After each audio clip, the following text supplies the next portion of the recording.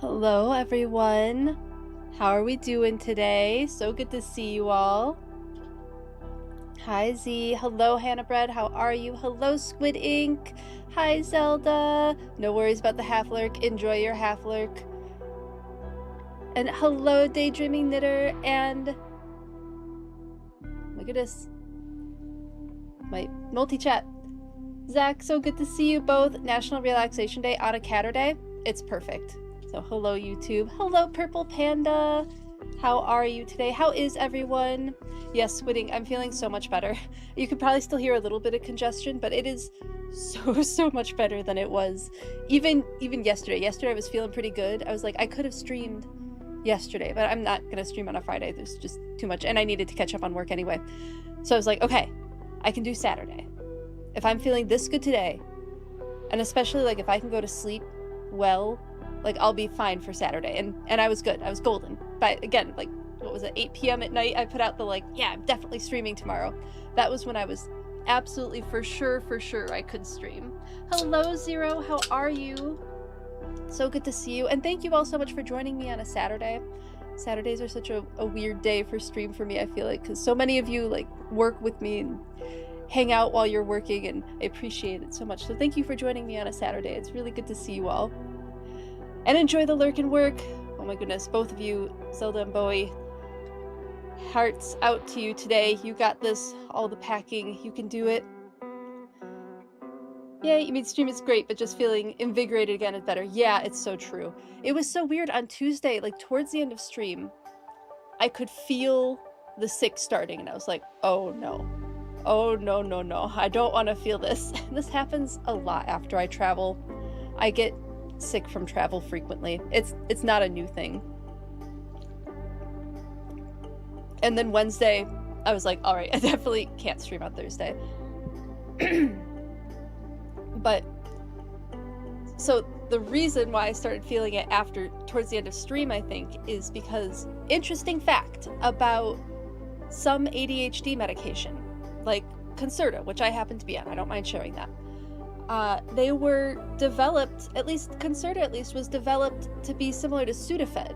It was supposed to be like an anti-decongestant medication. And actually some people with ADHD who take Sudafed are like, I don't know why, but I concentrate so much better when I have a cold. It's because you're taking Sudafed. And it has... Anyway, I am not a doctor. This is just fun fact information. Anyway, Concerta, great at clearing up congestion. So by about 7 o'clock when it starts wearing off, yeah, that's about when I started feeling the sick. Hello, Vicky, how are you? And thank you for the ice out redeem earlier. So good to see you. Just catching up on all the chat. But yeah, I'm definitely feeling so much better today. And then I apologize if we reach any stretch goals. I'm so sorry. I don't have any Pokemon cards because I was too sick to go out and get them. So we'll have to do any Pokemon card opening if we reach any goals on Tuesday. Because I did not have time to go out and get Pokemon cards. Or at least Pokemon card packs. But yeah, I want to get caught up with Pokopia and keep making progress, and leaving by, that's unforgivable. I appreciate you spending the time with us. You can. I will get my apology written out to give in a soulful YouTube video later. But yeah, I'm excited. I did play a little bit of Pokopia while I was sick. It wasn't a lot.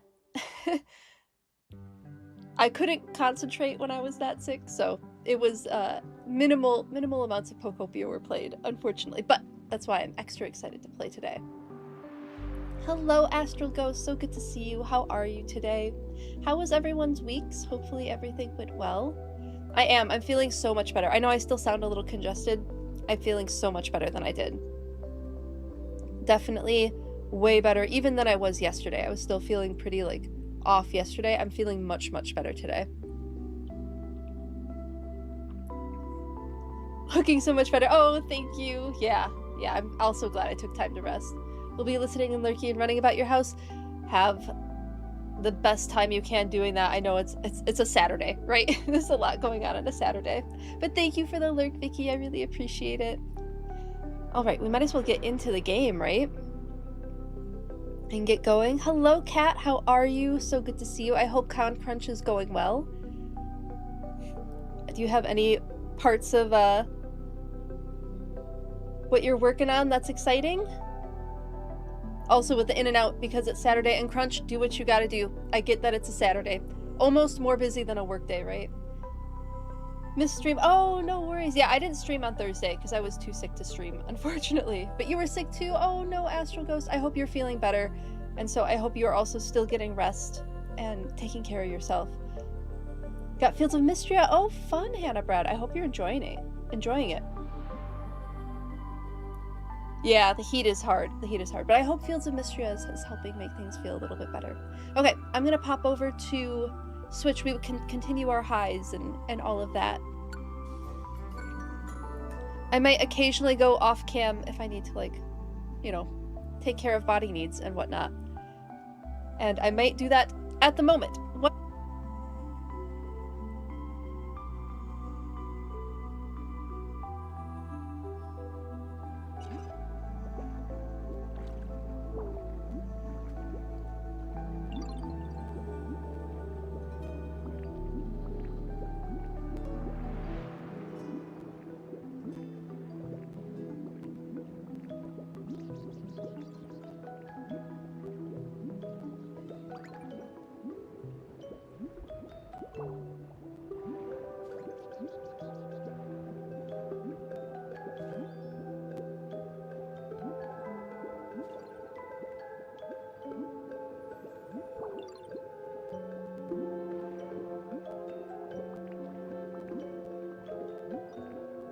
Alright, coming back in.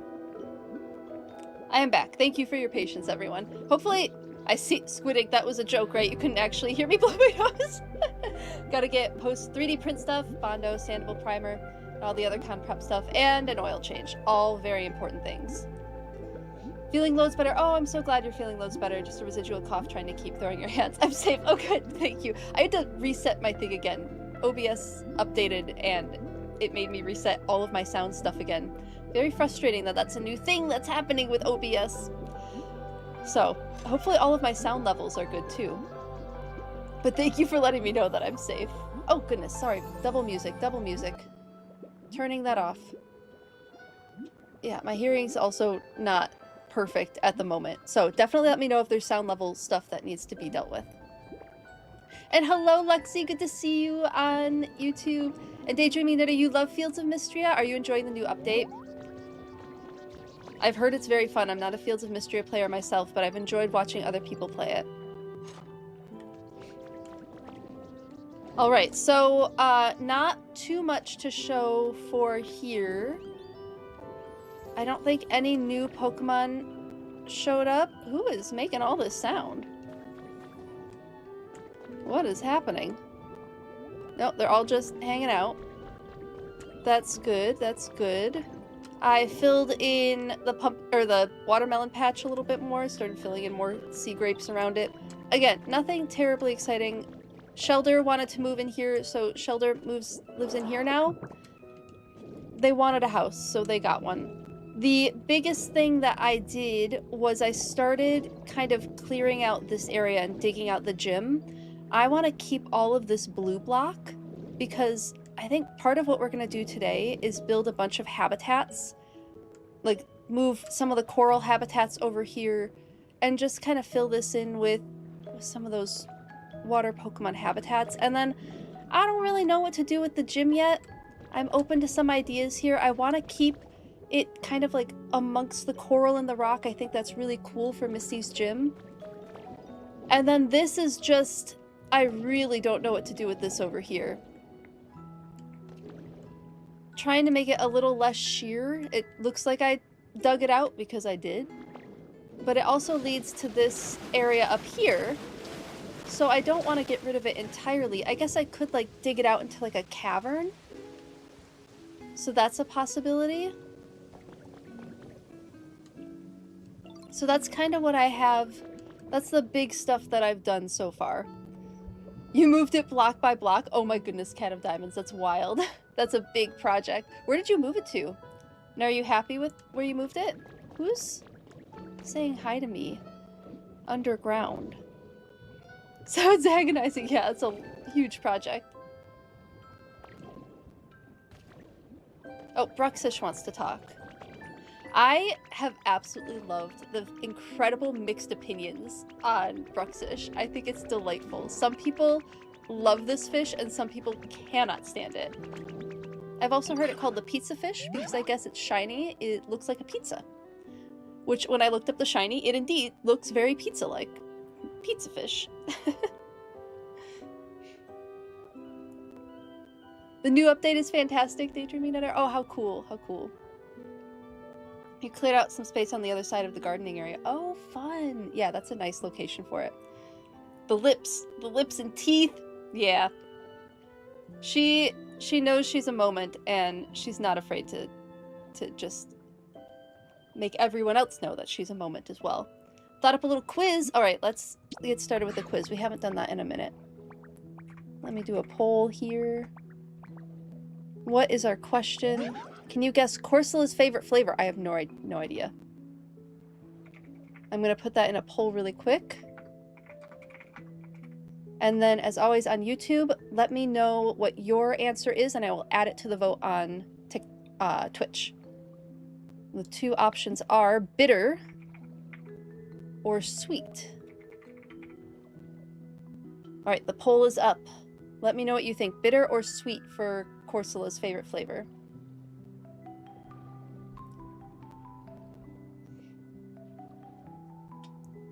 And then on YouTube, just let me know in the chat and I will add your vote to it.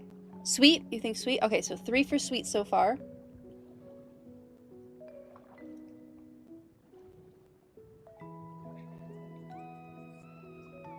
Think that makes sense.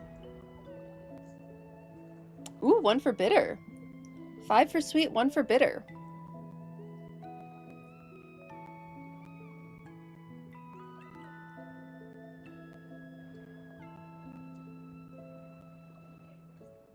Also interesting, Bruxish asking about that as well. Just based on, you know, the type of fish that Bruxish is inspired by. Let me just, like, confirm. My brain's not firing on all cylinders today because I'm still a little recovering, but we're gonna keep up as best we can. I want to say it's a type of parrotfish. Reef triggerfish.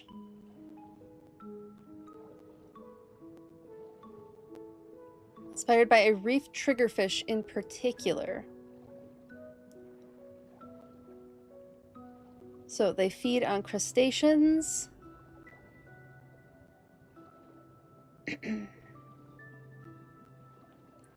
All right. I think this is worth... Oh, hold on. I gotta check the poll. Sweet is the winner. We're gonna go with sweet. But I'm gonna keep Bruxish up on the screen. But sweet is the winner. We're not gonna forget that. Hello, Cypher of Tier. How are you? So good to see you. Bruxish for Bruxism. Yeah. Bruxish favorite food is Corsola, for real. If they were a parrotfish, I would absolutely say... Well, parrotfish will scrape the algae off of coral, but they end up breaking off the coral as well. And then they grind that coral in, like, the back of their mouth and ending up expelling the sand as part of their waste. Well, the ground up coral turns into sand as part of their waste.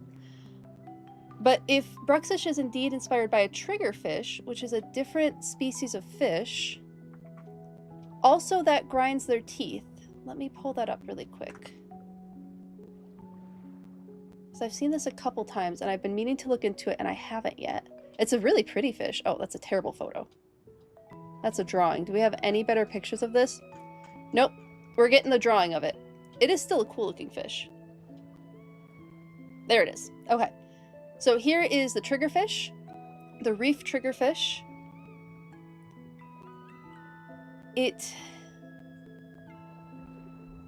So its particular behavior that a lot of people know about with triggerfish is this heavy teeth and incisors that they have. So most of its food is algae that is scraped off surfaces. Oh, so similar to parrotfish then. It also feeds on crustaceans such as isopods from the sandy ocean floors. When foraging for food, it remains close to its home or forages in shallow reefs away from living coral. This fish is considered a facultative omnivore because while it eats plants and animals, it can sustain itself on a diet of either, so it can eat either or. The reef triggerfish is recorded to make 4 distinct sounds, here it is, that have been categorized as grinding, drumming, grunting, and snapping, which is probably where Bruxish gets a lot of its interesting kind of disconcerting behaviors. So the grinding sounds are heard when eating. This is thought to be a signal used to indicate to other reef triggerfish that the territory is theirs. Could also be used to advertise their territory to attract mates. You know, if one behavior does both, not a bad thing. The drumming sound occurs by flapping the pelvic fins, so pelvic being, let's see, you can see it here. Pelvis, so think about where your pelvis is. Your pelvic fins are going to be lower down here. This is our caudal fin. Yeah, this is our pelvic fin, and then these are our dorsal fins up at the top.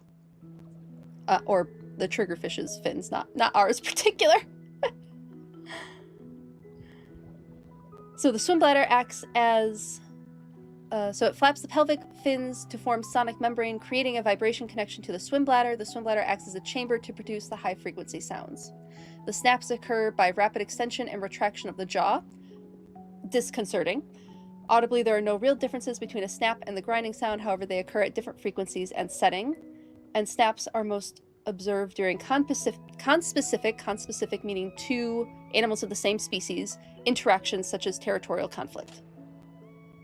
But the true meaning of the snaps is still a mystery, and still, if anybody wants a good marine biology dissertation, see if somebody studies triggerfish. If it's still a question, it's a good option for a grad school project.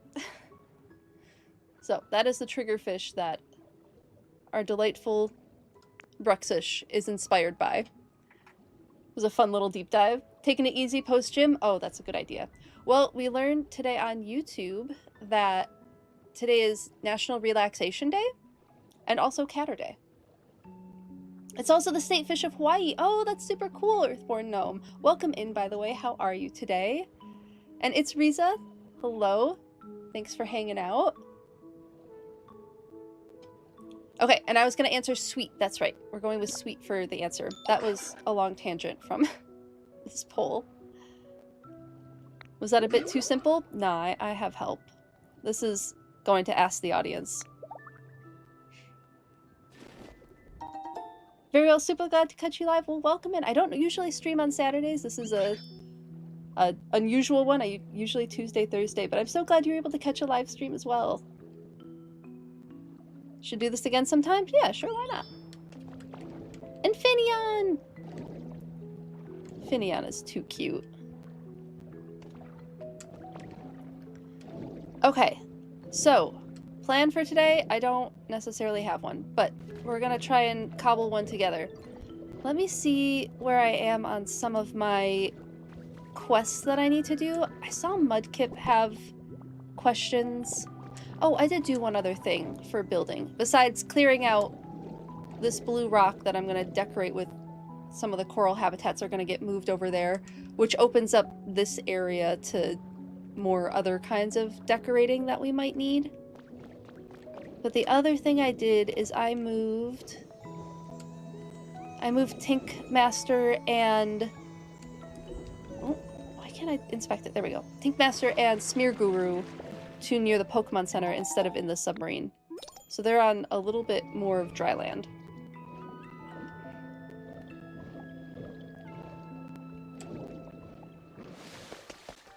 Yep, there's Smear Guru. Here's the house that I put them in. This house is weirdly too large to be considered a house. It was considered a house at one point and then it stopped being considered a house, and so I had to make habitats for them inside the house. But then I made a new storage area over here because it was getting difficult going back to Withered Wastelands all the time, and made a whole new, like, crafting bench situation. So that's what I was up to. That's about all I could manage while I was sick, is doing all of this stuff. Just easy, or not easy, but like just mindless organization, moving things from point A to point B. Ooh, I've never gotten a Vulpix stamp before.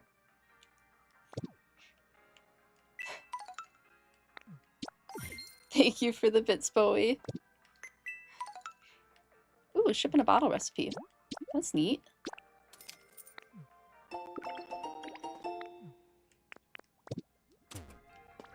Okay. Let's get away from that music. Might have to turn off that radio. I thought it was a cute idea 2 nights ago, but I had my sound turned off. Let's see. Our requests. Nothing right now. I thought Mudkip had something. Might just have to focus on habitats. Because Mudkip doesn't seem to need me for anything today. So I guess we just focus on building a bunch of habitats, getting more Pokemon to show up. Oh, we should see if Wugtrio has emerged. See if anything's happening there. Okay, yeah, I am gonna turn this off.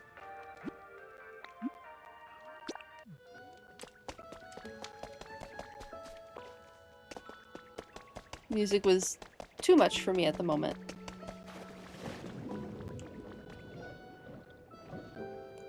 If Wugtrio hasn't arrived, we may have to give Mosslax... Oh, there they are.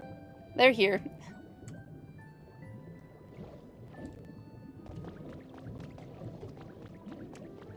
They are so silly.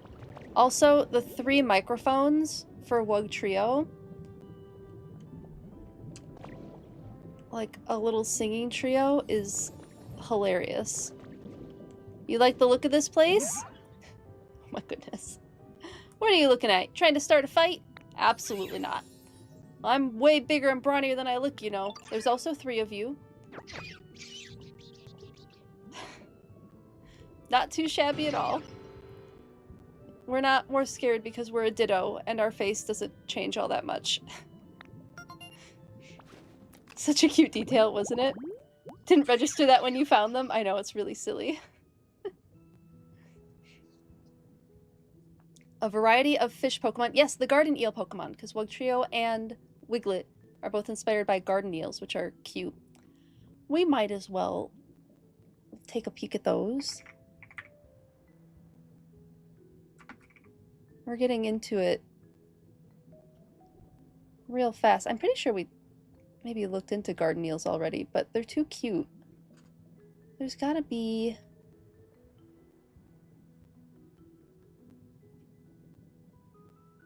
Yeah, this is a cute picture of them.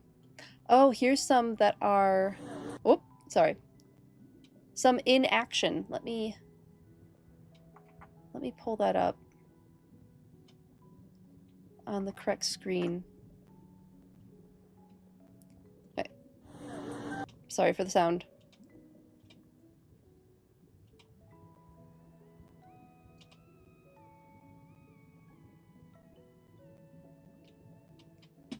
We will start this over with the sound off. Okay, here they are in action. Here's some garden eels. I wonder if any will do the little swoopy in and out situation. Aren't they cute? Just silly little fish.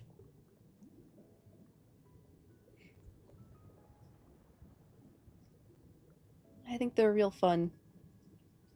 Here's some just popping their heads out. So this is the spotted garden eel, native to the Indo-Pacific area of the world. Hass's garden eel is another name. This one can reach a maximum length of 40 centimeters, which is 16 inches or 1.3 feet. And it has a long, eel-like, thin body. So let's see. Plankton and ocean currents that drift by are taken by the spotted garden eels. They eat plankton, and feeding rates increase linearly with prey density. That makes sense. Looks like someone just took that from a research article for behavior. But they are fun. So yeah, they'll shoot back into their little hidey holes when they get scared, and then they pop back out again when they're ready to feed. So yeah, that's what Wugtrio is inspired by. Yeah, they are wonderful. Agreed. Let me turn off my camera just for a second so I can read this. A variety of fish Pokemon, Wugtrio was once considered to be a regional form of Dugtrio, but they are, in fact, a separate species. Oh, and they bulldoze. Nice. They're so cute. As a jumpy person, you appreciate that? Yeah, it's nice to have your own little hidey hole to go back into. I'm finding myself, whenever I go just chatting, I'm like, ah, I'm on screen. I'm liking being in my little box today.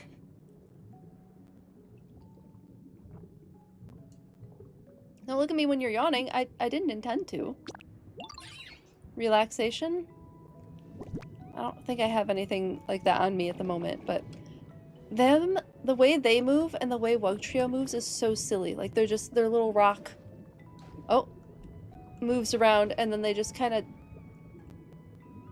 dig their way. Look at the rock. It's so silly. Like your cats have their little hidey holes? Yep, exactly like that. Hidey hole, feel safe. Very common in many species of the animal world. Especially species that like to use dens or other such things.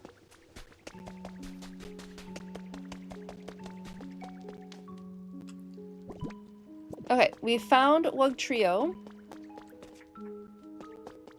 I guess we get going on all of this building stuff. So I did see that I had some habitat hints that I could purchase in the shop.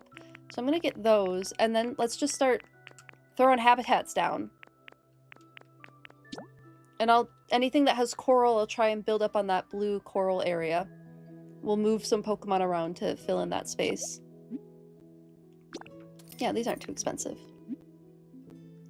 No, we'll buy these and then we'll go look them up.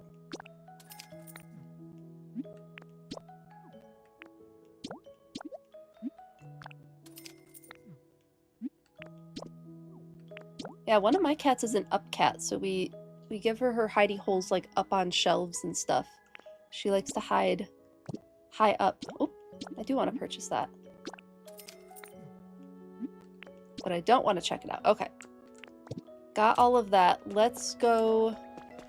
I guess let's look at it here, because all of my supplies are back there.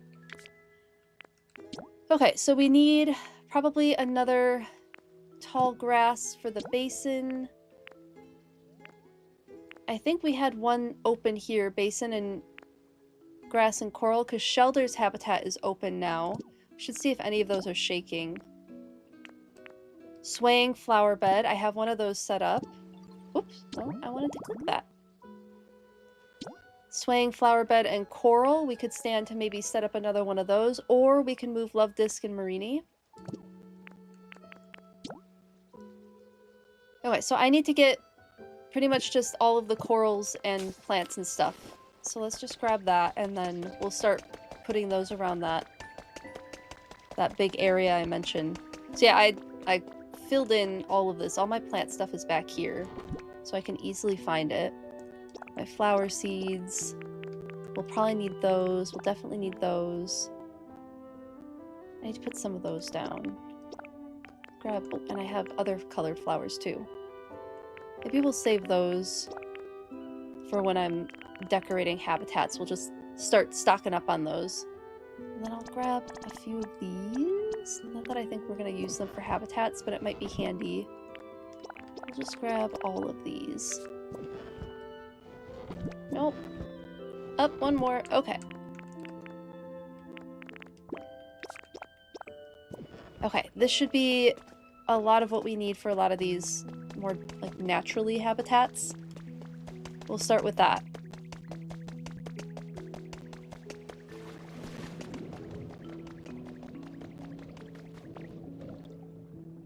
Yeah, some of these were shaking last night, and I didn't touch them, but maybe I should have. This one has been shaking pretty reliably over here. But maybe it stopped. It did. They all stopped. That's alright. We'll get them going again. Let's start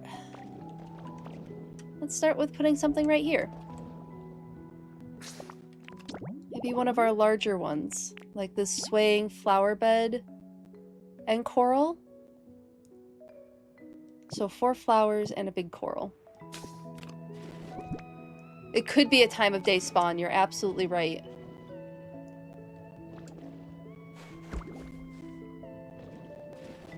It could absolutely be that.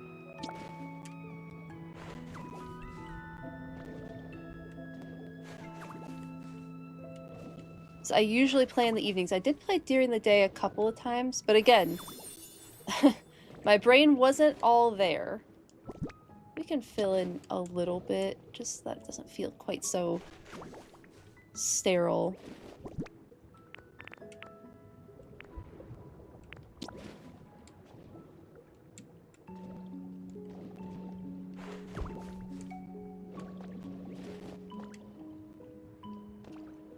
And then let's throw... Do we have a small one here that I could do?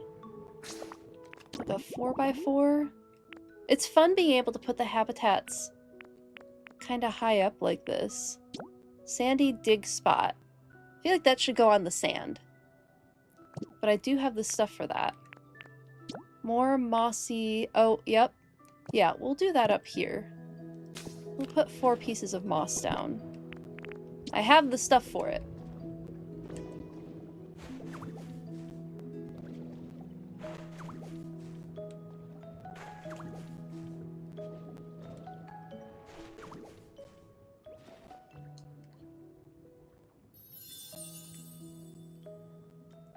I'm gonna get our annoying speeds fish, or we're gonna get another fish that I like. Okay, next habitat. I think we'll go give Mosslack some carrot bread, just so that we really take advantage of having set up all of these different types of habitats. Okay, so 2 coral and 4 grass.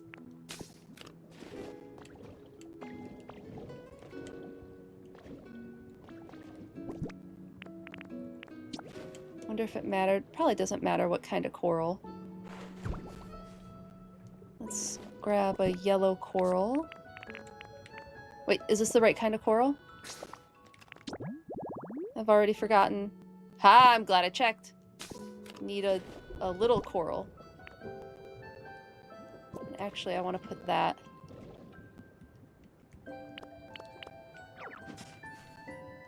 Maybe we will do yellow. And then little coral. And then 4 grass.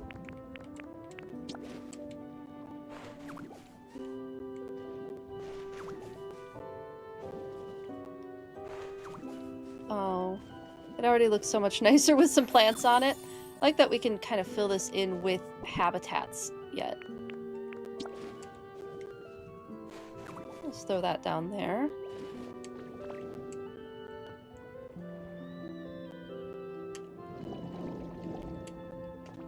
Maybe put something over here. I might move the submarine. I don't know where I want it yet. I haven't figured that out. Okay, we have a lot of those. Let's do something with this chimney. So it's the 2 ferns, 4 flowers, and the chimney.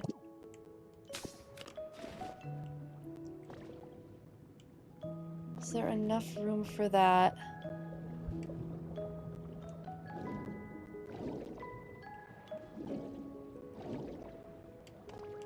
Maybe do it like here, or I could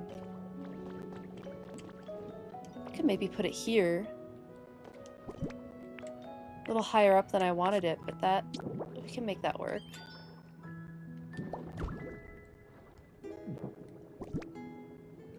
Two ferns, 4 flowers, and the chimney. Hopefully this works. You never know.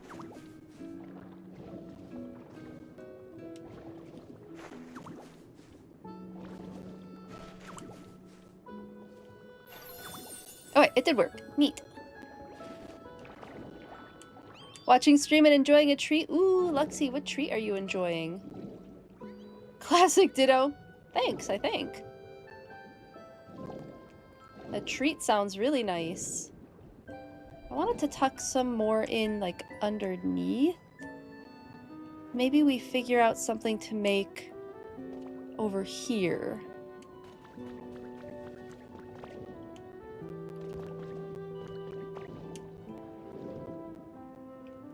Back here we could do a larger one. What other larger ones do we have? How many do we need for that? Just one other one. Okay. That one's all set.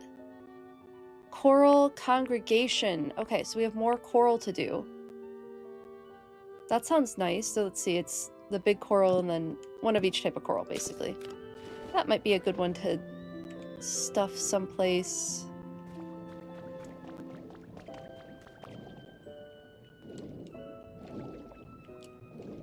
I feel like we could throw the coral congregation over here, maybe. Might have to put a blue block down, but maybe I can sneak it in.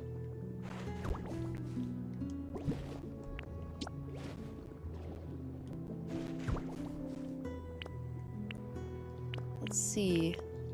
I have an idea.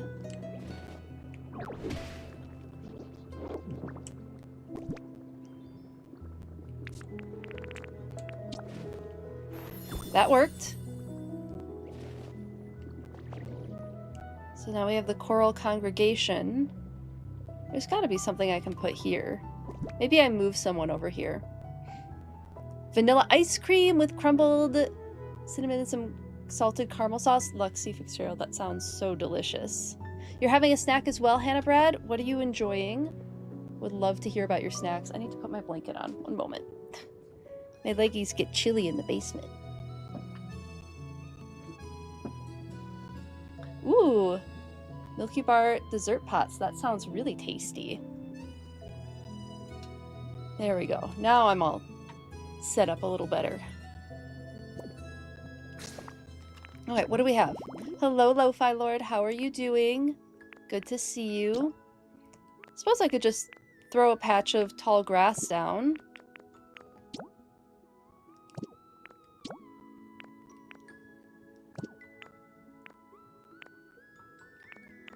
I think we've filled in all of that one. Yeah, this one's a big one to fill in. But we can do that. You're on Disney Dreamlight Valley. Oh, fun! That sounds nice. Oh, well, sorry to hear that, Lo-Fi Lord. Hopefully the rest of the day gets better. Fingers crossed for you.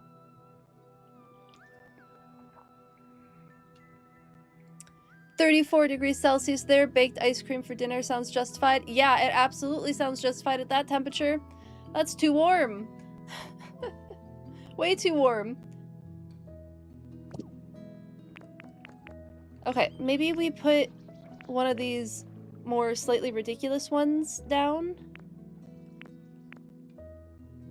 Canoe dock. That one looks like it has to be on the surface.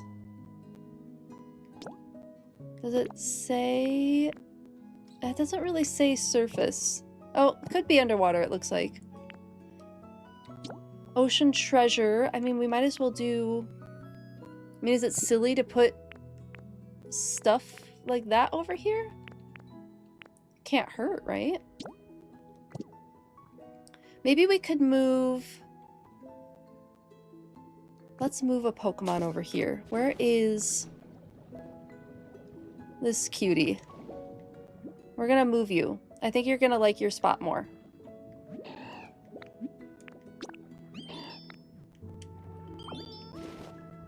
I know you're gonna be devastated for just a moment. Oh, I have to pick it up this way. Oh, it's not Barboach who's devastated, it's Totodile. It would be Totodile.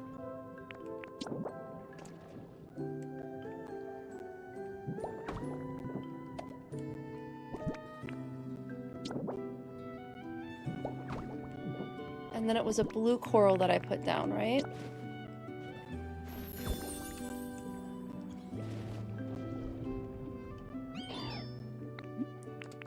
Yes, how about you move in here now? Yes.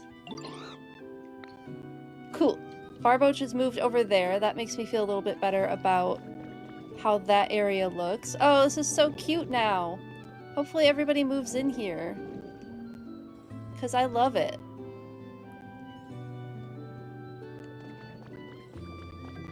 And hopefully we get those Pokemon wanting to move in over there too. Let's put a few more habitats down and then I will go give Mosslax the thing.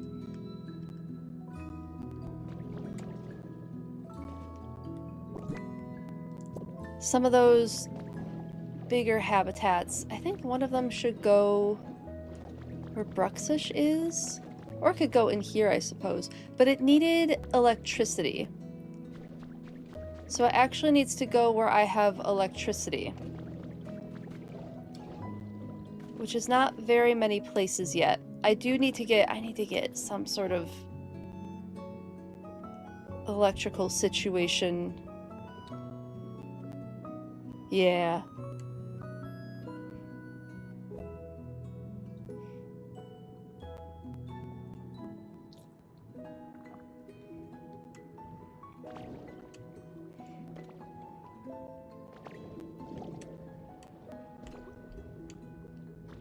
I do have a water wheel, so I could, but I don't know how much electricity that forms.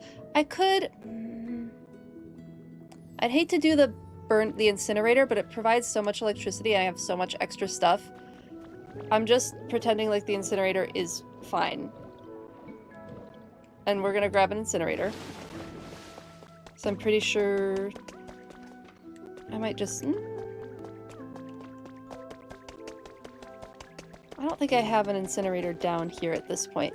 Okay, some traveling time. No, we're just gonna build it over here. I have electricity over here. I need a barrel. Gonna figure this out. Still getting a little bit of sick brain.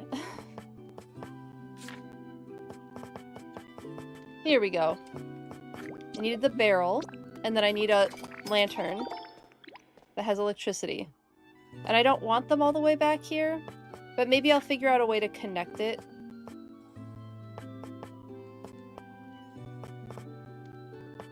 Oh, I could just make some generators. I haven't made a lot of those. Maybe we just make some mini generators for now. And maybe that's what I do. Okay, that's what we're gonna do. I'm gonna make mini generators. Hello, Roshi. How are you? So good to see you. I'm feeling so much better. Feeling way better than earlier this week. Thank you all for asking. I do really appreciate it.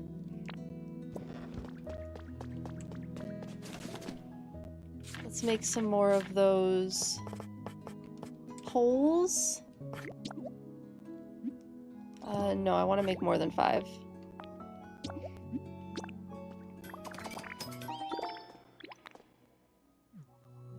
Yeah, I feel like I still sound a little bit sick, but I'm feeling enough better that I was like, I can definitely stream.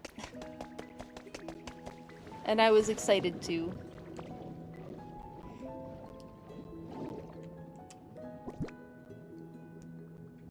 Okay, I wanted to put this one over by Bruxish because it feels kind of proper to the area. Oh, I have sunken treasure to find. I'm remembering now that I had gotten that set up. Yeah, over here feels right. Look at these ferns underwater. How interesting that they put these little ferns underwater. I guess that shows that... Wait, do they grow? Like, is this the black rock and will it grow? They will! Okay, these are officially a kind of underwater plant too. Neat. Let's figure out what that habitat is supposed to be. Okay, lantern on the thing, the chimney rocks, and 4 pink moss. I'm gonna just start removing this stuff because I don't really want the construction equipment down here.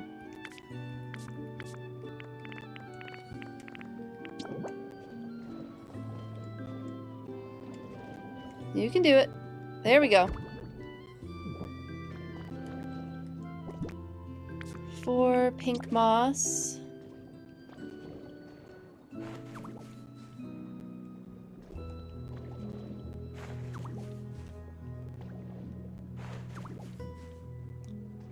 Yeah, then they'll connect with everybody else. Like, Wug Trio, I feel bad being all the way back there. I'll have to figure out how to connect it. Figure out where it connects to in the world so that it's not just, like, separated from literally everybody else. I know they can technically come up out of the water and be fine, but I still feel bad.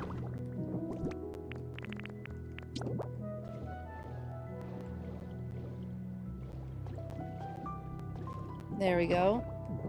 And then I guess this seems so unsafe, but we're gonna do it anyway. Clearly, I am not an electrician. Oh, interesting.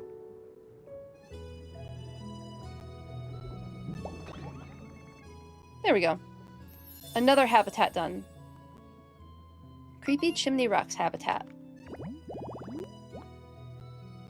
What is this fish? Oh, I'm so excited for this one. Another little echinoderm. We're getting so many echinoderms. Just delightful. Anybody else who would be good down here? Chimney Rock's dig site. Okay, so I have to make another one of those. Might have to take a picture of Sharpedo's habitat because I don't actually have the recipe for the wheelbarrow somehow. We'll just keep cleaning up construction equipment.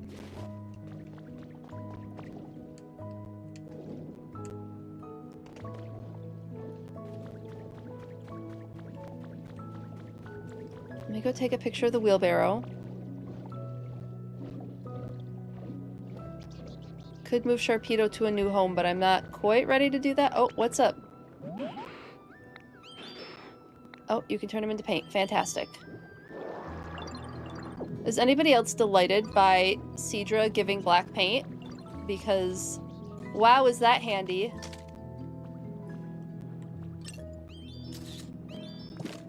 Alright, then I need a cone, the shovels, and the wheelbarrow.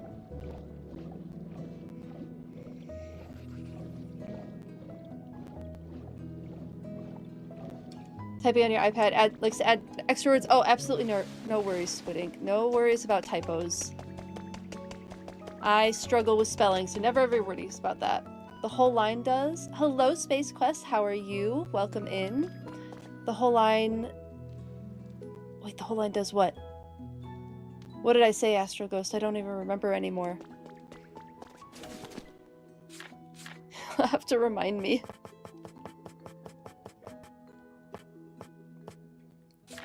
Outdoor, probably. Yes, there it is. Oh, the Kingdra line gives black paint. Does Horsey as well? I haven't seen black paint from Horsey. Maybe I'm just missing it? Oh, I do have the wheelbarrow. Oh, I don't have the striped soil. Yeah, I'm still gonna print it out.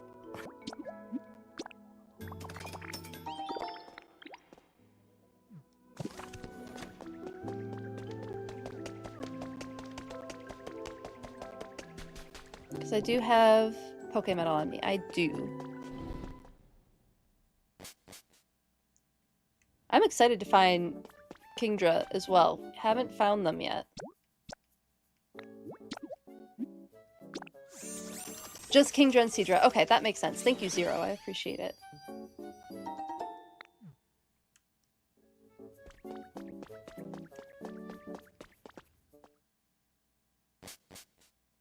Oh, does Horsey live with both Seadra and Kingdra for you? That might kind of obfuscate it a little bit.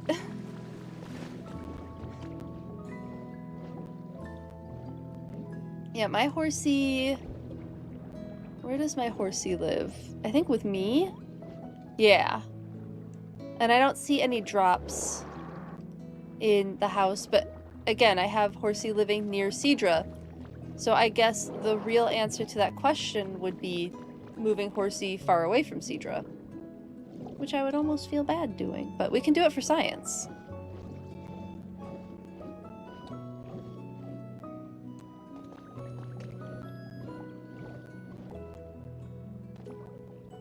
gonna have to maybe go get some cameras. This one was the wheelbarrow. Okay, so it's the pipes.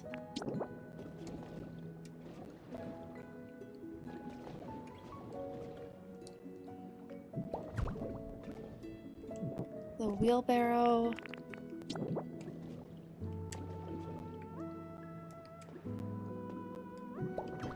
What is that? Rock down there. Traffic cone. And the shovels. Alright. Another habitat done.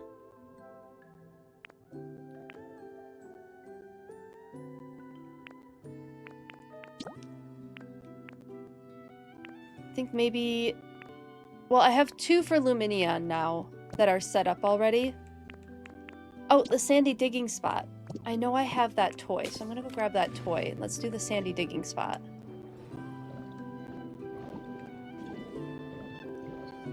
What have you all been building in Pokopia recently?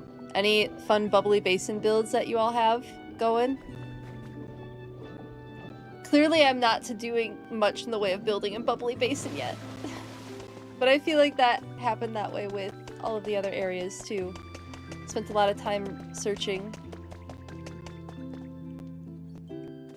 Does the Pokédex show a number limit? Well, there's only one of each Pokemon in the game, except for several that have either the named variants, like Mosslax. There's also a Snorlax in the game, or Pikachu, and there's a Pikachu. And then I think there's a couple that have both gender variants, but I don't think I've found any of those yet. You're re-examining the spa sauna area and also building habitats. That sounds fun, Purple Panda. What are you rethinking with the spa and sauna area? Daydreaming Knitter, you're finally starting your first build last night! You're redesigning the bike shop and the rest of the area. That sounds so fun. Love that idea. Thank you for letting me know, Z. Currently just enjoying restoring buildings in Bubbly Basin today. It's the school in the back. Oh, Garlic Girl, that sounds so fun. I bet the school is really fun to restore. Okay, sand toys. I think I'm gonna put this one kind of where I've put some of my other sandy Pokemon habitats. I mean, we could put it here. Nah, we'll do underwater. Hello, Aisu. How are you? Good to see you.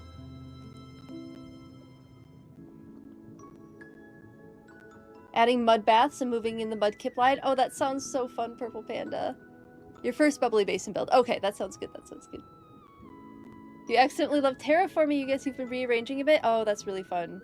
And a couple of cute sand houses. Nice. Gonna lurk for a while. You play League of Legends. Enjoy your lurk. Enjoy playing League. I hope everything goes well. Thanks for hanging out. Thank you for the ice out, Redeem. Thank you, thank you. Maybe we put Crawdon in a different sandy area. I don't have a ton of sand right now. Weirdly. There's some sand. Yeah, I guess I removed a lot of sand, didn't I? Maybe we put them up over here. I don't have anyone up over here. And I've been concentrating everybody in really tight quarters, so over here seems like a fun idea.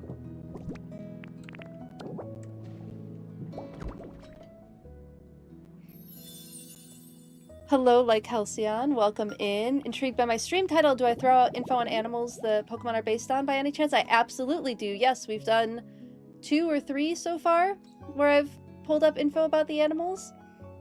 You're on Pokopia because you're getting stressed with your dream stuff. Oh, yeah.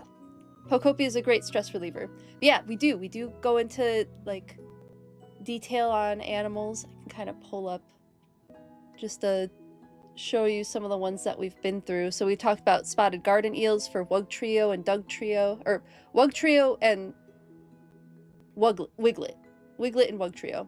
And then we also talked about triggerfish for Bruxish. But because I'm doing a lot of habitat building at the moment, we're setting it up to to be able to talk about a lot of different animal species. That's the goal for today's stream, at least. Let's get a lot of stuff set up.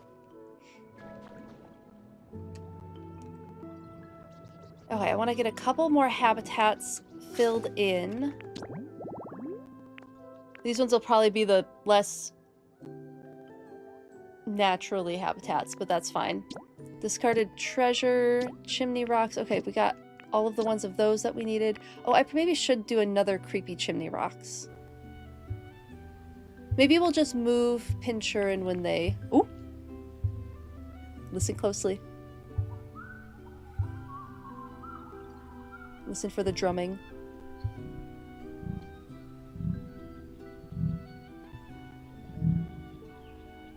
That croaking sound is an emu. Thank you for the random bird call, Lo-Fi Lord. I appreciate it. Yeah, we'll just move Pinchurin when they move in. Then I don't have to make another one of those.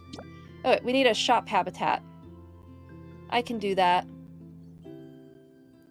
Counters and a register. Oh, wait. I have a register here. Oh, thank you so much for the follow. Thank you, thank you. I hope you enjoy the stream. Yeah, we'll get into some more animal facts here in a bit. Please don't be upset that I took it. Please don't be upset that I took it. Okay, we're fine. We're fine. I'm gonna make their shop somewhere else. Let me go grab... I think since I have to go grab stuff, I'm gonna move the shop over here. Planet we've Ooh! got is so packed with excitement. Thank you for the random animal fact, Zelda. Immediately so into this. Oh, I'm so glad. Hello, Planty Gamer on YouTube. How are you? So good to see you. Hello, beautiful gamers. Hope everyone's weekend is amazing. I hope yours is as well. Thanks so much for hanging out and saying hi. I know it's weird. I'm streaming on a Saturday. It's unusual. But it's been fun so far. I like streaming. You'll get into animal facts now. Yes. On it, Zelda. All right, random animal fact. Let's see. Thank you for the ice out, Redeemed Garlic Girl. There's a myth that apparently cats are known about having 9 lives. That is a myth, yeah. Okay, let's see if I can think of an interesting animal fact. And like Halcyon, if you have a favorite animal, you're welcome to say it, and I can give you a random animal fact as well, just for funsies. But let's see if I can noodle on something cool.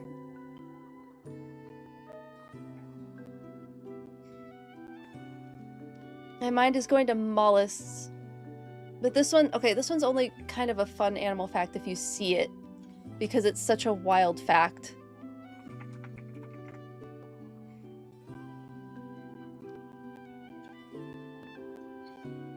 There are, so mollusks are your clams. Also under mollusks are cephalopods, so your octopus, squid, nautilus, cuttlefish, all of that all fall under mollusks. And we're going to talk specifically about clams and specifically about scallops, which have a lot of eyes. So here is a scallop, and each of those blue spots with the little red pigment in the middle, those are all of its eyes. And there are some scallops that have lots and lots and lots of eyes. Upwards of, I think, like 200. Here's some more eyes. So they have a lot of, for being a creature that you don't even think about, like you go pick up seashells on the beach and you don't think about the creature that once lived in those shells. It's a lot of eyes for a creature like that, isn't it? But they're pretty neat, aren't they? They're pretty fun. And then cephalopod eyes are a little bit different. Their eyes, interestingly, are convergent evolution to our eyes having lenses, which is fascinating that eyes with lenses evolved into completely different types of lifestyle for species.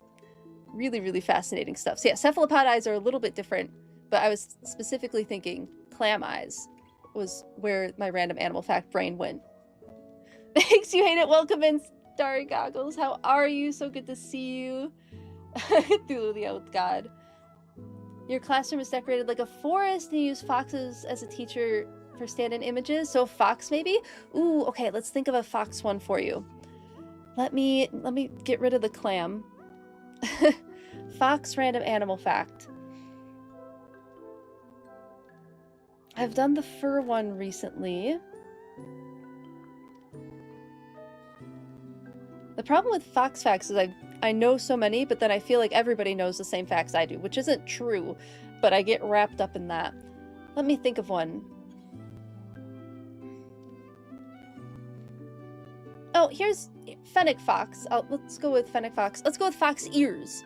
So the size of a fox's ear is pretty closely related to the habitat they live in. So if you look at a fennec fox, their ears are very big because those ears are used to disperse heat that happens in a desert, right? Whereas an Arctic fox has very tiny ears, and those tiny ears are advantageous for very cold environments because then they won't get frostbite. So a fennec fox isn't going to do well in an Arctic environment, and an Arctic fox isn't going to do well in a desert environment. And partially that's just they're so acclimated to those climates and their bodies have evolved to be successful in those climates. So yeah, the ear size, lots of animals in hot environments also have large ears or large something to help just expel that heat. And it's the idea of there's a lot of temperature exchange through blood vessels. So those big ears are filled with blood vessels that help release heat back out into the environment away from their body, help them temperature regulate.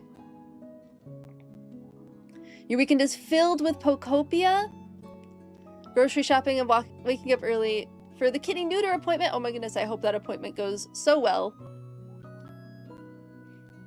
Your ears are round so you can be successful in neither environment. Same. We both have that problem. What does the fox say? And carrot creaming after parrot phone calls? Exactly. Thanks for the nightmare scallops. You're so welcome. Look, you're following a biologist. I think it's cool.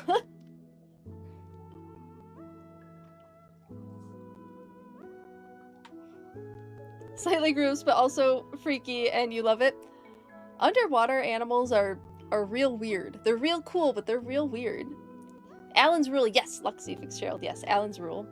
Your ears can wiggle because you're a silly little goober. Oh, fun!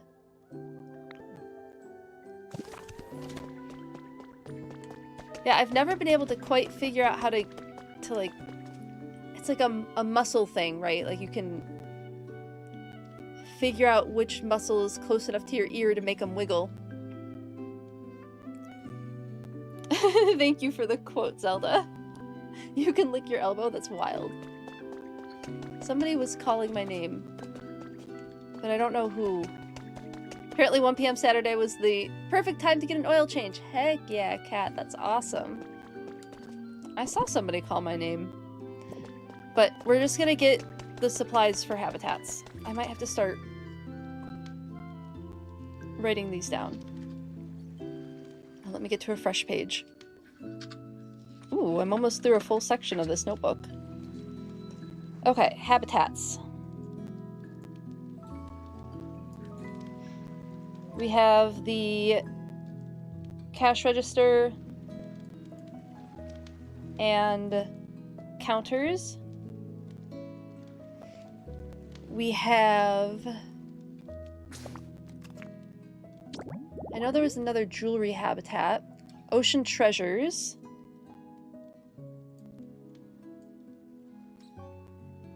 Which is that marine... Okay. Ship in a bottle. Jewelry. And then the chest.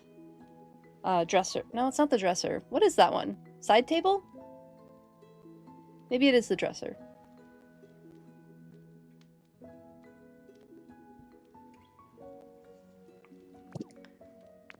Next we have discarded treasure.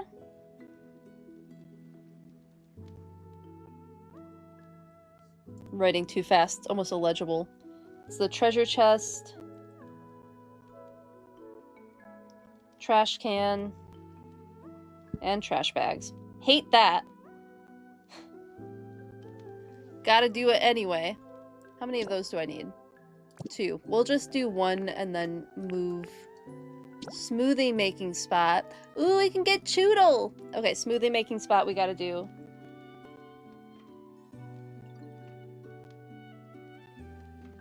table, plate, lepa, and smoothie maker.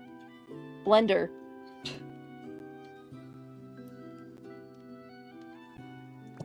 That will be fun. Fluffy relaxation is all filled in. Canoe dock. Okay, so we need a canoe.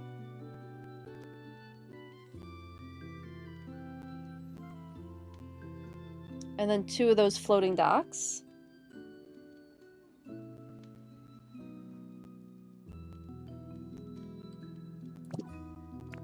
Muddy playtime.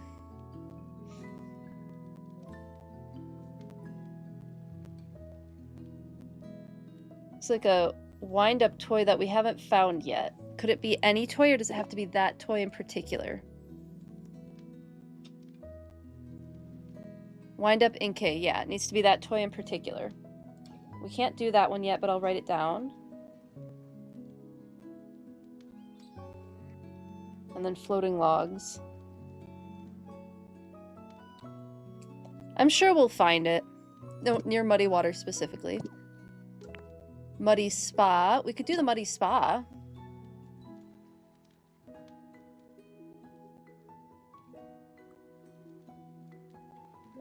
Gyarados fountain.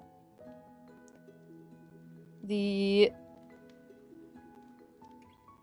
What is that? The cleaning basket. And a bench. Topsy-turvy. 3 lampions. We can do that one. We have lots of lampions.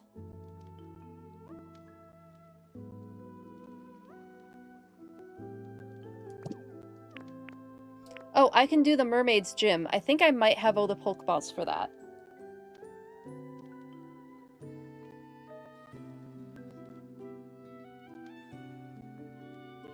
And there's lore over there that I need to eat. Gonna dip. Your mom says you've been using too much data. Oh no, I'm sorry, Goggles.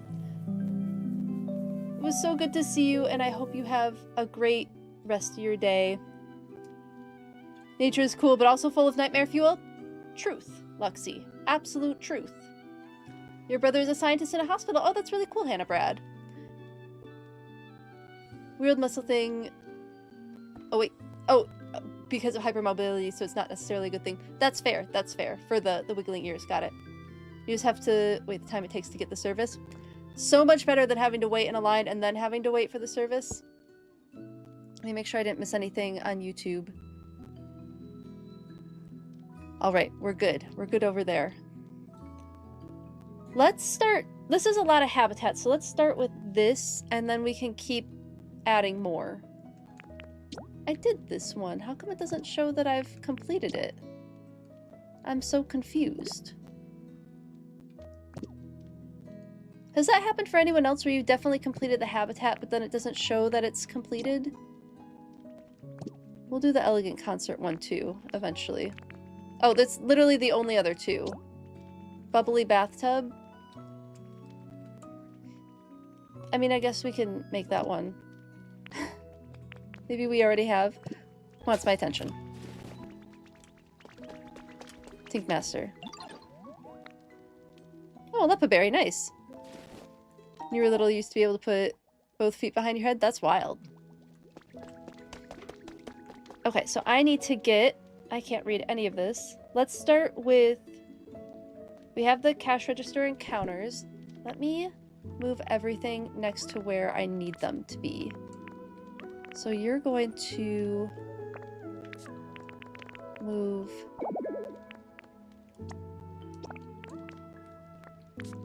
here.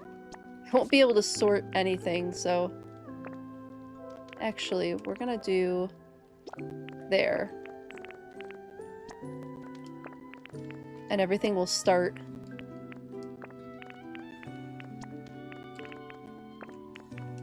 there. And then after this, everything after this will be all of the habitats that we have. So, ship in a bottle, jewels, and marine dresser. Let's see if I have all of that. I have a marine dresser. Do I have more jewels? I don't know, and I can't remember if I've made that habitat yet. Marine dresser and ship in a bottle. So I know I can make the ship in a bottle. So I just got that recipe today. There it is. Then we'll look for the jewels. Have to go inspect it while in regular form. Oh, it is super weird. Okay. I will check that out. Oh, I can make the jewels. Sweet. Got all of those. The treasure chest I have put somewhere over here. Didn't I? Maybe not. Where did I put that treasure chest? Did I put it away somewhere? Ruh-roh. I know I have a treasure chest. Question is, where would I have put it?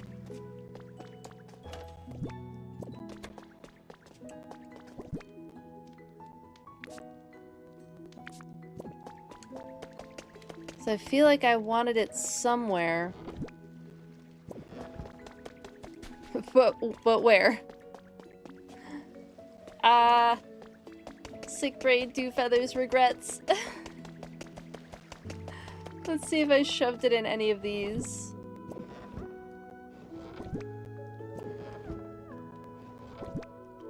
Nope.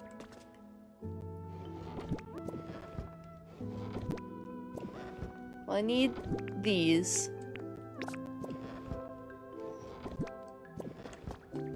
No, I don't feel like I would have put it in any of those. I didn't put it in decorations. Hopefully I didn't put it in Withered Wastelands. I think I had wanted to put it over here. Did I put it in here for some reason?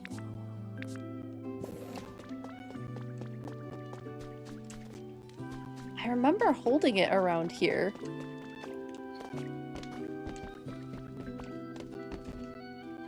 But I guess I must have just set it down somewhere else. Okay, we'll have to go looking for the treasure chest. Maybe I just buy one and take a photo of it. I should be able to buy one yet, right? Hopefully. Maybe not.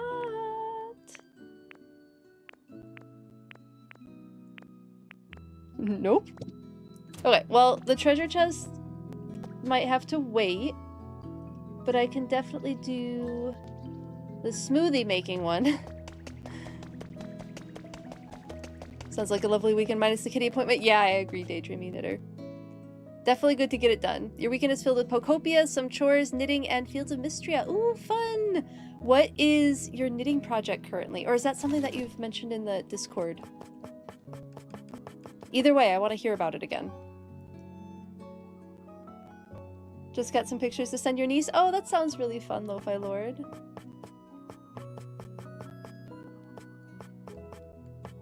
What was I looking for? The mixer.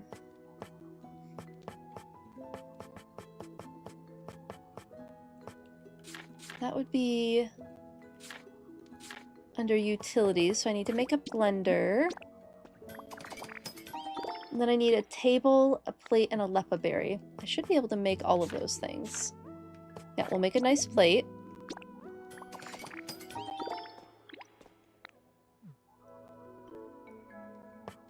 And then a table. I'm sure any old table will do.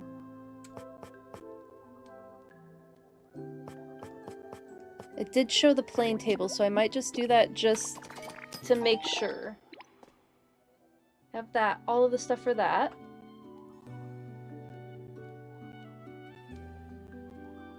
Three lampions and then the Pokeball. Okay, I think I have enough to get a pretty good start on all of this making. Let's go throw some habitats down.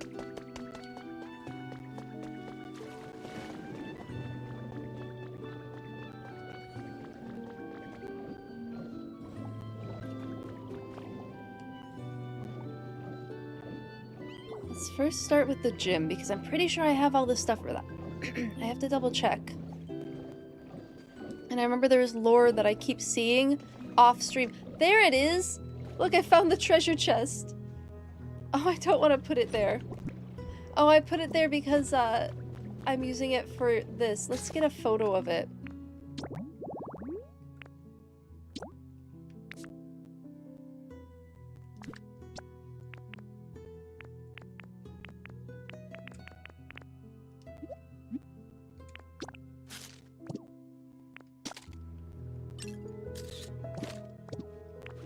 There. I'll go print out another one. Okay, so there's lore in here. I suspect I know who this lore is for. Comfy Living, Volume 30, has been added to your human records. There it is, Misty! Cerulean City Gym Leader Misty has revealed her morning routine in a video uploaded to her personal social media accounts. The morning training session with her water-type Pokemon sparked a variety of responses. Some called it just plain old hard training or impossible, while others voiced their desire to adopt the tomboyish mermaid's routine themselves. The wildly popular video amassed over 1 million views. That's a lot of views. I suppose that the gym leaders— oh my goodness. Do I have Misty's outfit? I'm gonna hang out in Misty's outfit. Yeah. We're gonna stay in Misty's outfit. Look at how cute this is. We're Misty. Oh. Don't think you've shared yet. You're working on a few cardigans and a sweater. Oh my goodness, those are huge projects. You rotate between them to help prevent repetitive strain on your hands and wrists. So valid. A great way to do things. Hello, Sophia Chris. How are you on YouTube? Nice to see you. How are you doing today? Hello, Jamchi. Yeah, Misty lore. How have you been today, Jamchi? Thank you so much for lurking. Feel free to keep lurking if that's what's fun today. Thanks for hanging out. It's really good to see you. In her tomboyish outfit? Well, she's called a tomboyish mermaid, but I think it's a cute outfit. I think it's fun. We'll hang out in that today. Okay, let's see what this order for the Pokeballs is. I am feeling so much better, Jamchi. I know I still sound a little congested. I feel so much better than I felt last week. But thank you for asking. I really appreciate it. Yeah, at about 8 p.m. last night, I was like, yeah, I'm definitely going to be okay. Like, I'm feeling a lot better. Feeling on the up and up. Even from that morning, I was feeling better from that morning. It's like, can definitely do this. Okay, so Great Ball, Love Ball. Yeah, we got to write this down. Actually, what I'm going to do is I'm going to take a photo of it. Because that's a lot of writing. Oh, too close. There we go. Let's put these Pokeballs in the correct order. Because these are not in the correct order. Actually, I don't even know if there is a correct order. Oh, I need to go get a bed.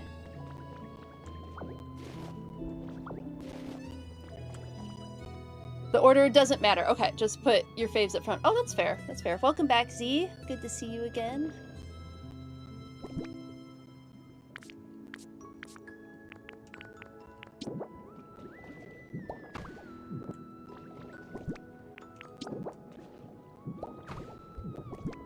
I know the order doesn't matter, but now I have it stuck in my head. So we're just gonna do the order that they have. That ball. Lure ball. And Pokeball. And then I need to go get a bed. Here I was thinking I was so prepared. Immediately forgot something. That's right, I can swim as Lapras now. Hour later and now you get a message that I'm streaming? Yeah, I get that too. Sometimes Discord is silly about it. Welcome in, Justice. How are you? You're between reptile education events. Oh, fun! I hope you have so much fun with those events. Thank you for jumping in and saying hi. Super good to see you. Have so much fun at your events today. I hope they're going well.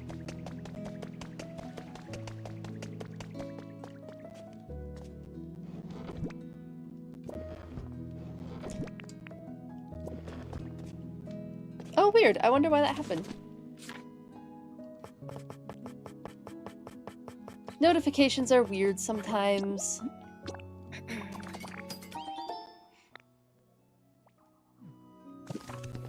Yeah, I went through all the effort to take a photo of the order. This had to do it at that point. But good to know that it doesn't have to be that way.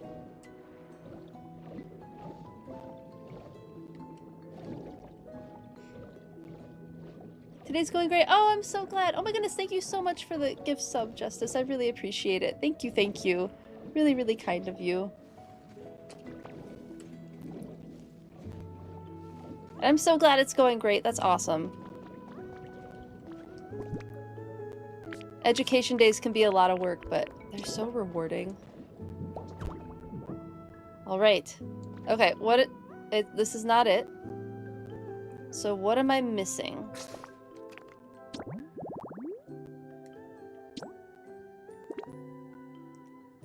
Pedestal, all the Pokeballs. Am I missing something? Don't think the regular... Oh, the regular... You're right. The regular Pokeball is indeed not supposed to be there. Okay. Let's see if I... Well, you know what that means. It means we have to go on our hunt, but I might have the recipe for one of them. It was the Quick Ball, right? The Quick Ball that I didn't have. Let's see if I have the recipe for the Quick Ball. You mixed that up the first round too? Glad I'm not alone. Yeah, you're right. And no need to apologize. I have no issues with being wrong. Good to be humble. What it would be under? Miscellaneous? Nope, I don't have Quick Ball. Okay, so we are gonna have to go treasure hunting. Good to know. I'm gonna throw this up in here so I don't lose it. I'm assuming that's a toy. Oh, it's a decoration. Well, in with the decorations you go then.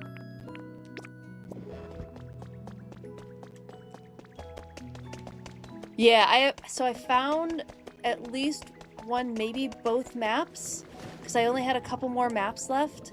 So once we set up these habitats, let's go do the maps, and then we'll finish up the Starmie habitat.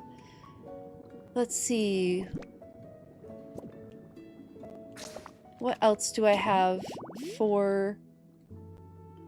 That's right, I was gonna do the smoothie one and the counter one over here. We'll set up the smoothie habitat here. Oh, what's up, Wiglet? I'm so glad that you're happy. The garden eel being excited is kind of a lot.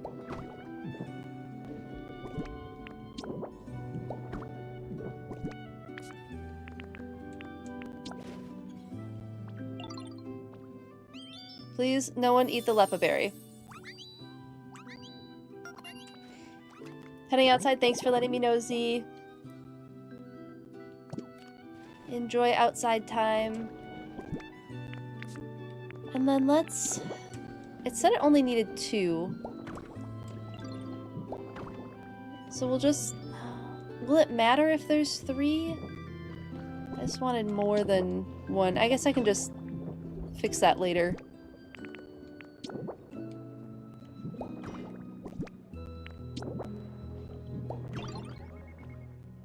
Okay, that habitat is done.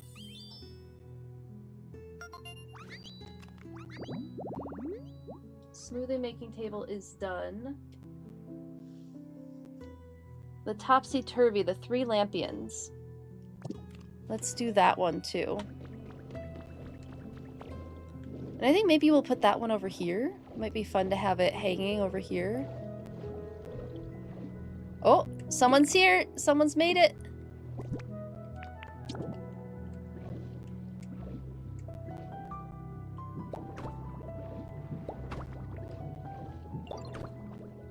There we go. Anyone know if you can put fruit trees underwater? Ooh, I haven't tried that yet, Garlic Girl. That's a great question. Has anybody tried putting fruit trees underwater in the game yet? Let's go see who visited.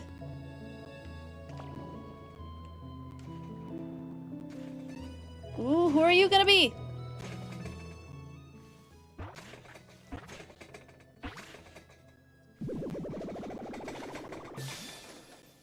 Oh, cool! Crocodile! Fun! Got another of our crocodilians.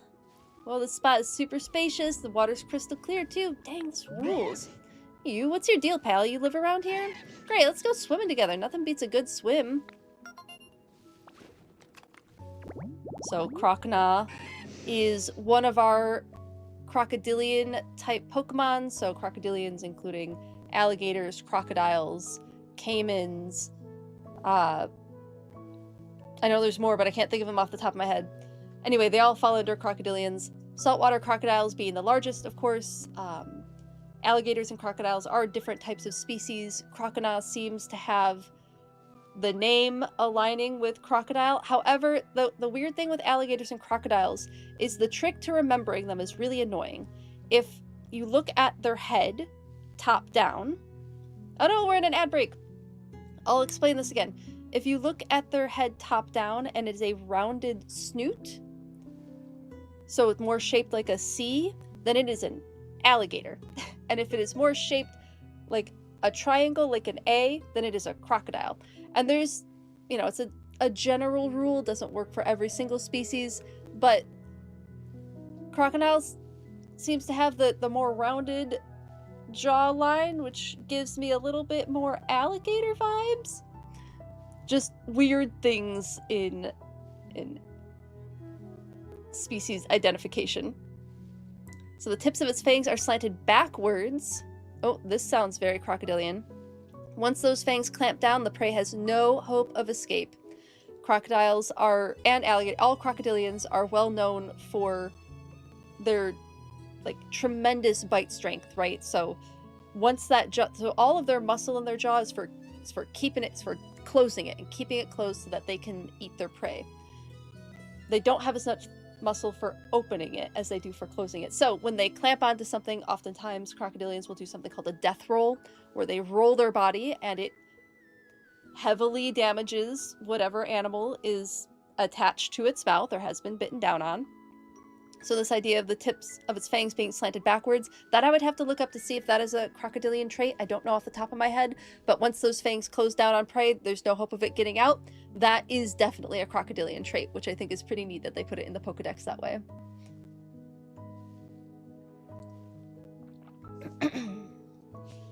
You don't have any fruit trees on you, but let you place a palm tree. Oh, cool. It let you place a palm tree. Nice, Purple Panda. Thanks for answering. You could also check yourself, but didn't have any trees on me. Valid. Yeah, I also don't have any trees on me. So yeah, the thing that I mentioned while we were in ads is the shape of the snout of a crocodile is a confusing way to identify them, but once you kind of get the idea, it helps. So crocodiles, if you're looking at a crocodilian from the top down, and its snoot, its jawline, the tip of its snout is shaped more like a C. I think this looks like a C for you all, right? Then it is more than likely an alligator. But if the shape of the snout is more pointed and more shaped like an A, then it is a crocodile. An annoying tip between crocodiles and alligators, but it is one of the ways to tell between the two.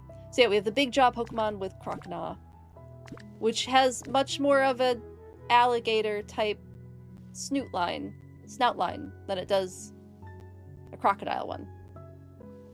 Could I have made that any more confusing? Cute!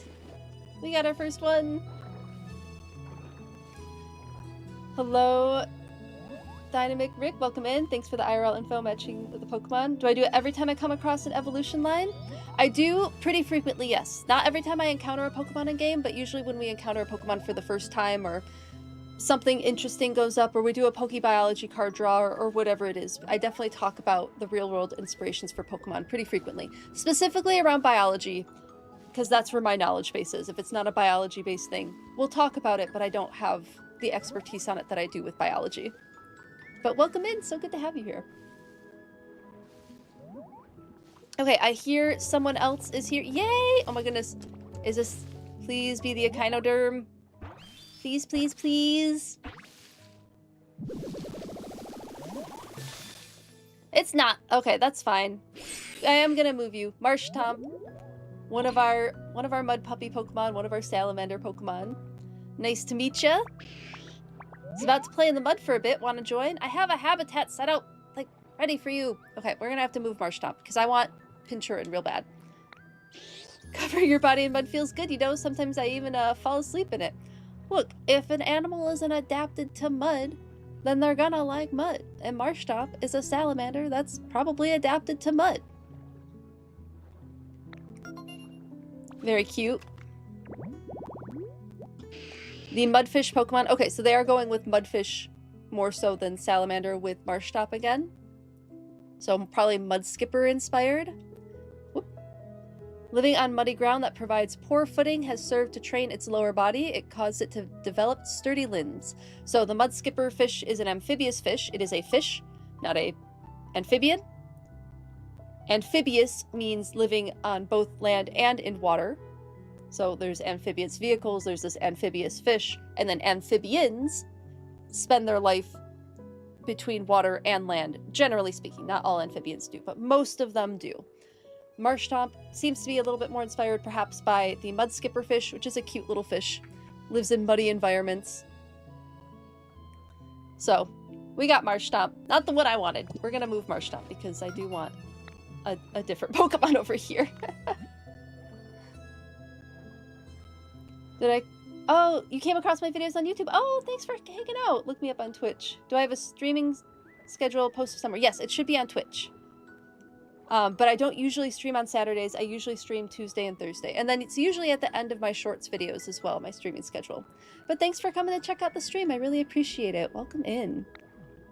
Oh, we got a reward for discovering Pokemon. Exciting. Hey, now I can make the big treasure chest. Fantastic. Yeah, you're moving, buddy.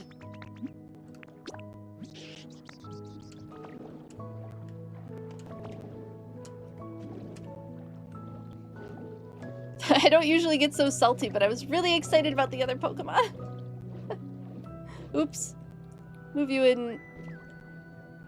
Maybe we shouldn't move you in with the Crocodilian. We'll move you in with the Clam.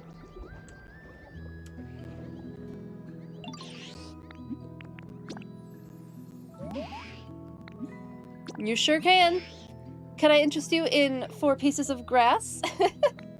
I could have just made him 4 pieces of grass. You're absolutely right. Hello, D Otter. How are you? So good to see you. Welcome in. I hope your Saturday is going well.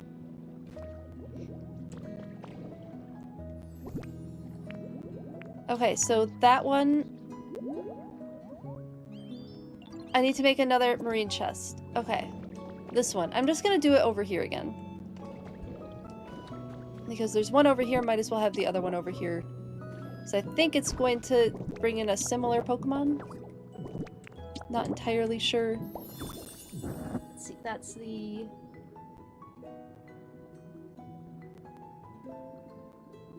Ocean Treasures one. Okay, Ocean Treasures is done. Oh, I didn't mean to do that. We did the Lampions. Okay, I think I've done everything that I have the stuff for. So let's... Oh! Wait! I don't think you're who I wanted to appear over here.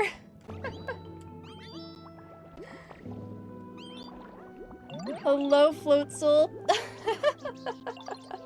That's alright. Hey, look, we got Floatzel. We got another mammal. You're a ditto. You look just like a human. I do my best. Sure makes me nostalgic. I remember I'd bring some of my catch to the humans whenever I had some to share. Made them so happy every time. You know what? Seems like it's probably fate or something that brought us together, bud. Let me know if you ever need help with anything, okay? Anything at all, I'd be glad to help. So my opinion on Floatzel and Boizel is that they are inspired by weasels, of course, sea weasel Pokemon, as you can see. Otters, obviously a big inspiration for anything called the sea weasel Pokemon. However, the flotation device that they have lends me to believe that maybe they aren't as great at swimming as like some of the other otter Pokemon that we've seen. So I tend to think more like mink might be an inspiration for Floatzel and Boizel. Let me pull up a picture of a mink for you and show you what I mean. They are also an aquatic weasel that lives in riparian environments, riparian meaning next to a body of water, so it's that transition area between the body of water and land. And they swim, but they're not the same level of swimmers as otters are. So the flotation device, the coloration even, let me show you again what a mink looks like.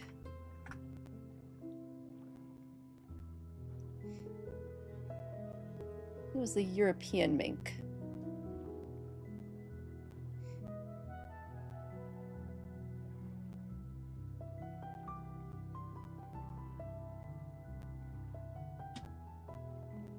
Here we go. So here's a mink. Let me quickly copy and paste that over here. So the European mink could also be the American mink, either of them.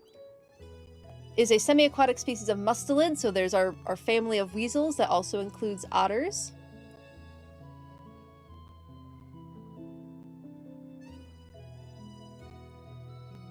Let's see. They like being by ponds. Here we go.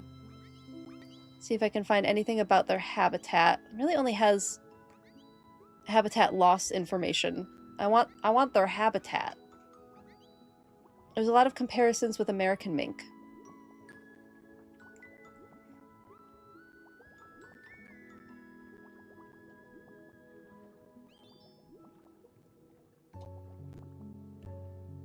Now, the evidence towards otter may be that it's called the sea weasel Pokemon versus like minks do tend to live in more freshwater environments, so forest streams, probably ponds, that kind of thing, more freshwater than saltwater. It's the flotation devices, it's the white chin, all of that for me is what gives me the mink vibes over otter. But the winter fur on the European mink is very thick and dense, but not long, quite loosely fitting. The underfur is particularly dense compared to that of more land-based members of the genus Mustela. The guard hairs are quite coarse and lustrous, with very wide contour hairs which are flat in the middle, as is typical in aquatic mammals. They're typically darker in color. They don't form large territories, possibly due to the abundance of food on the banks of small water bodies. The size of each territory varies according to the availability of food, so that makes sense. Less food, bigger territory, more food, smaller territory. They have both a permanent and temporary shelters. The former is used all year except during floods. And they have nesting chambers as well. And then they primarily eat a diverse diet of aquatic and riparian fauna. So voles, they eat a lot of voles, followed by crustaceans, frogs, water insects. Fish are an also important food source for them. But they're quite cool. They're a neat little species, aren't they? I think they're pretty cute. Yay, Floatzel! So far so good, got laundry and dishes done. Yay, Deotter, that's fantastic. Doing some shiny mark hunting in Violet. Ooh, oh no, it's going poorly. Oh, I'm sorry. Fingers crossed, sending you all the shiny luck. As many adventures you've gone on, you've only seen a mink in the wild twice. Oh, how cool. That's still really cool to have seen one in the wild at all. It is really cute. Cute hot dog weasel. Planty Gamer, that's hilarious. Yeah, they are a fun species, aren't they? Oops. There we go. So yes, this is our sea weasel Pokemon. Its flotation sac developed as a result of pursuing aquatic prey. Floatzel carries people as if it were a rubber raft. How sweet of Floatzel. Was there another Pokemon that could form in this habitat?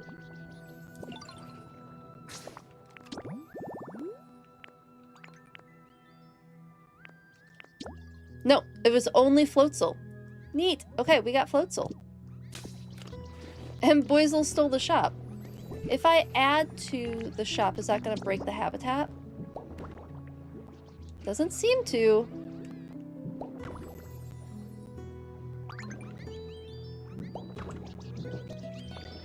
Oh, wait, now they have a nice little shop.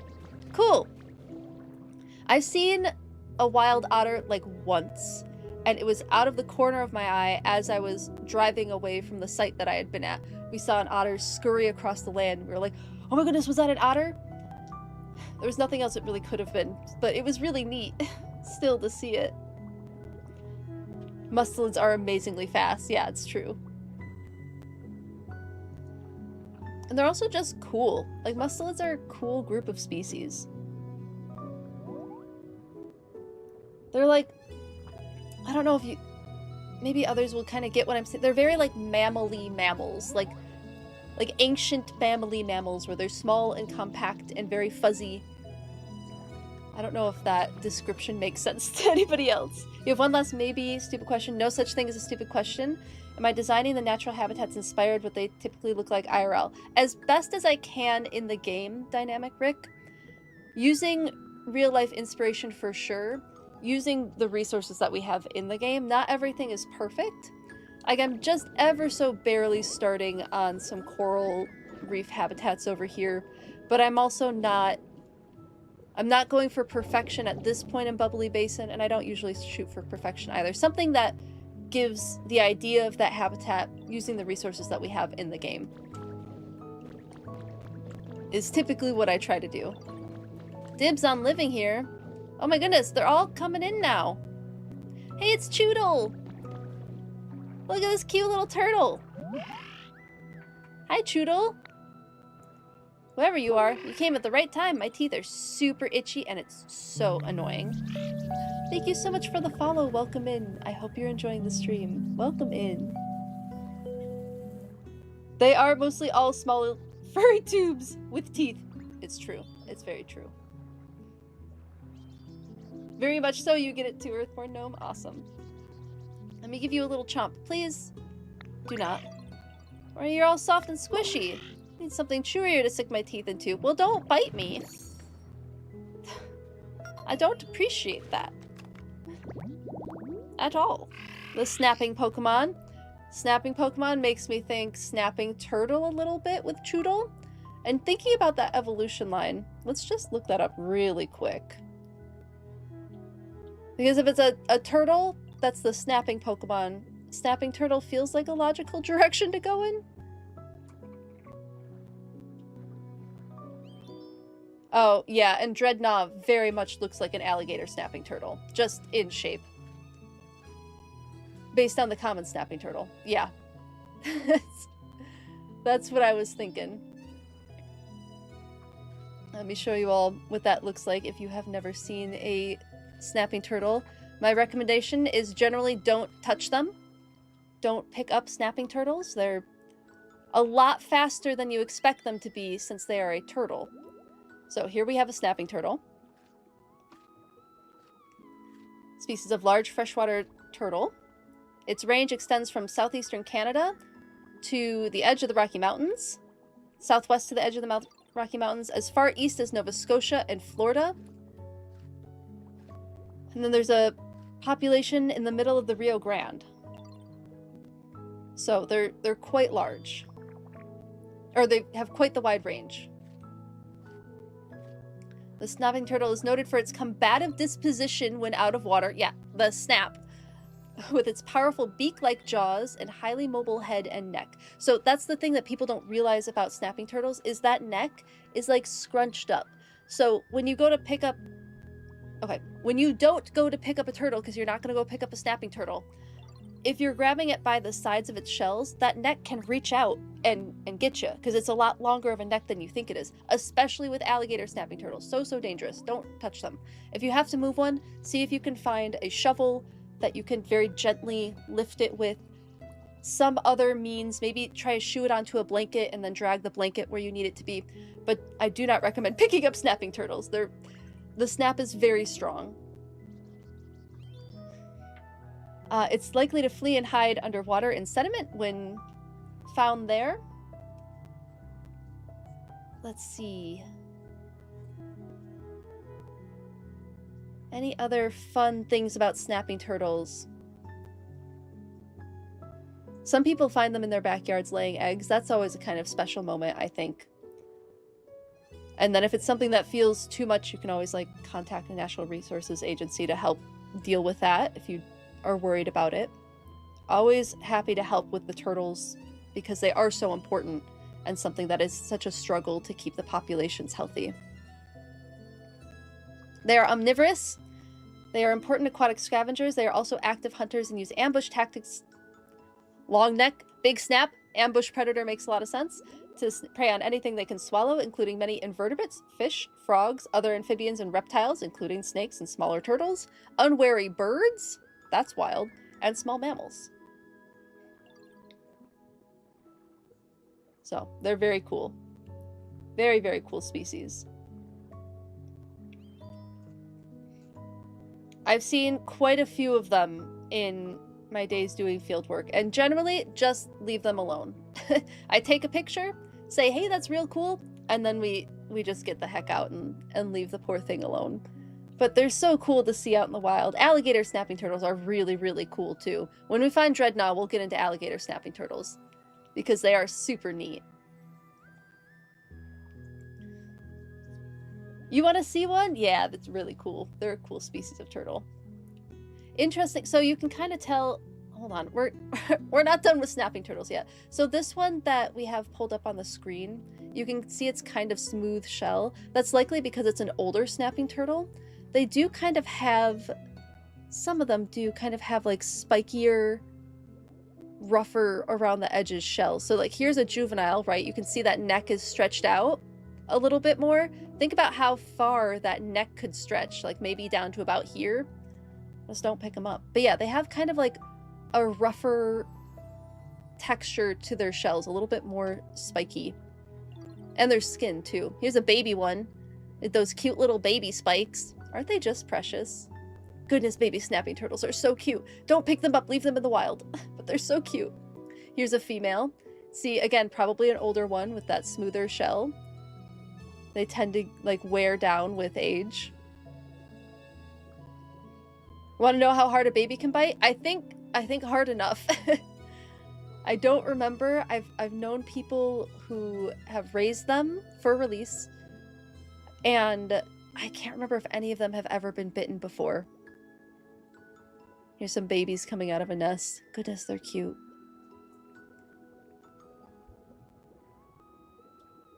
They are fun, aren't they? Yeah, this one's a beautiful photo of them. You can see the camouflage too. That head were sticking out of the water, it might just look like a branch. Rather than a turtle head, never even know it was there. Perfect for an ambush predator. Yeah, they're so cool. I don't know how hard a juvenile can bite. I think that's worth looking up really quick.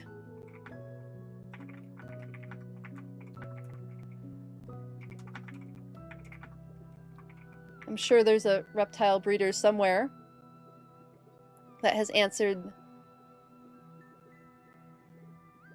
this question.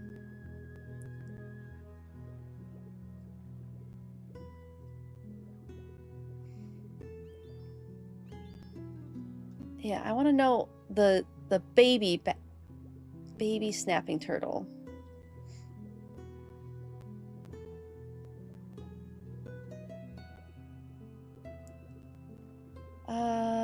Let's see. No information on the bite.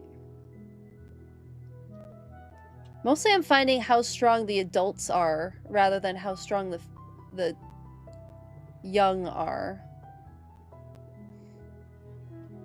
I would assume that it's still quite painful, because the adults can break bones. Have fun, Paladin Justice. Enjoy your show. Thanks for hanging out while you could. Have a fantastic time. Yeah, I'm not seeing...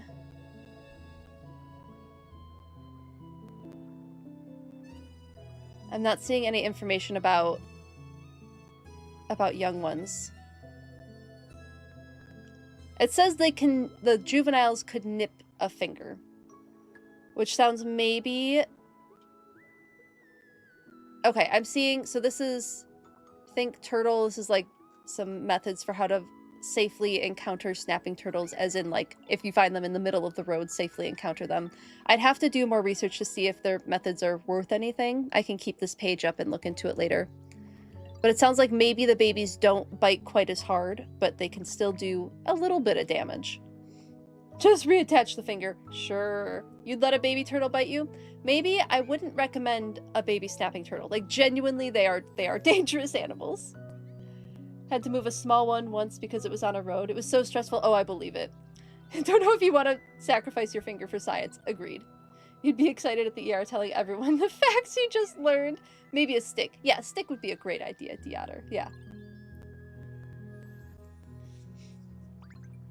Yeah, a lot of the advice is like put them on like a blanket and then move them, or put them on a shovel and gently move them from the shovel. You know, don't drop them off the shovel, right? Make sure the shovel can actually support them. There's some other recommendations too. I'd have to find a more trustworthy website though. I don't necessarily trust that one. You also relocated a turtle from a roadway, but it was not a snapper. Yeah, the other turtles are going to be a little less aggressive too than snapping turtles, which can be quite aggressive. Thinking of a blanket as a moving method? Yeah. Just like kind of nudge them onto it, right? Preferably, again, with perhaps a stick. But cute! We got our snapping turtle Pokemon. Apparently the itch of its teething impels it to snap its jaws at anything in front of it. Makes sense. Cute! We got Choodle. Well, I didn't expect to get that excited about snapping turtles, but here we are. They're cool. Sacrificing a finger is just the cost of cuddles. There's better turtles to cuddle with. I would recommend some other turtles. Make sure I'm not missing anything on YouTube.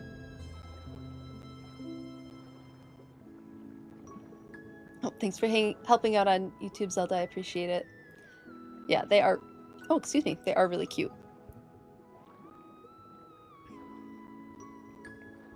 Okay. Oh, we have someone new again. There, yeah, see, we got a second Jellicent, but it's the male Jellicent. Or Frillish. We got male Frillish, which means we'll get male and female Jellicent. And I wonder if it's because the males and females look so incredibly different, and that's why we're getting two sets of the same species of Pokemon. Yay, Frillish! Another jellyfish Pokemon. So cute. I loved Jellicent in X and Y. As part of my battling team, I really enjoyed using Jellicent. 3 stops down, 3 left. You got this, Cat of Diamonds. I believe in you. You wouldn't let them bite me if you found me. You'd just be furious about someone smuggling them to the Arctic. You know what, Garlic Girl? Fantastic point. Fantastic point about the location you'd find a turtle at. Totodile and Choodle would have fun doing a biting battle? They absolutely would, Brian. Hello, welcome in. How are you? What animal has the largest bite force? You're assuming a crocodilian of some kind? Roshi, that's a great question. I would assume that too, but I don't know the answer to that.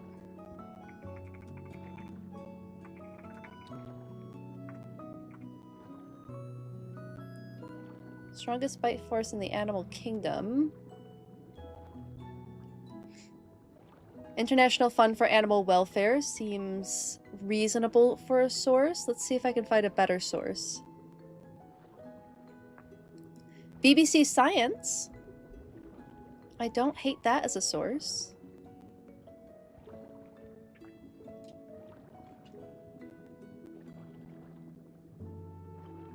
Let's go with the BBC Science one.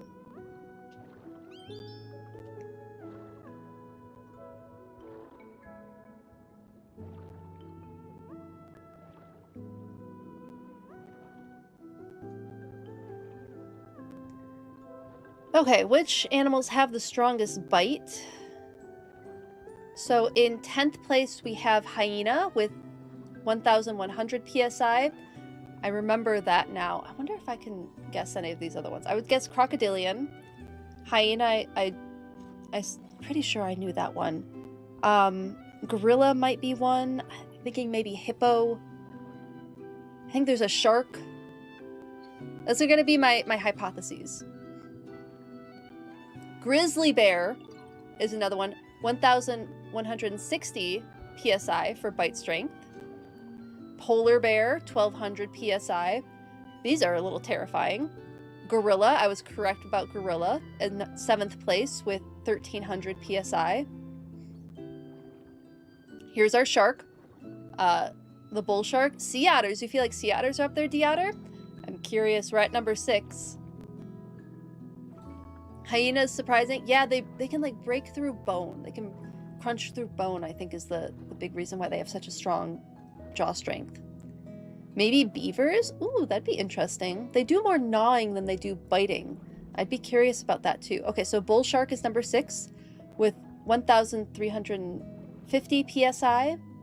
Jaguar, 1,500 psi. These are not necessarily the ones I expected.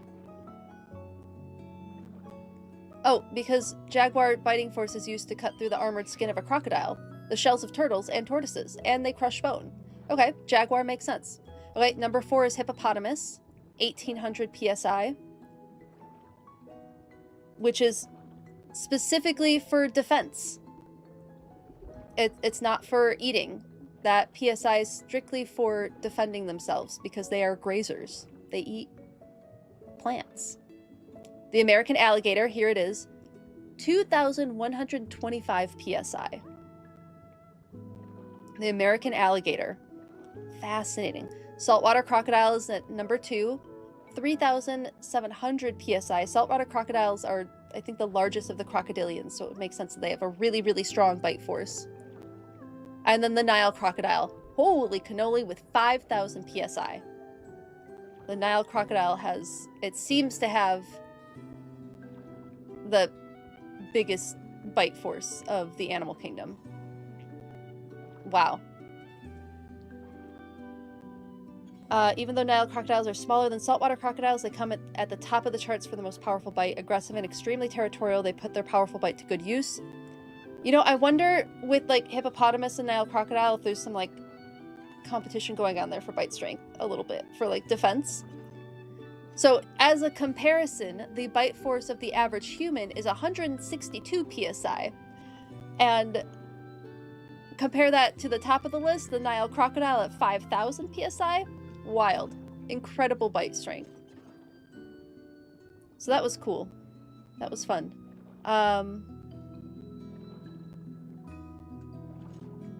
That was a cool one. So that was through the BBC. If you're interested, I will pop that in the chat because that was a fun read. Here you go. Squirrels probably aren't on the list, but their bites are pretty impressive for as little as they are. Having an herbivore on that list is wild. Yeah, I figured that hippos would be. Now, I wonder, D-Otter, if for sea otters, it would be the bite strength compared to body size. If that would put sea otters higher up there. That would be, I don't know if they have a list of that. I don't know how that'd be a search worth doing, but not one that I want to do on stream at the moment. But I wonder if that would be how sea otters get up there a little bit more. Bite per body size just versus pure numbers. Yeah, exactly. You ever get a hydraulic press, you're naming it after the Nile crocodile? Perfect choice, Scarlet Girl. Perfect choice. Yeah, that was neat. Yeah, if anyone's interested in that article, I posted that. That was a fun one. Thanks for asking that question. That was fun. Okay, back to Frillish, which does not have a bite strength, so to speak. You're going around spiffing this place up? Dang, you must have some serious skills, pal. You're not the only one, though. When it comes to diving in the ocean, no one can swim deeper than me. There are a lot of deep sea jellyfish. Very weird looking and cool looking creatures. Give me a call if you ever want to explore the ocean depths. Neat. We got both Frillish. The floating Pokemon. It wraps its veil-like arms and legs around prey swimming by and drags them down to the depths of the ocean. So jellyfish, a lot of the times, jellyfish are radially symmetrical. They're in the phylum Nidaria. And their long arms that they have, I don't think they're technically tentacles. Oh, maybe they are. Let me just look up jellyfish really quick. They might actually be tentacles.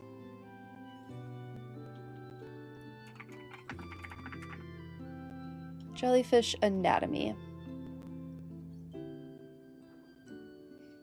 American Museum of Natural History. Love that one.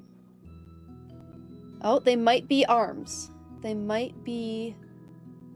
Here we go. They have tentacles, so they do have tentacles, but then they also have parts known as oral arms. I knew I was remembering arms from somewhere. So the long appendages, those oral arms, capture prey in the animal's mouth and then move it towards the underside of their bell. So let me actually pull this up, because this is cool enough that I think it's worth looking at. For jellyfish, the anatomy of the jellyfish. So here we have the bell. So that top part, oh, can you not see? There it is. Okay, so now you can see my cursor. So this top part of the jellyfish here is known as the bell. So that's that overarching part. It kind of does that pulsing motion when they swim. And then underneath, so within the bell, they have like their nervous system, they have their digestive system. Oftentimes their mouth is there as well. Underneath here you have the tentacles, and then among the tentacles, here's another great example of the bell of the moon jellyfish, and then you can see all of its kind of like organs within the center part of that bell.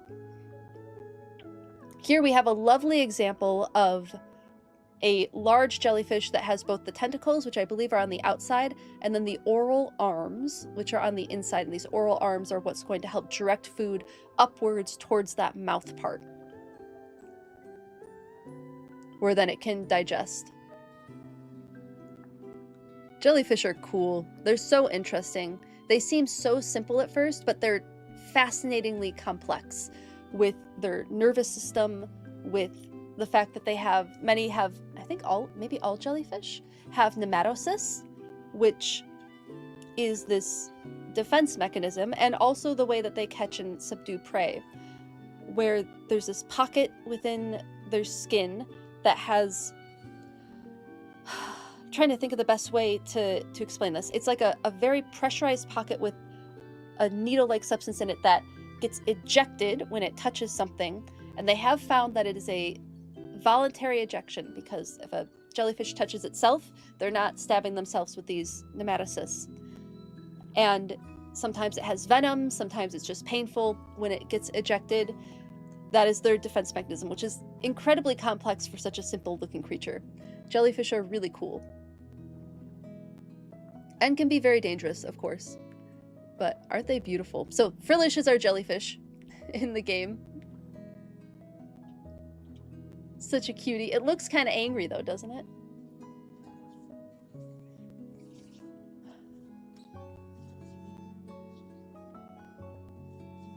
I'm catching up on chat. If you ever get a... Okay. Looks like Pokemon Emerald is getting Switch 2 ports. Oh, that's super cool, Shiny Pidgey. Thanks for letting me know. That's awesome.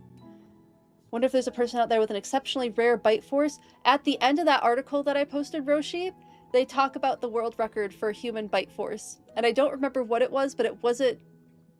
Comparatively, it wasn't impressive. For a human, very impressive. Compared to all those other animals, not so impressive. But it is at the bottom of that article.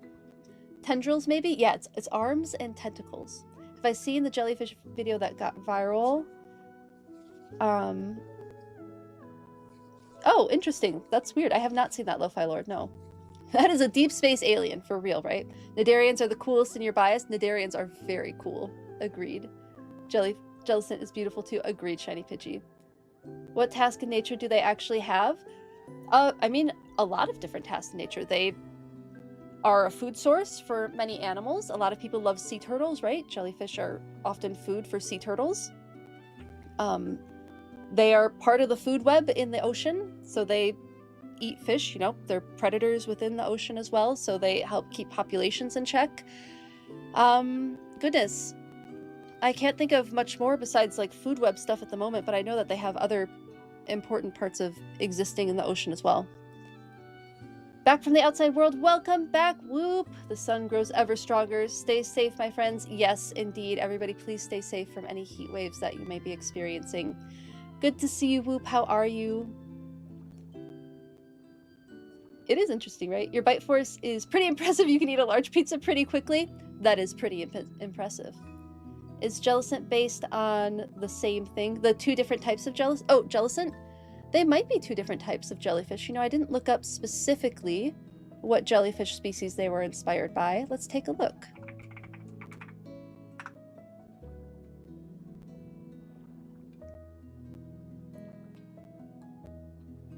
So frillish, they could be two different species of jellyfish because they do have different shapes. Let's see. It looks like they might have a origin that's inspired by mythology in Japan, a jellyfish yokai. Let's look at this. Will-o'-the-wisp. There's a few different species of jellyfish they could be inspired by. Stygiomedusa is a giant phantom jelly, so this is for frillish, I believe.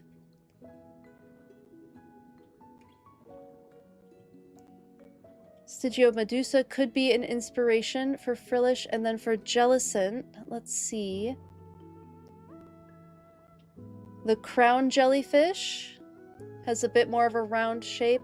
I don't know, it feels like they're maybe pulling at straws a little bit on this one. Jelly blubber. Could be box jellyfish would make sense for inspiration because those are really neat species of jellyfish. But yeah, again, there doesn't seem to be like any specific, at least not that I could find. I would have to do some more,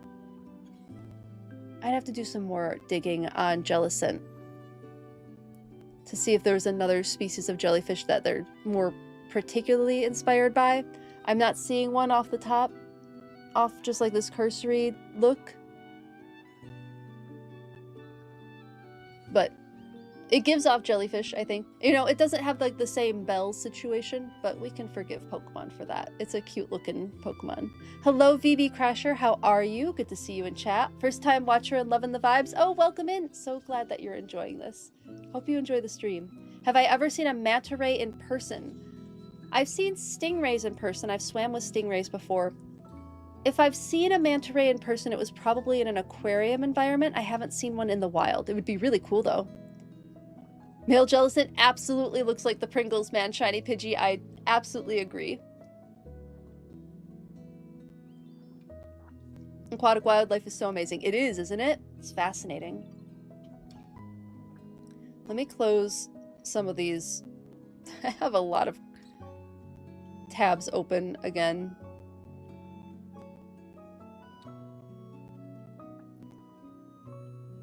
Okay, that's better. Less overwhelming amount of tabs. All right, we got our second Jellicent. Neat. Yay. Anybody else showing up?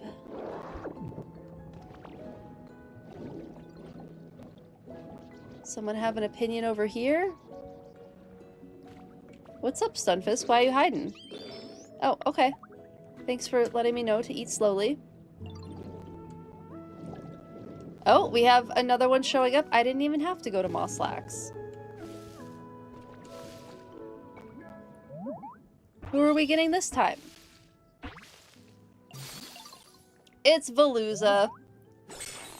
Ah, this fish. Anybody else get like, ugh, whenever they see this fish because of that big lake in Scarlet and Violet?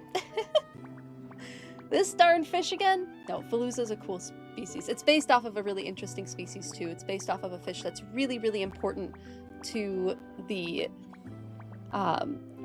Spanish, so Spain's fish market economy. Hup, hup. Okay, 10 more what? Hi there, I'm in the middle of some special stretches. Interesting. What kind of stretches? The kind that help me shed a fillet or two in record time. Want to try them with me? Absolutely not. This is such a freaky thing that Veluza does, that it just like sloughs off skin. Ugh. Don't like that. Interesting mechanic in the game. Don't love that. Wait, you can transform so you don't need my signature stretches? Nope. Oh, I wish I could do that. I hope they don't show it in this game. Veluza has excellent regenerative capabilities. It sheds spare flesh from its body to boost its agility and then charges at its prey. See? Don't like that. I'm a fan of that. Let's look up the species name. I don't remember what the species name is off the top of my head. But I remember that it's an important fish for Spain. Let me see if I can say it. The hake. The species is the hake. Let's see. Probably the European hake. Yep, here it is. So take a look at this fish, the Jettison Pokemon. I'm gonna show you. The real life fish, I don't think drops skin, weirdly.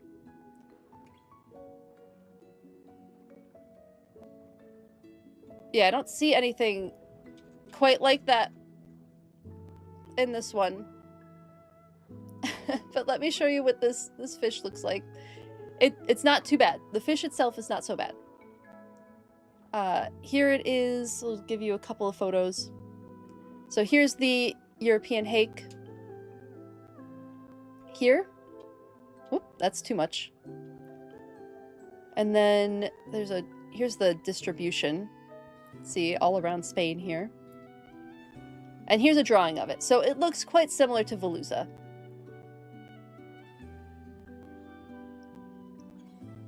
It is a predatory species. And it's an important species in European fisheries.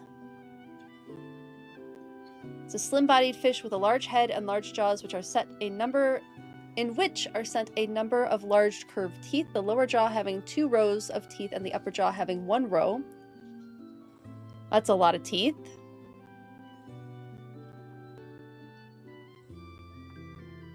They are typically found at depths between 70 meters or 230 feet and 370 meters, which is 1,200 feet, in depth, although many occur within a wider range of depths, being found from inshore waters as shallow as 30 meters, 98 feet down, to 1,000 meters or 330 feet down.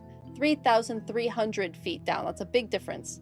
During the day, it stays close to the bottom, and at night, it becomes more active and uses more of the water column, probably to hunt their prey. So, very neat species, very important as an economic fish in Spain. Probably a very quick fish, I would guess. Let's see. Anything about how fast they swim? I'm not sure. A lot of information about how... So here's the thing with Wikipedia, right? They go with the information that they find to fill in these articles. And in this instance, it's a lot about like how fast are these fish growing? Because that's really important for fisheries when you're catching fish to sell for food, right? So that's a lot of what I'm seeing. Not a lot of information about how fast they swim.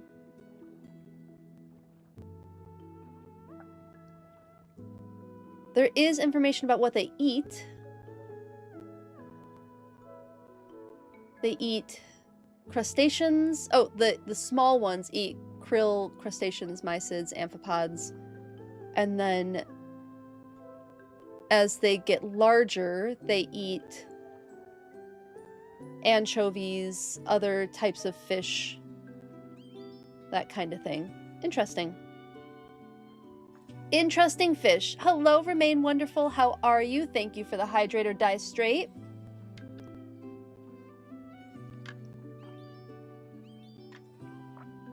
Just a little fish dandruff. That's hilarious. Gen 9 Sharpedo is so funny. Is it true that most of our water wildlife is still not explored? Yes, that is true, Shiny Pidgey. A lot of the ocean is still unexplored. You see this fish, you somehow get non-Pokemon vibes? Valid. Fish dandruff is so funny. No idea what I'm talking about. So that you have no idea what I'm talking about. So they don't. His eye and body look like the enemy fish. And Banjo-Kazooie? Yeah, for sure. How neat, right?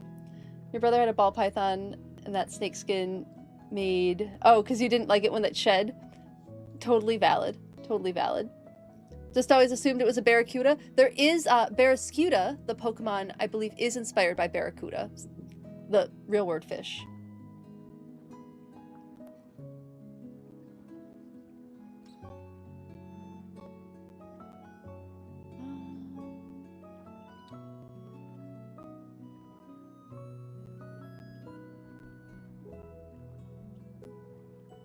Oh, the Banjo-Kazooie fish. Yeah, it does kind of look like that, doesn't it?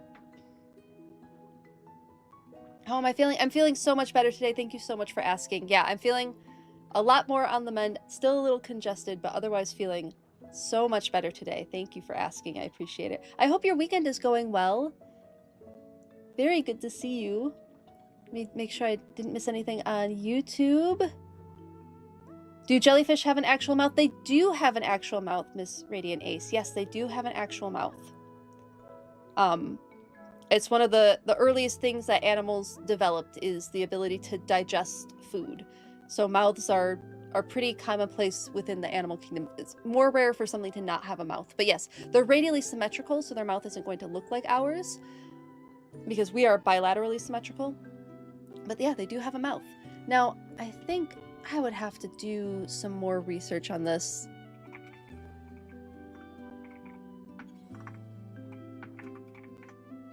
Let me do this really quick. Welcome and thank you so much for the follow. I hope you're enjoying the stream.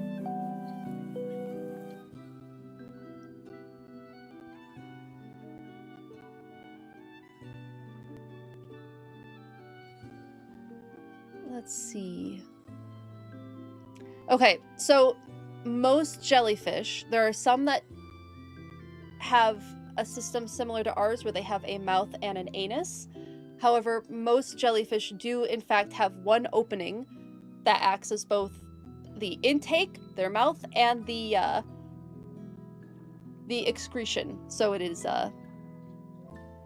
it's used for both.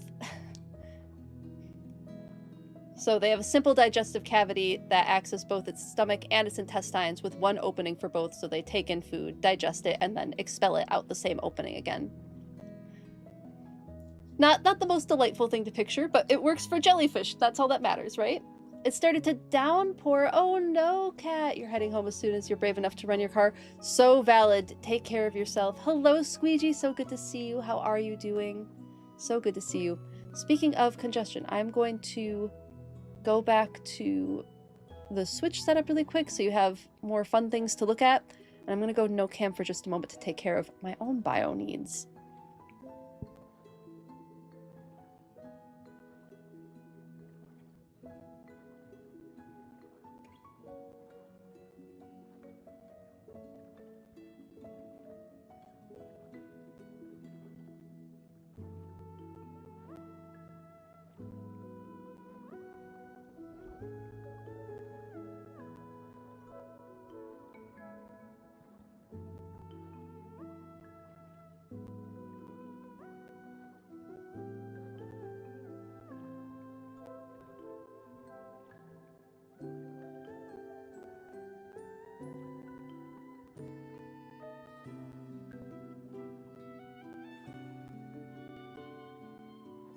Okay, coming back on. Thank you for your patience. I appreciate it. Let's finish up Veluza. Gather and teleport. Neat. Alright, we're friends with Veluza. I really hope you don't do anything weird in this game. Kinda wish your home was a little nicer. I'll work on that, I guess. You want a bed. Okay. Do I have a bed in my pocket? Is that... I don't have anything for relaxation in my pocket. Alright, we got Veluza. Nobody else excited to show up? Alright, let's go to Mosslax. Was there a reason I needed to go to Withered Wastelands? Did I need to get anything from there? I don't think so. And then do I have carrot bread on me? I have carrot bread on me. Okay, let's go to Bleak Beach really quick and give Mosslax... Oh, we don't even have to teleport. Yeah, we can just go through the gate. I forgot about that.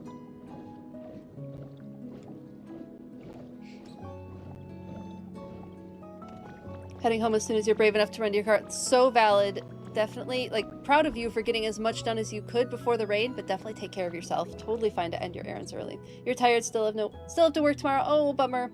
How am I? I hope I'm feeling better. Yes, I am feeling a lot better. Thank you so much for asking. I appreciate it. Hopefully you can get as much rest as you can today.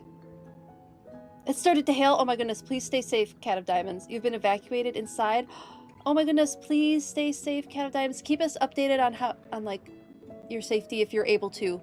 But yes, please stay safe. That's really, really scary. How concerned do I think the researcher that discovered Veluza was? I'm sure they were equally fascinated and horrified. Because I've definitely had that experience, being equally fascinated and horrified about something that I learned. That would be my guess. And then probably became so desensitized to it that they're like, yeah, this fish does that. It's just part of its life cycle. You're in the process of making a supermarket in Bubbly Basin, Nano. That's super cool. This is wild. Oh my goodness. Posted the picture to stream chat before they asked you to come inside instead of running to your car. Well, I'm so glad that they had you stay inside. Oh my goodness. That's some heckin' rain. That's some heckin' rain. Please stay safe. Worth waiting out the storm. Do you have a radar app that you like? I use my radar, so I find it's just handy to know what the radar looks like.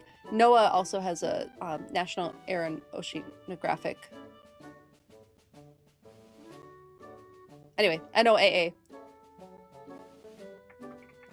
NOAA has, they have an app that has a radar, and then I like my radar as an app as well, just for like a quick look at what the radar looks like.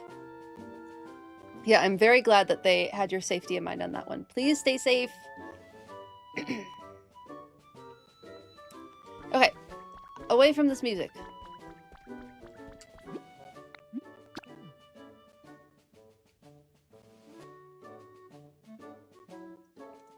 I mean, good news is that you still have internet. That's a good thing.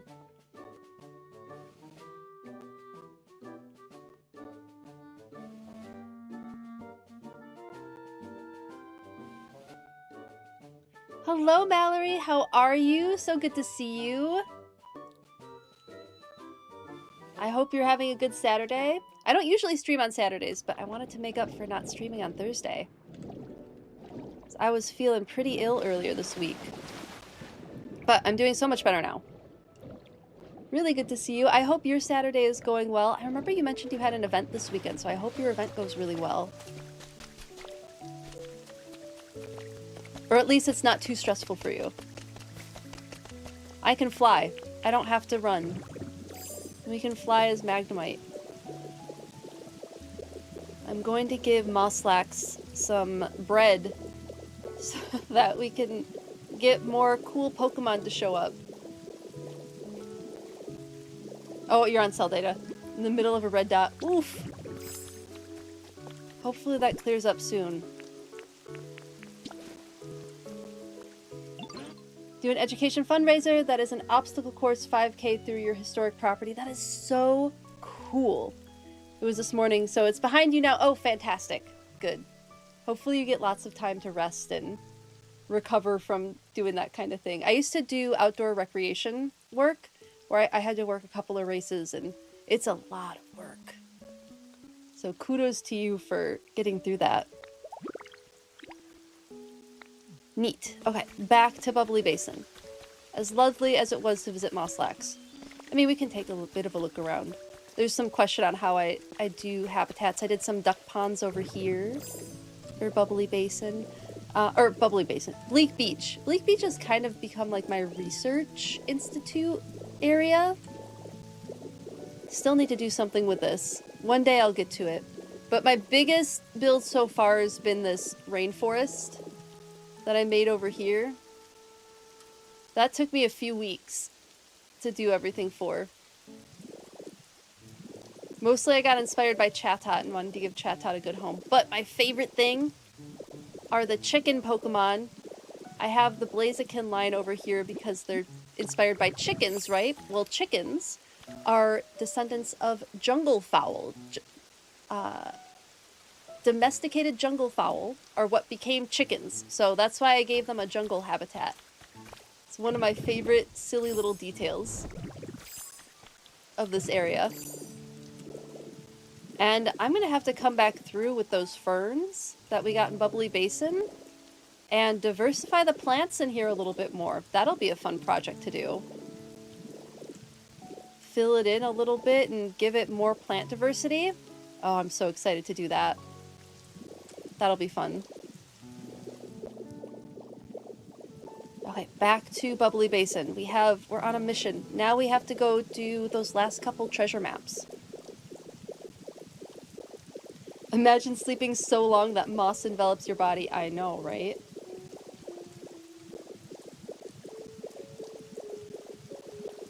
It's like almost tempting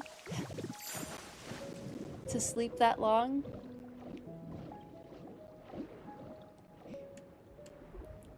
Radar predicts the intensity will move through in the next 15. Okay, good, good. Glad to hear that it's almost over.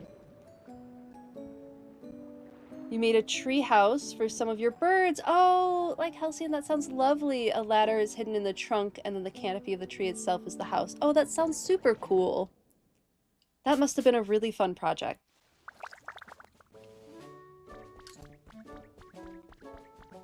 Back to Bubbly Basin we go.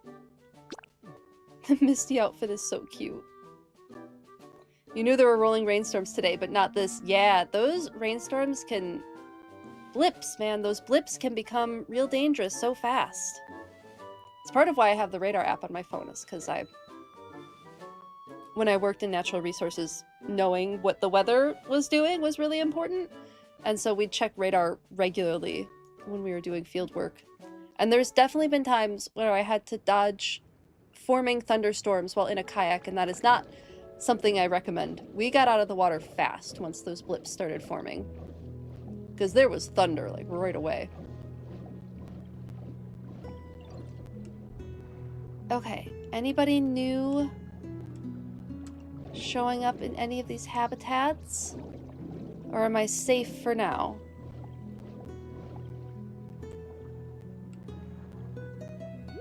Check over here really quick. Okay, nothing. Oh, do I hear? I hear something that could be, but where is it coming from? Oh, is it coming from underneath? I should maybe get some cameras going. Yeah, I'm gonna guess it's underneath. There we go.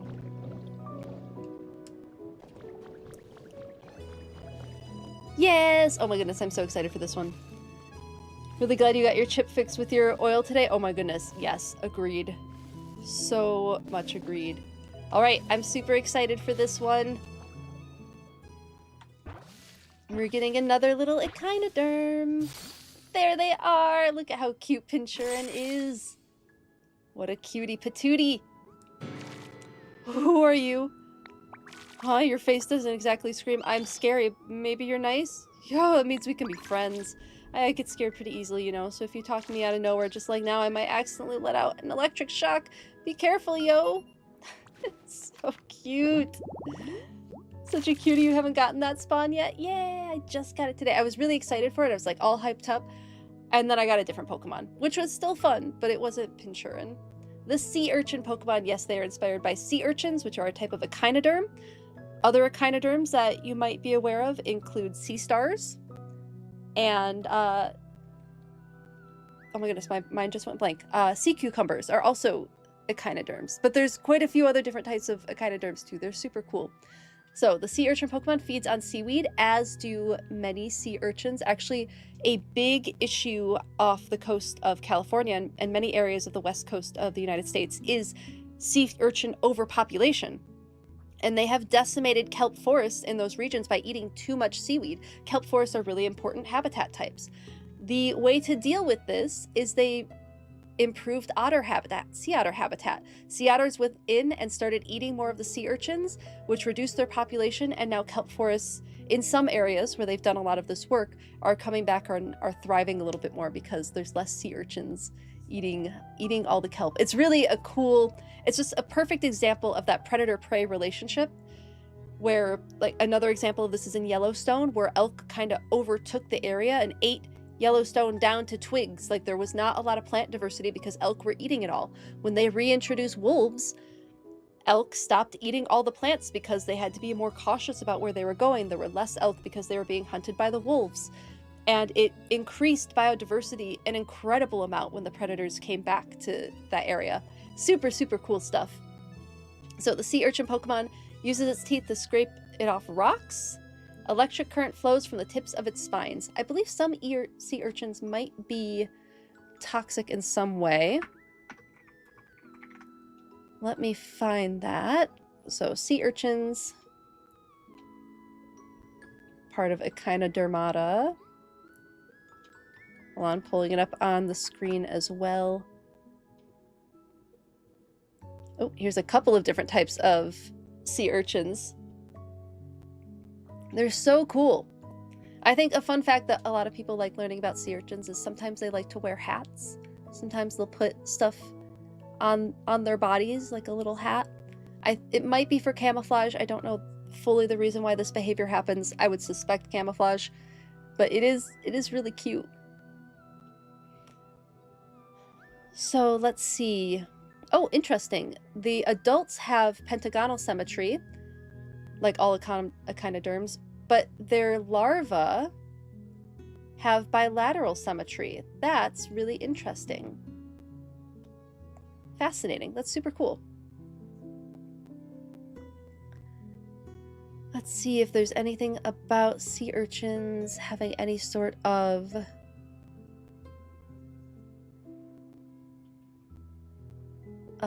defense mechanism.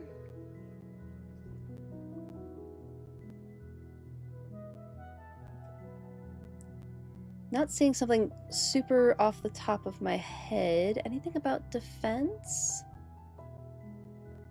Not really seeing anything. Okay.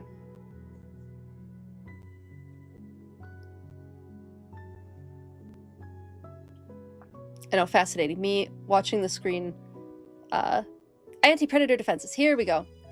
So the spines that we can see on the sea urchins are long and sharp in some species to protect the urchin from predators.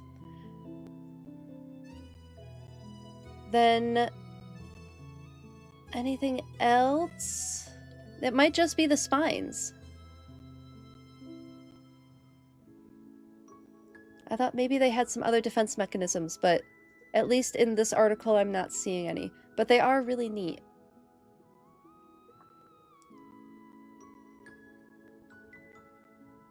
So left unchecked by predators, urchins devastate their environment, so like I was talking about, creating what biologists call an urchin barren, devoid of any macroalgae and associated fauna. Sea urchins graze on the lower stems of kelp, causing the kelp to drift away and die. Loss of habitat and nutrients provided by kelp forests leads to profound cascade effects on marine ecosystems. The return of predators, such as sea otters, may reverse this process, promoting kelp regrowth and dramatically improving coastal ecosystem health. So, they're really, I mean, they're, what's the word I'm looking for? They can have a huge impact on their environment is what I'm looking for. Oh, here we go. A flower urchin is a potentially lethal venomous species. So here is an example of a sea urchin that has venom. Let me see if I can find more information on that.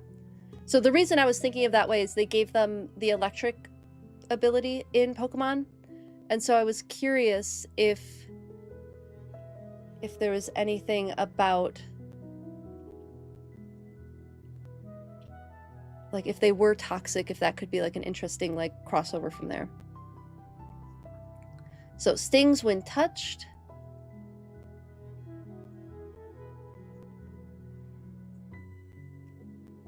Let's see what kind of, I mean, what happens when you get stung by a flower urchin? Again, don't recommend it. Okay, they have venom glands.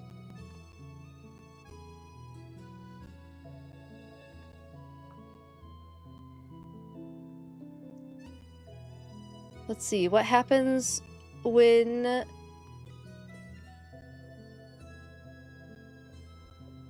someone gets stung by it? It's a lot of information about how the venom distribution mechanism works. Very uncomfy looking, but I'm not seeing like what happens when someone gets stung. It's saying like it's potentially deadly. Okay, here it is. Capable of delivering an extremely painful and medically significant sting when touched. But it doesn't have anything else besides, like... There's a photo of it, but I'm not going to show that. But yeah, sea urchins are really neat. Echinoderms. I like echinoderms. I think they're such a cool group of species. So yay, we got our sea urchin Pokemon. Sorry, that was a lot of me searching in an article for that. Pincher cucumber, yeah. It's about to mention the Yellowstone wolves. Yes, yes, it's a really fascinating study. Fair warning, if you want him to help builders destroy, he is slow. Oh, I believe that. Hello, Staffy Flareon. How are you? Good to see you. It's gonna be good with the accessories update. Oh my goodness! We have to give our sea urchin a little hat. We absolutely have to. You're so right, Garlic Girl. You're so right. If you put your finger by a sea urchin, they'll give you a hug. Cute. Maybe don't recommend it with every sea urchin, but that sounds very cute. Oh yeah, they're very interesting, Staffy Flareon. They're very cool. There's a beach problem in the area where one got stung. Oh, yes. Yeah, that can happen with sea urchins for sure. Aristotle's lantern. Ooh, good fact, Earthbound Gnome. Let's look up Aristotle's lantern, because that's really cool. I recognize that name. It's been a long time since I studied any sort of echinoderms. I mostly studied, again, bees, butterflies, elk, and chameleons were my, and deer, white-tailed deer, were my main topics of study. Let me see if I can find their anatomy.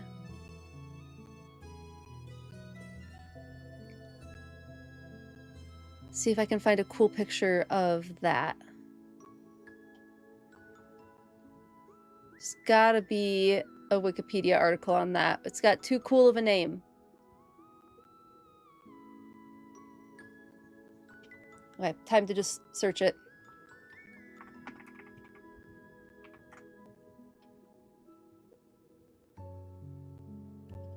What was it? Aristotle's lantern?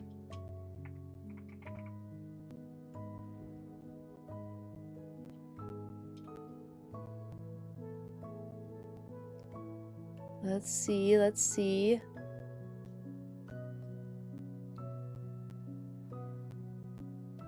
I'm looking. Here it is. Found it. Feeding and digestion. Okay, it's not the most pleasant photo, so I don't have to show it. If you're interested, you can search on the web Aristotle's lantern. It is like a cross-section of a sea urchin, so I don't have to show that. But the mouth lies in the center of the oral surface in regular urchins. I think this is true of many echinoderms as well. Towards one end in irregular urchins. Oh, I guess there's regular and irregular urchins. So the area called the peristome also includes 5 pairs of modified tube feet and in many species 5 pairs of gills. The jaw apparatus consists of 5 strong arrow-shaped plates known as pyramids. The ventral surface of each of which has a tooth band. Fascinating grouping of words together, with a hard tooth pointing towards the center of the mouth. Specialized muscles control the protrusion of the apparatus and the action of the teeth, and the animal can grasp, scrape, and pull and tear. Fascinating. The structure of the mouth and teeth have been found to be so efficient at grasping and grinding that similar structures have been tested for use in mechanical applications. So cool.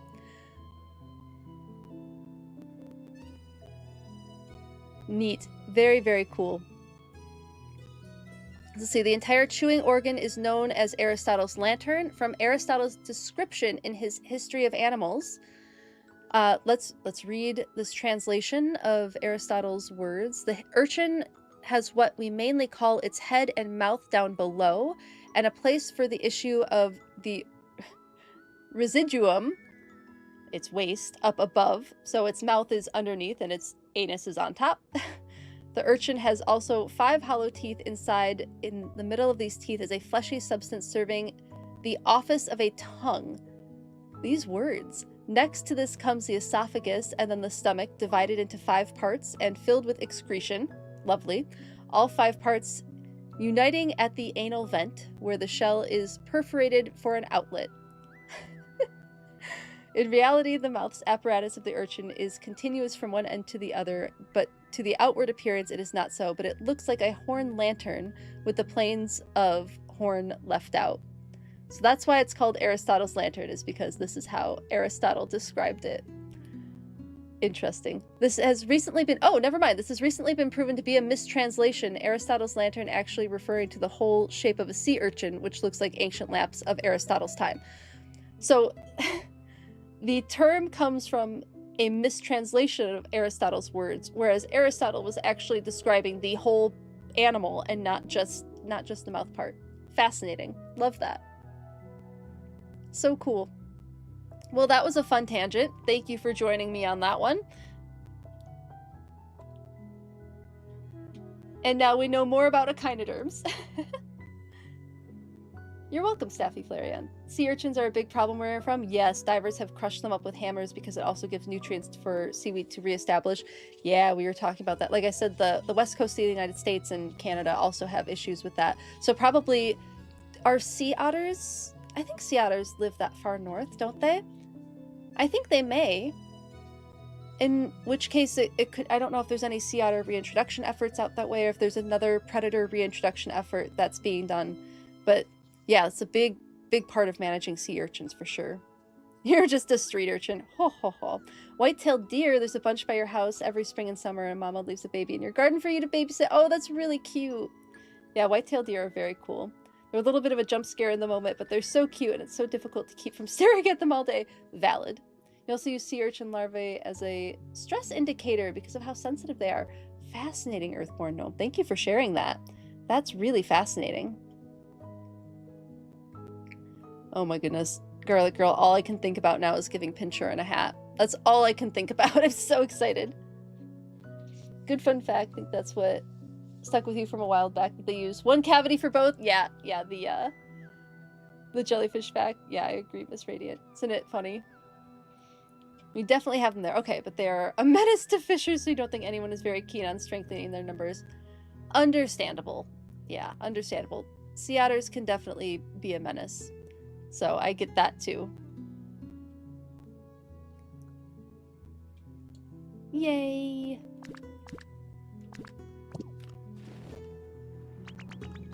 Another new Pokemon! I'm curious where we're at for environment level. You personally love the otters, of course, but can't mention that to your grandfather. So valid. Yeah, and like those, so I dealt with that with my elk research a little bit, and also some of my whitetail research. When the animals in the environment near us are competing with humans in some form, it causes conflict, right? And finding a way to mitigate that conflict is very, very challenging. And it's one of the most important parts of conservation, is figuring out how to mitigate that conflict. Because if we're just telling people, well, you can't do anything to them, you can't touch them, they're gonna resent that for a valid reason. Like, this is their livelihood, they're fishermen, right? Like, they want to make money to put food on the table. It's a valid response to that. So that top-down approach of like, you can't do that, it doesn't really work. You have to work with a community and within a community for them to find benefit in those creatures as well in some way. And I think, at least for fishermen, so this probably wouldn't work, but my guess is what perhaps conservationists are doing over there is maybe there's education on how having sea otters around improves habitat, which means more fish in the long run, would be my guess where that direction would go in. Because it's true, when the sea otters are around, they eat the sea urchins, which destroy the habitat, which means there's less fish in that habitat area. So if the sea otters come back and they eat the sea urchins, that creates that kelp forest, more of that habitat for other fish to live in, which then increases the population of fish, which benefits fishermen. But yeah, a lot of conservation for many, many years was very top-down and, well, you're just not allowed to do that, this is a rare animal. Of course nobody's going to respond well to that. Have you ever told any human ever that they're not allowed to do something? What's the first thing they want to do? They want to do the thing. So of course it doesn't work.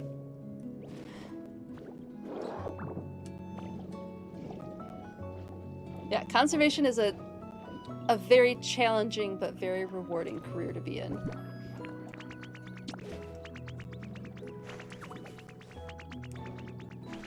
Worth it in the long run, but not easy.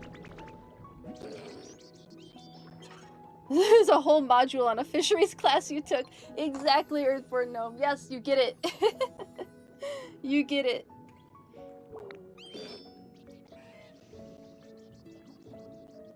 Maybe able to give him a hat with the second update. Oh, I so hope so, like Halcyon. I so hope we can.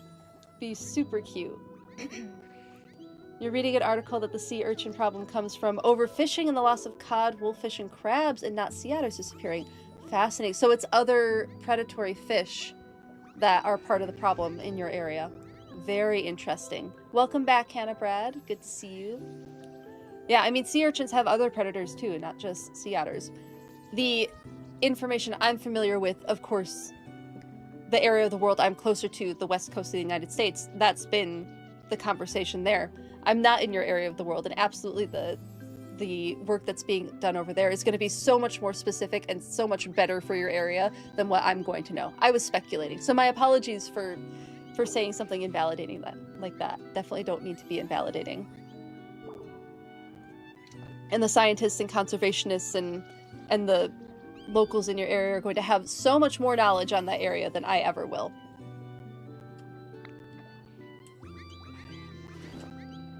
You said your sister-in-law is from Kenya, and she works with a theater group who travels the land to teach locals about elephants. Oh, Miss Radiant Ace, that sounds so cool. It's a conservation project meant to teach people more about elephant behavior. That's amazing. What a cool project to be a part of. What an amazing project to be a part of. Thank you for sharing that. That's really, really cool. Your update is that you went swimming to get to your car. Roads have started to flood. So you've managed to move safely under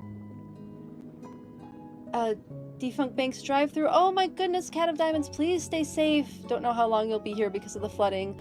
That is a wild day. Oh, stay safe. Please stay safe. Do you know if there's anywhere near you that is not flooding that you can get to be inside, or just kind of have to wait it out? Keeping all of my thoughts for you being safe right now.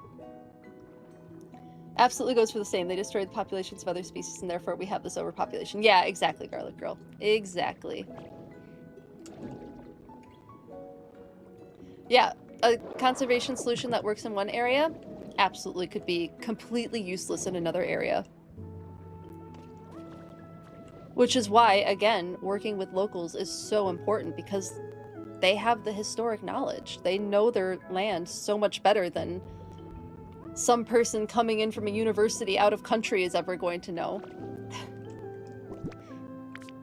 So yeah, working with locals, I think is one of the most important parts of conservation, personally. I think humans absolutely have to be part of the solution. Okay, we did that. The treasure maps, that's what I need to do. Okay, time to do the treasure maps. I've done 4 of them, I believe. Human records.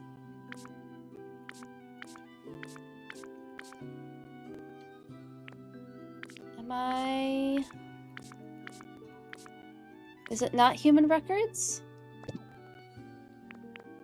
Items? No. Oh, Bubbly Basin. That's what it is. Human records under Bubbly Basin. Okay, I have treasure map number 5, so I'll have to go looking for treasure map number 6. Roads aren't really built to drain this fast. Yeah, so the flooding is in the dips of the roads, and lots of... Your Prius are both short. Yeah. Fingers crossed that you can get home safely. Hello, Lunar Sea Rising. How are you doing? So good to see you. Welcome in. Wish you'd brought your Switch. Oh, no!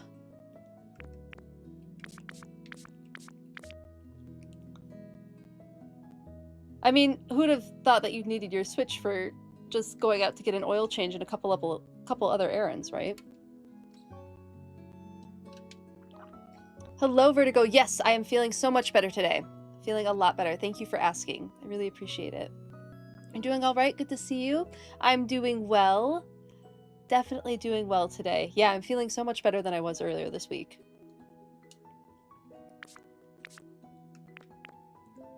Okay, treasure map number 5. This seems like...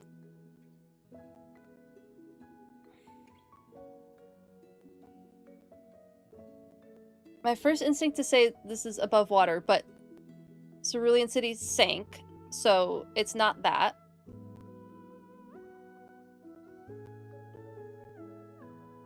Should we go look at some of the houses in the other areas?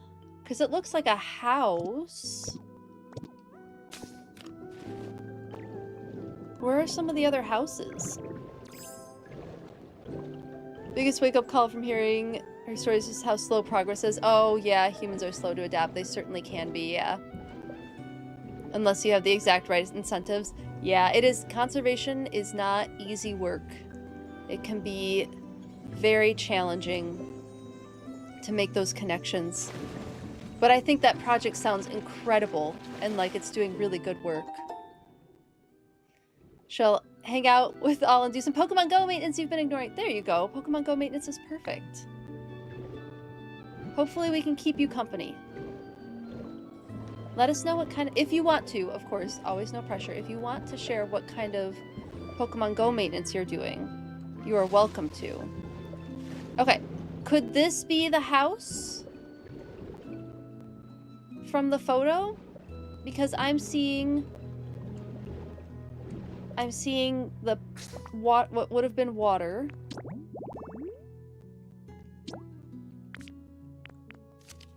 Here. And then a green roofed house, and then the mailbox. So somewhere over here. Oh, I need a searching. Hold on, let me go grab a Jellicent. I need someone who does search. I totally forgot.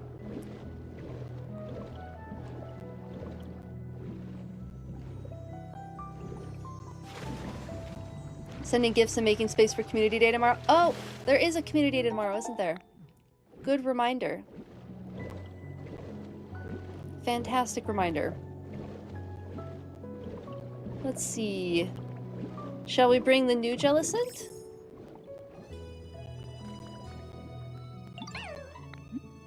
Follow me, please.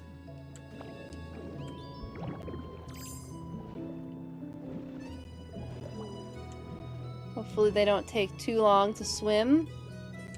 You have 6,000 Pokemon to go through. It's like a job at this point, for real though. I started doing the whole moving some Pokemon to Pokebank, but you can only move like 10 a week or something like that. Maybe not even, like 6 a week.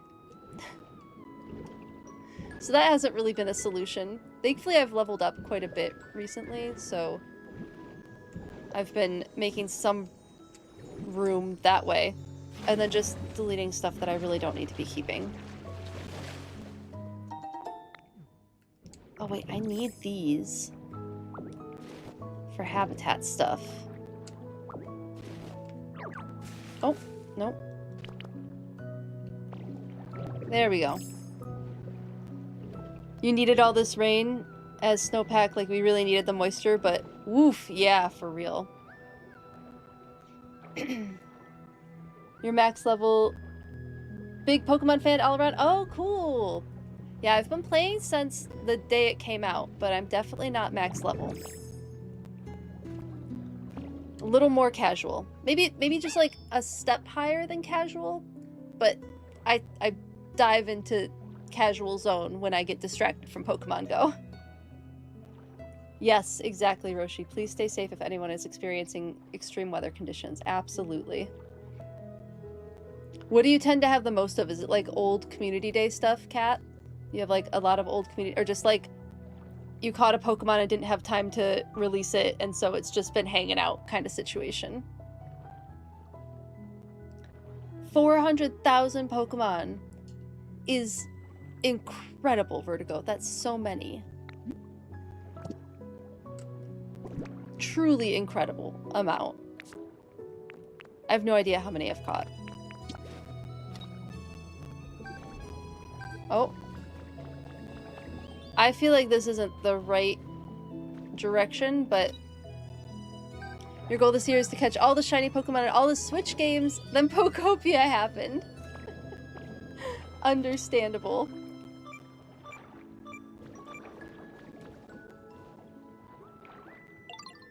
Check below us. Okay. I don't think this is the area I needed. Yeah.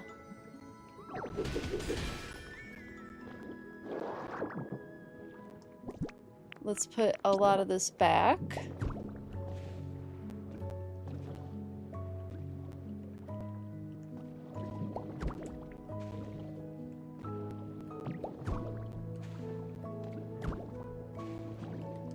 And then it was the algae. Okay. Let's go back to the house frillish, because I'm pretty sure what we want is actually over here. Yeah, Pokopia, I think, upended a lot of plans. Like, I had intended to do a whole Animal Crossing year and, like, do all of the Animal Crossing stuff. Have I played Animal Crossing in... Let's see, I'm at VODs. I'm in the 40s for VODs for Pokopia now. And I do twice a week, so that's over 20 weeks of playing Pokopia. So yeah, the Animal Crossing plan didn't happen. And then swapping through other Pokemon games hasn't happened. We've just been Pokopia all the time. You're on Pokopia? Ooh, fun, Hannah Brad. You're a hoarder? Valid, Cat. Very valid. You love trading and re-rolling IVs and hoping for luckies with people? Super valid. Then it makes sense why you have some money. Heard it called Pokopia Pill, and you're like, yeah, for real though.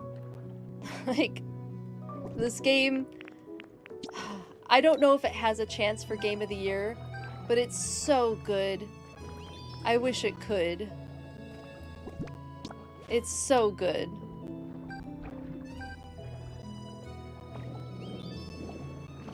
Check over there. Hopefully we're going the right direction for this. Can't play anything but Pokopia. It's too fun. It's too fun. It's understandable. I don't know if this is the right area for this.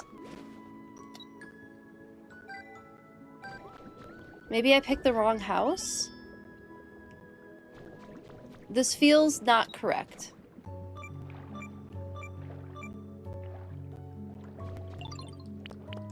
Do I have to get the other frillish? Like, is that my issue?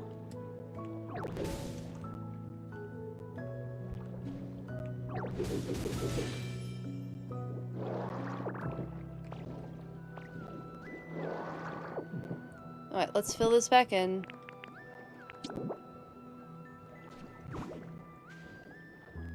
Nope. Nope. Nope. Failing, failing. You have to be Magnemite, I think.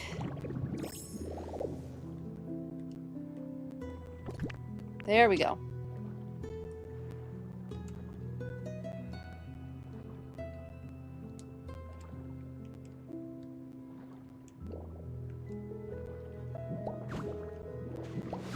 Oh, awful.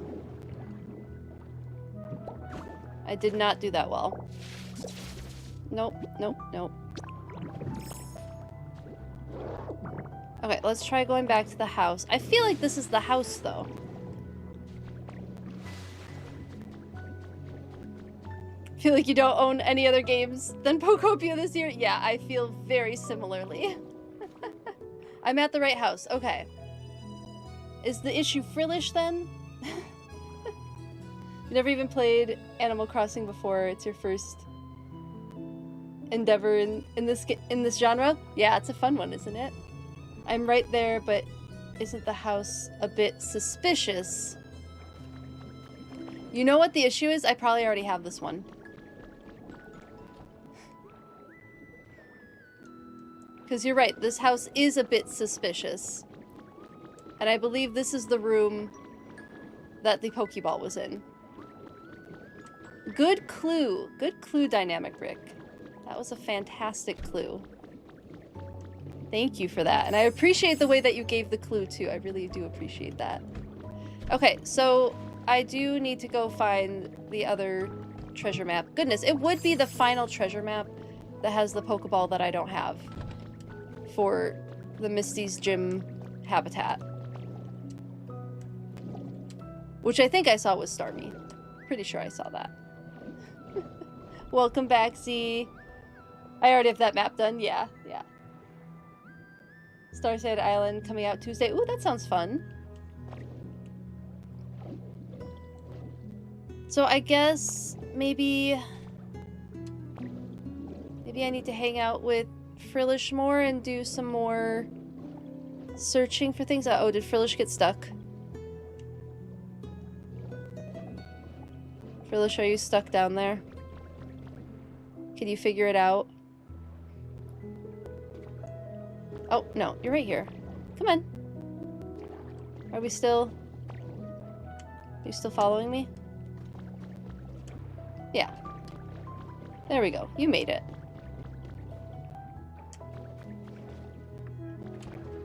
You just like closing doors. I see, I see. I guess we'll just have Frillish take us on adventures for a little bit. Nope, that's not the tool I wanted. There we go. Wrestled 10-foot tall, 2-foot wide raspberry bush. Oh my goodness, Z. I'm glad that you won. You were in the window well, were you? I didn't hear you.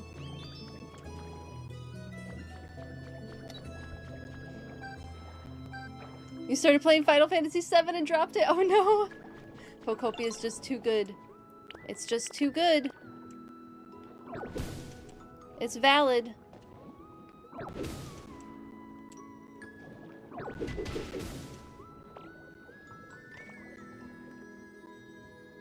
There it is. Only relics. Alright, back to Magnemite mode. I can't not fill in the sand.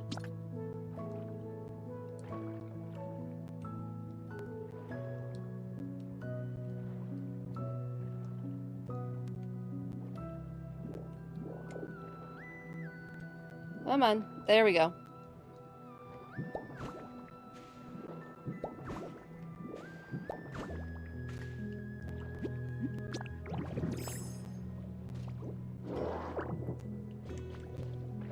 And it's just doing this treasure hunting is how you get the maps, right? It's not like specific treasure hunts or like specific areas. You could get them on like a Dream Island too, maybe. Final Fantasy VII is definitely worth playing. Yes, it is for sure. You have the chance to get back to it. Is it the remake Final Fantasy VII? Or is it the original Final Fantasy VII? Oh, the Rain Barrel one. Gotcha, gotcha. Well, thank you, Z, for doing that. I appreciate you. How do people deal with storage? Do I have a separate one down in the DLC? I did make a separate storage in DLC, and then there's that. Hopefully this isn't too much of a spoil for people playing. There's the new storage device, the new portal storage device, and I have like a lot of crafting materials there, and then I have extra boxes on either end of those portals for storing more crafting materials if I need to refresh it. But I have like most of my underwater stuff underwater because for now that's been easiest for me. Found them randomly. Okay, so they are a random find.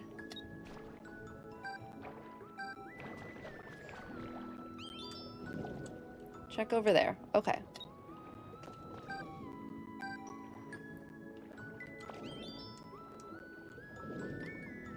Okay, we're still checking over here.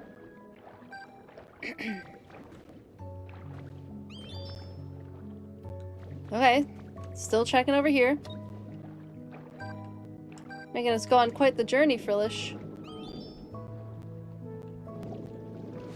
There's really nothing closer?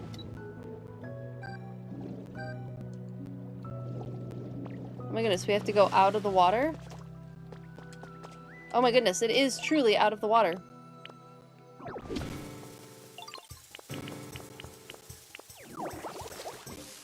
Whew. Oh, I see another one over there.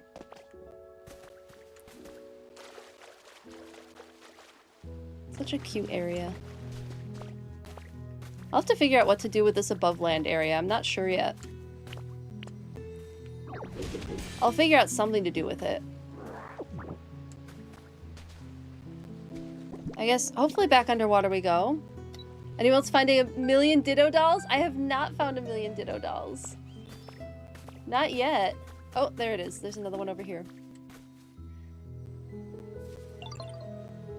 Good winter game? Yeah, good winter game makes sense. You have a main storage area on rocky ridges, just because that's the first biome you worked on a lot, and then made smaller ones in the others, and mainly keep blocks you use there for furniture. That makes sense. 4 chests around the workbench for basic building materials, yep, and 2 for switching out on the go. And then the new pod for materials you know you want to store somewhere else. Super valid, Miss Radiant Ace. That's a great way to do it. Don't know if it was random, but you weren't switching. Okay, that's fair. It might be that I'm just not getting lucky on this one. I was hoping we'd be able to do the Stormy one today, but we'll just have to see what happens.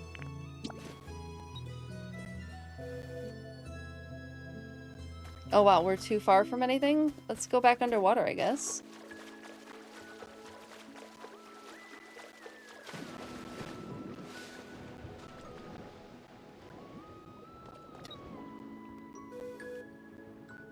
Oh my goodness, nothing? I've never had it say nothing before. There is just so much to do, it's so true. Hey, we have a new Pokemon! I mean, it's true, I could do that, but the map is fun. Whoa! Malamar! So we have our squid, also kind of cuddly fish Pokemon. Cuddly fish? Cuttlefish inspired Pokemon.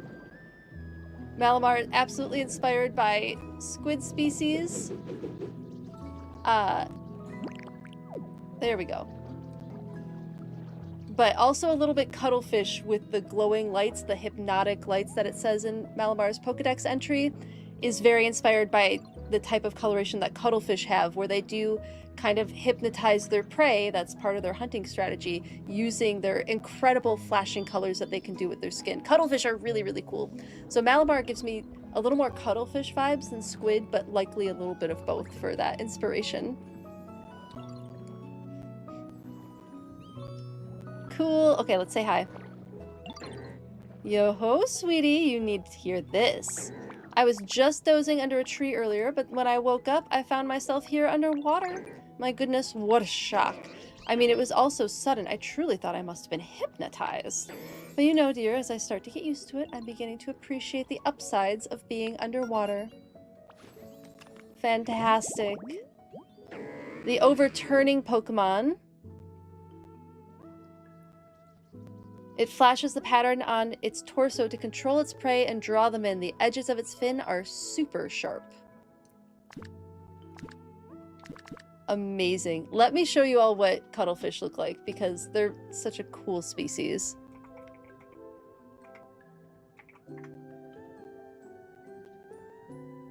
Do they have any videos? Sometimes... Yeah. Well, that's not quite the video that I'm interested in. Yes, here's one. Okay, I found a cool video of a cuttlefish to show you all. We're gonna have to deal with the sound for just a second before I can turn it off. But you'll be able to see cuttlefish changing their patterns and hunting, I'm pretty sure, with this one. So here we have a cuttlefish. This cuttlefish is hunting, so you can see that very like squid-like body. And then I wonder, is it gonna change its coloring a little bit? You can kind of see it flashing its colors a little bit in this video. It's not doing a whole lot of changing, but you can see how perfectly camouflaged it is with its environment. Incredible. If you look at its belly, it's gonna flash its colorations on its belly a little bit. There's been some fascinating research done with cuttlefish. Oop. No. Where did it go? There we go. So here's some more cuttlefish images. Let's pull up a couple more. Wonder if there is any video of them changing color. Let's see what this one gives us. If it shows any of the color changing. I'll have to go look up the colors if this one doesn't show it. Here's a rather large cuttlefish. Just, they're so cool looking. Such an interesting, fascinating little cephalopod. Not cuddly, despite the name. I would not consider them particularly cuddly.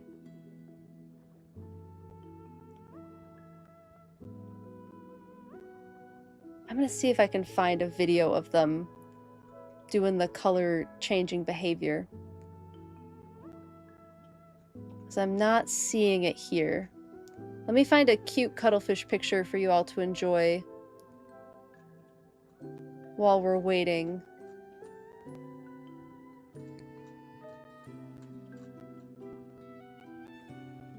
That one's pretty cute. We'll go with that one while I'm looking.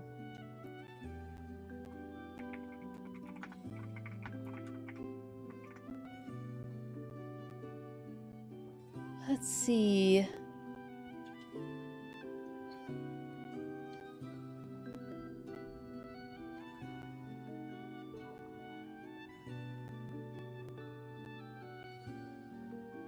Showing a lot of other species.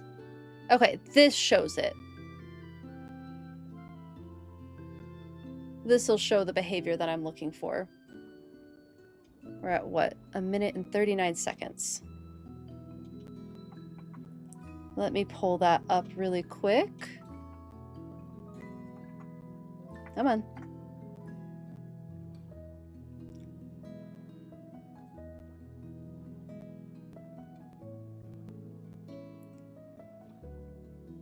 Oh, nope, not full screen.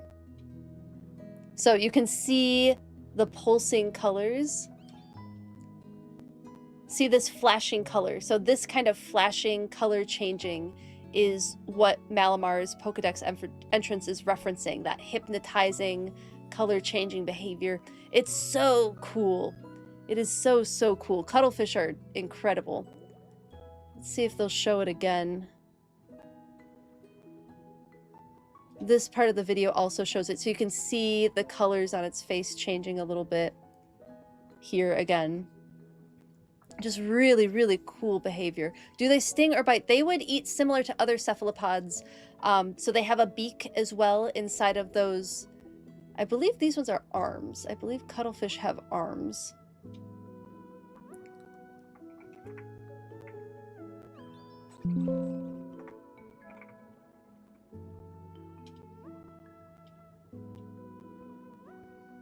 Arms, okay, so they have arms and tentacles. So they also have arms and tentacles. But those structures, those arms and tentacles, would bring food into the center of their face where they have a beak where they would chomp down on things, as similar to how other cephalopods do. So good question, very good question. Why are they called cuttlefish? That's a great question. I don't actually know. Let's see. Let's see if there's any information about that at all.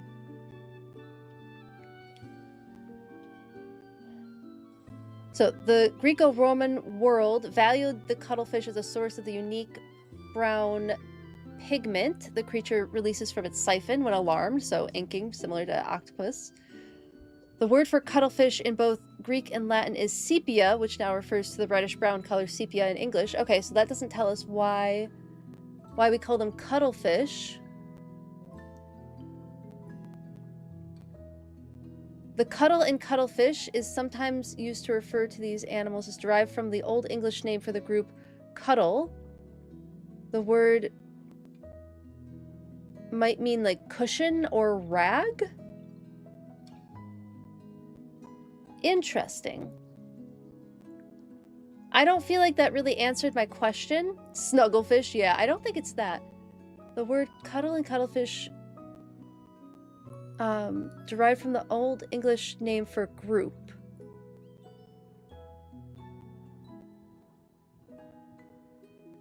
So it could refer to the Old Norse kodi, which means cushion, or the Middle Low German kudel, which means rag. I am not certain why they are named cuttlefish. I'm tempted to just do a why are they called cuttlefish search. See if there's a better explanation.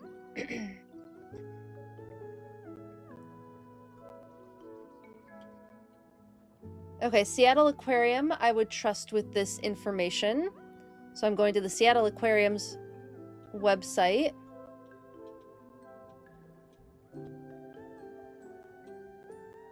The cuttlefish gets its name from its cuttle bone. So with mollusks, when we're looking at cephalopods, octopus, squid, cuttlefish, nautilus, they all are forms of mollusks that don't have shells, except for the nautilus, of course. The nautilus has a shell. Most of the species in cephalopoda have an internal structure. In squids, it is the pen. In octopus, it may just be the beak, but there might be something else as well. And in cuttlefish, they have a cuttle bone, which is an internal porous structure that helps the animal regulate its buoyancy. The cuttlefish can control the buoyancy by changing the gas-to-liquid ratio via a specialized tube called the ventral symphunctal. Cuttlefish are unique in that no other cephalopods have cuttle bones. That also doesn't help. I don't know. I don't know where the word cuttlefish comes from.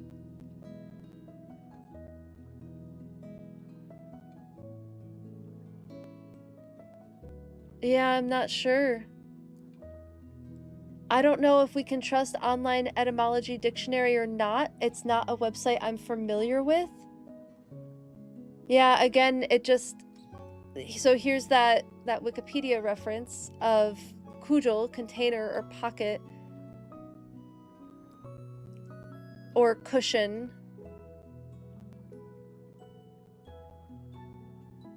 Bag.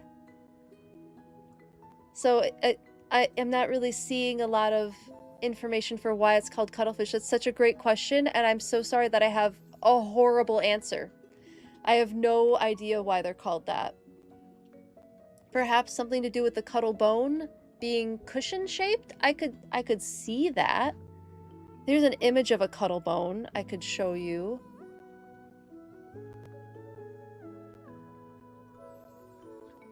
Which does look kind of like a cushion.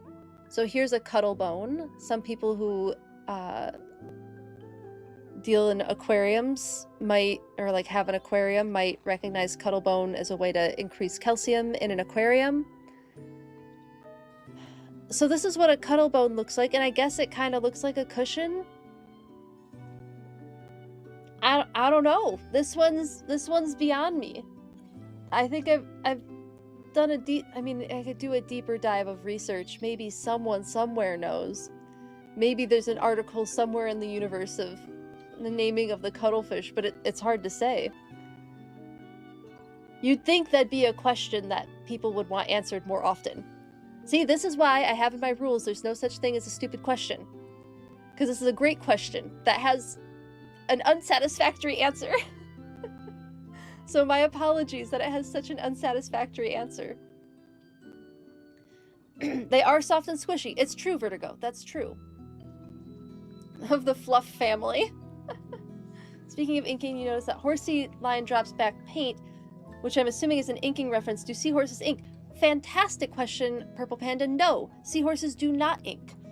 That is such a cool thing that they've added that is definitely not inspired by seahorses. At least as far as I'm aware. I've never heard of a seahorse that inks.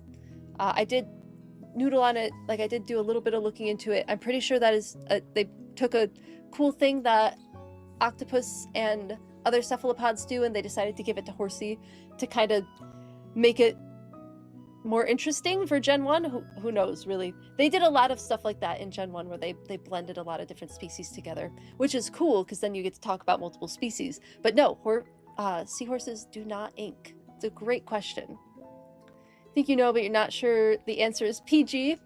Fair, like Halcyon. I did see a couple of references to some not PG answers as well. Should call it cushionfish. Thanks for letting me know, Z.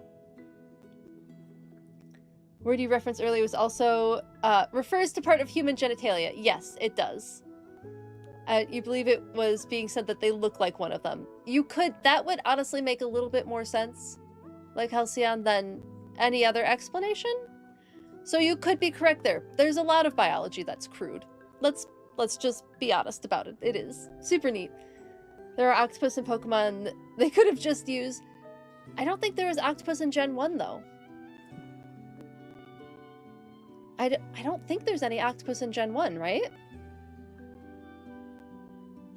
Because I don't know if they knew in Gen 1 their plan to continue making so many more games. Octillery is like 3 or 4, isn't it? In some video games, you've seen spaceships designed like that fish. Absolutely, Lo-Fi Lord. Yes, I think a lot of space games and fantasy games like to use underwater sea creatures as inspiration for spaceships. No, in Vertigo, you're right. In this game, they aren't using all of Gen 1, but Horsey being able to ink is something that I remember from earlier games as well. It's not something new to this game. Is it Gen 2 or 3? Okay, thank you, VB Crasher. I appreciate that clarification. Pokemon Quest indeed, for real. Do they sting or bite? Oh, that was the beak question. What's the difference between arms and tentacles?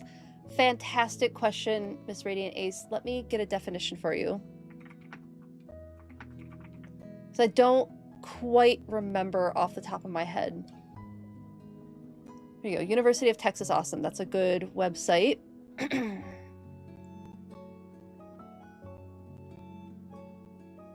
Okay. An arm, for anything that has these, is a limb that is covered with suction cups from the beginning to the end. A tentacle has suckers only at the end, which is usually wide and heavy. So, squid and cuttlefish each have 8 arms and 2 longer tentacles. Cuttlefish would fire out their tentacles at high speed to catch prey, and the tentacle of some squid have sharp hooks that help them snag prey in open waters. So it sounds like tentacles are generally longer, and... Wait, hold on. Yeah, the tentacles are generally longer and only has the suction cups at the end. And then an arm is a limb that's covered entirely with suction cups. So each arm of an octopus have arms and not tentacles. Each arm of an octopus contains its own brain. That means that one arm can operate entirely on its own, or it can be controlled by the central brain. An octopus uses its arms to build its own housing and to climb in and out of shells and other objects. It uses 2 arms to crawl along the bottom, so those arms are sometimes called legs. So there's specific arms that octopus have that are occasionally called legs, just, you know, to complicate things more. Whereas the tentacle has suckers only at the very end, so furthest from where it's attached to the body. So the nautilus, which lives in its own shell, is different from its cephalopod cousins. It can have more than 90 limbs. They don't have suckers, but they are still called arms. Sharp features on the arm extend to catch prey, arming the nautilus for survival on the ocean floor. So this is through the Marine Institute through the University of Texas at Austin. Fascinating. This was a great resource for arms versus tentacles. So arms are covered in suction cups. I'm repeating this so many times because I'm trying to remember it. Arms are entirely covered in suction cups. Tentacles only have suckers at the end. Super cool. That was a fantastic question. Thank you for asking that question. Astral goes, yes, Malamar is in Pokopia. It is indeed. It is indeed. Tentacle is basically a fish plunger. I can see that. Learning lots of facts today. Yes, we are. You're a little smarter today? I'm very glad to hear it. Very glad to hear it. Interesting difference, isn't it, Miss Radiance Ace? Yes, I agree. I agree. Very, very interesting difference.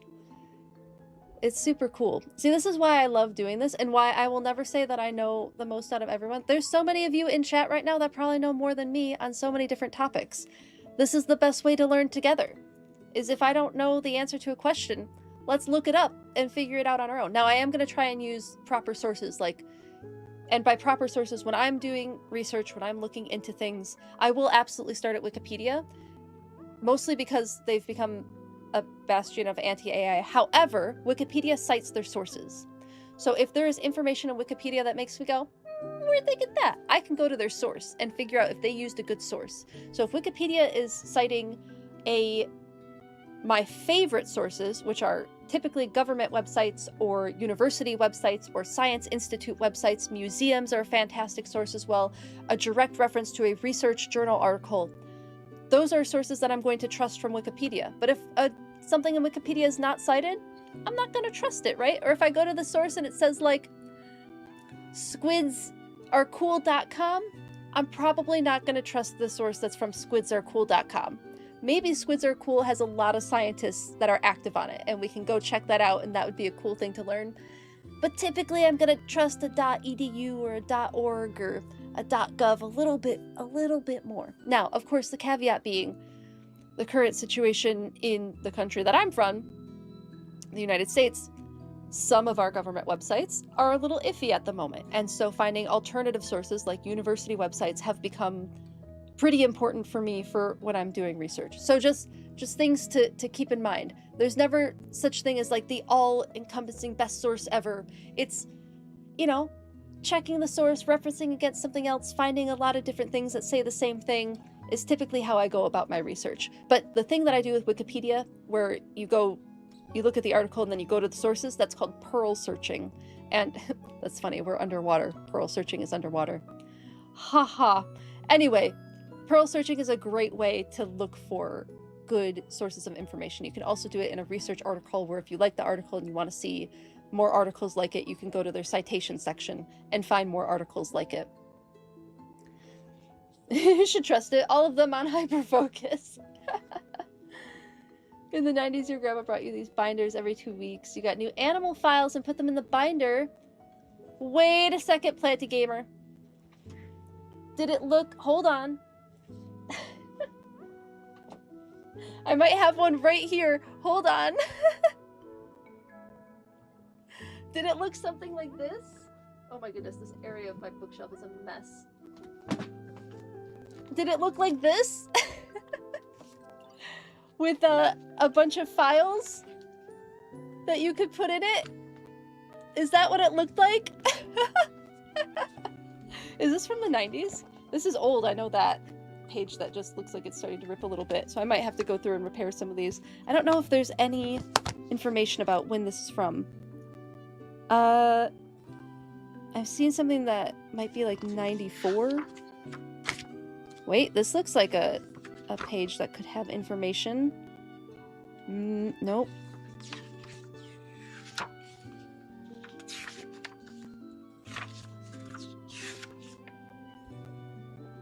So they're conservation organizations. I'm not finding information on when this was published.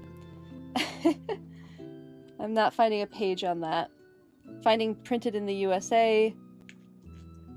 I'm finding like the numbers. Maybe I'll have Z look at it. Z's a librarian and knows how to look for this kind of information. Yeah, I'm not seeing a date for it. Oh, wait. Pictures supplied by? Nope, just information on how to use the book. Okay, I did my due diligence. You're crying. Do you know how excited little me was to get those? Yes, I know, they're super cool. Isn't it really cool? I don't think that I got these as a child. I think I bought this secondhand. But super cool that you got these as a child and got them shipped to you. That's amazing. What a fun memory. Oh my goodness, I need to reorganize. One moment. This is a disaster.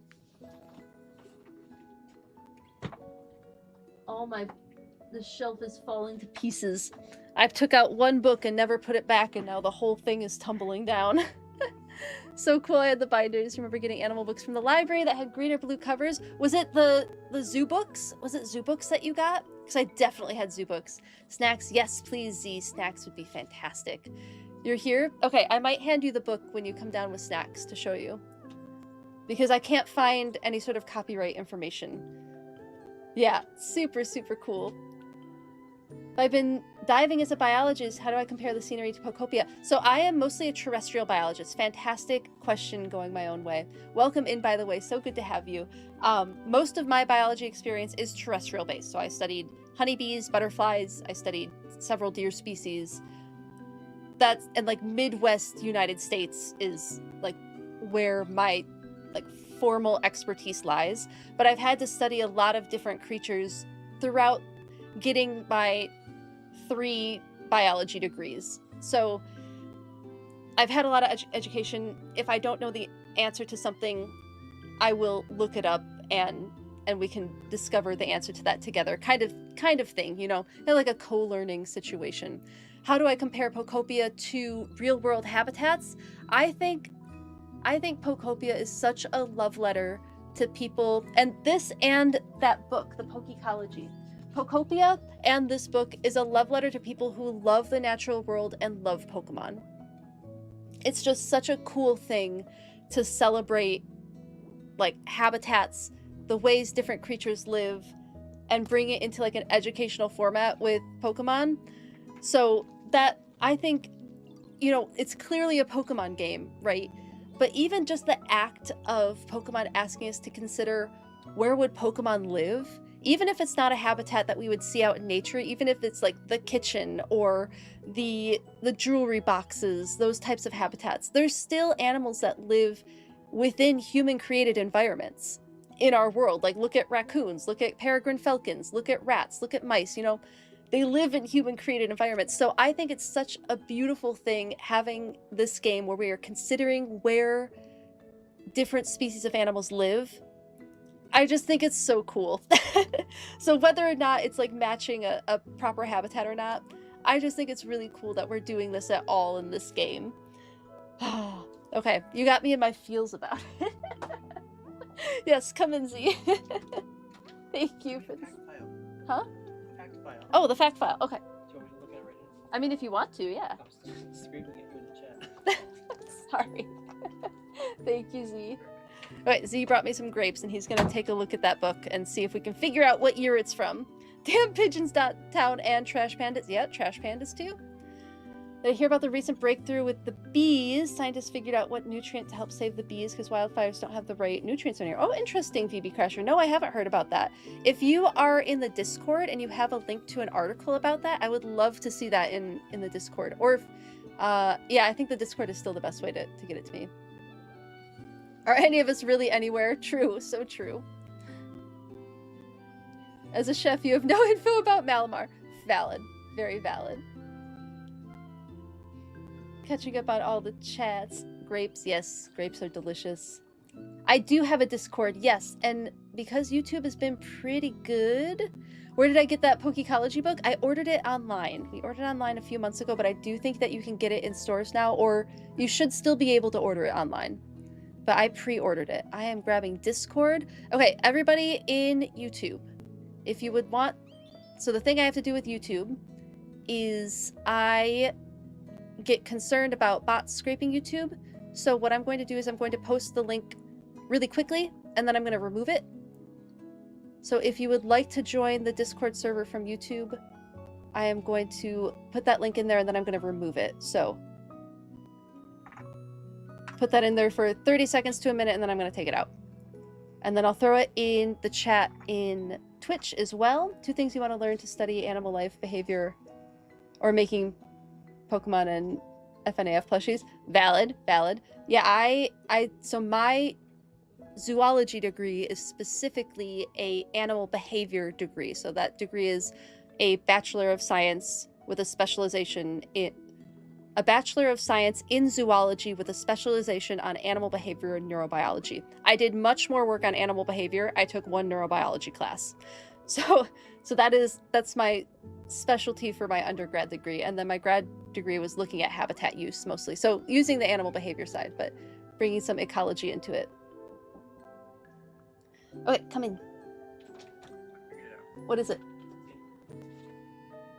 June 94. June of 94. Okay, so this is from 1994. I think that's some kind of ISBN next to it. Is that an ISBN? I know it's 9 digits. Usually very terrible. Interesting. 1994. I mean, 1994 things probably changed. Thank you, Z. The librarian has spoken. 1994. I'm gonna put this over here because I don't feel like dealing with that shelf at the moment. Oh, I'm so glad you're here now, Planty Gamer. Okay, I'm gonna remove the link in... Did you get into the Discord, Miss Radiant Ace? So first grade, that would... Oh, that was a little bit... I was 3 in 1994. Alright, I'm seeing some people joining. Let me know if you made it in. Reading the rules. Okay, I'm gonna delete it then. But let me know if you need it again. Whoop, come on. Okay.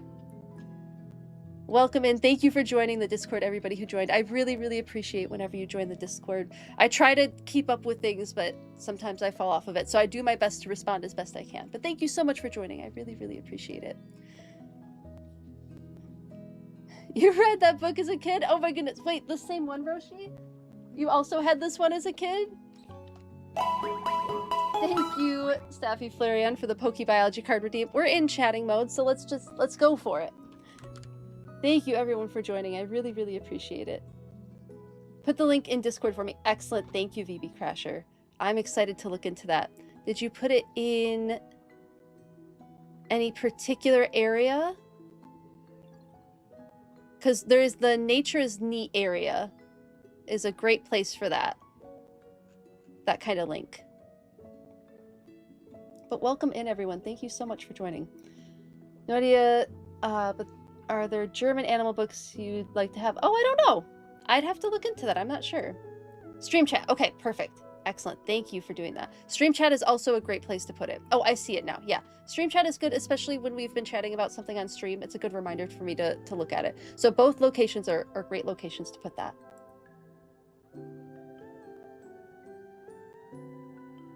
Very, very cool.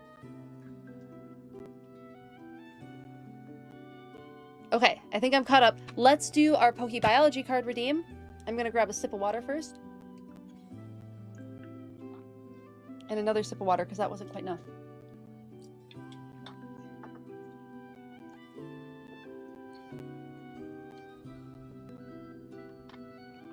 Okay, let's do this. PokeBiology card. We have... Ooh, a holographic one. Sandaconda. So cool. Sandaconda, obviously the name partially inspired by anacondas, and even the shape of its body, the really coiled look.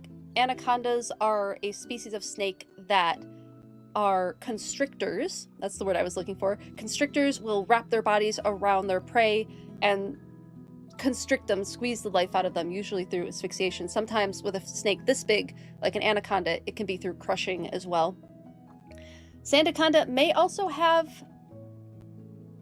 a desert snake inspiration. Let's look it up really quick. I don't actually know. Definitely anaconda with that name. And the coiling.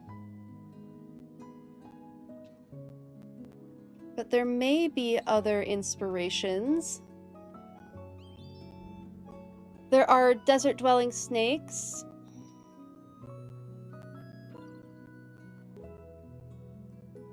So sidewinder snakes are ones that are decently well known in desert environments. They have this incredible movement behavior where they shift sideways across the sand, sidewinding across the sand, if you would. And how they do that is they increase their body surface area, because slithering, they're not going to get as fast. So they increase their body surface area and kind of like jump between patches of sand. It's a really fascinating, incredible behavior to move more quickly in desert environments.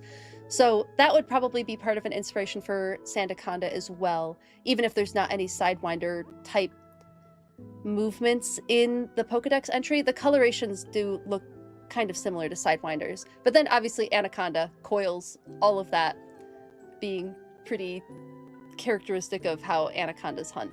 So Sandaconda was our PokeBiology card. That was a chatty one. I don't always have so much to say, but that was a fun chatty one. I'm going to add that to the list of ones to make PokeBiology content. Nice Snake Goober. True. Thank you for the redeem. I really appreciate it. How can you learn zoology without needing to pay? I mean, you can learn through reading. If you can get secondhand textbooks, you can learn that way. You can learn through other educators. If you get a job in some sort of environment with animals, that can be a way to learn as well. There's lots of ways to learn without having to go through formal education. You know, visiting zoos, specifically AZA or EZA accredited zoos and aquariums would be great places to learn because part of the accreditation process is education. Getting involved in volunteering for some of those organizations can get you access to more knowledge that way and more information about what you want to learn about. So there's definitely ways to learn about it without going through a formal education process. There is a library. Oh, Z, the librarian's on it. The library is a great way to learn, and librarians will be able to direct you so much better than I will because they'll know the resources in your area. Definitely go to the library. Good point, C. Good point. Yeah, zoos can be really competitive to get work at. They can be pretty challenging to get a job at. Starting with volunteering is a phenomenal way to get a foot in the door at a zoo or an aquarium, because so many people want to work at the zoo, right? And name recognition, like just general knowledge about like how you work and like having good work ethic and knowing that you work well with that group of people. I mean, some of the zookeepers I know, they all got their foot in the door with volunteering. And one of them had many years working at the zoo and becoming pretty well respected at that zoo because she started out like breeding monarch butterflies on a volunteer basis for that zoo. And then she got hired to do it. And then she finished her degrees and then got hired on as a zookeeper and then was given more and more responsibilities. So volunteering is a great way to go. Now, to get a job as a zookeeper, you do need formal education. You need minimum a associate's degree for some zoos, but typically it's a bachelor's degree. For some positions within zoos and aquariums, you're going to need a master's degree, especially if you want to go at the curator level kind of situation. So to get a job as a keeper, you do need that formal education. So the one caveat. But for learning, like there's so many ways to learn. Yes, not all zoos. Yeah.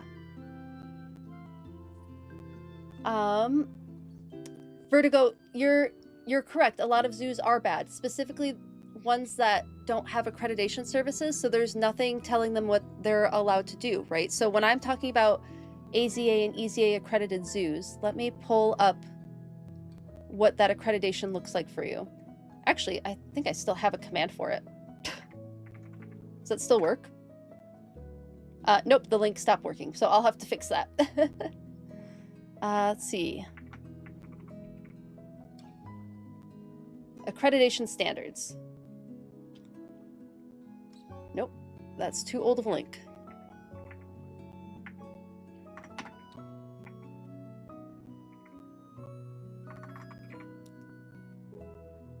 AZA accreditation. Here we go. So, and these are rigorous, like super rigorous standards as well. These aren't like, oh, you can kind of do this. It's like you will lose your accreditation and you will lose the ability to participate with other zoos around the world on conservation, education, all of that. Like it's a big deal to have an accreditation service, to have accreditation from the Zoo and Aquariums Association. And then there's the is it EAZA or EZA? I can't remember exactly which one it is for European zoos. And then there's several others, of course. I think WZA is another one. Anyway, it's animal care standards, it's education standards, it's participating in conservation, it's even building standards. Like buildings have to be up to a certain specification to be accredited. It's a very rigorous process. I remember when my zookeeper friend was going through the reaccreditation process at her zoo, like there was a lot that they had to consider. It was not an easy process at all. Let's see if there is any information. Programs, policies required for accreditation. Nope, I'm not a zoo, so I don't get to access that, apparently. Oh, and I lost it. I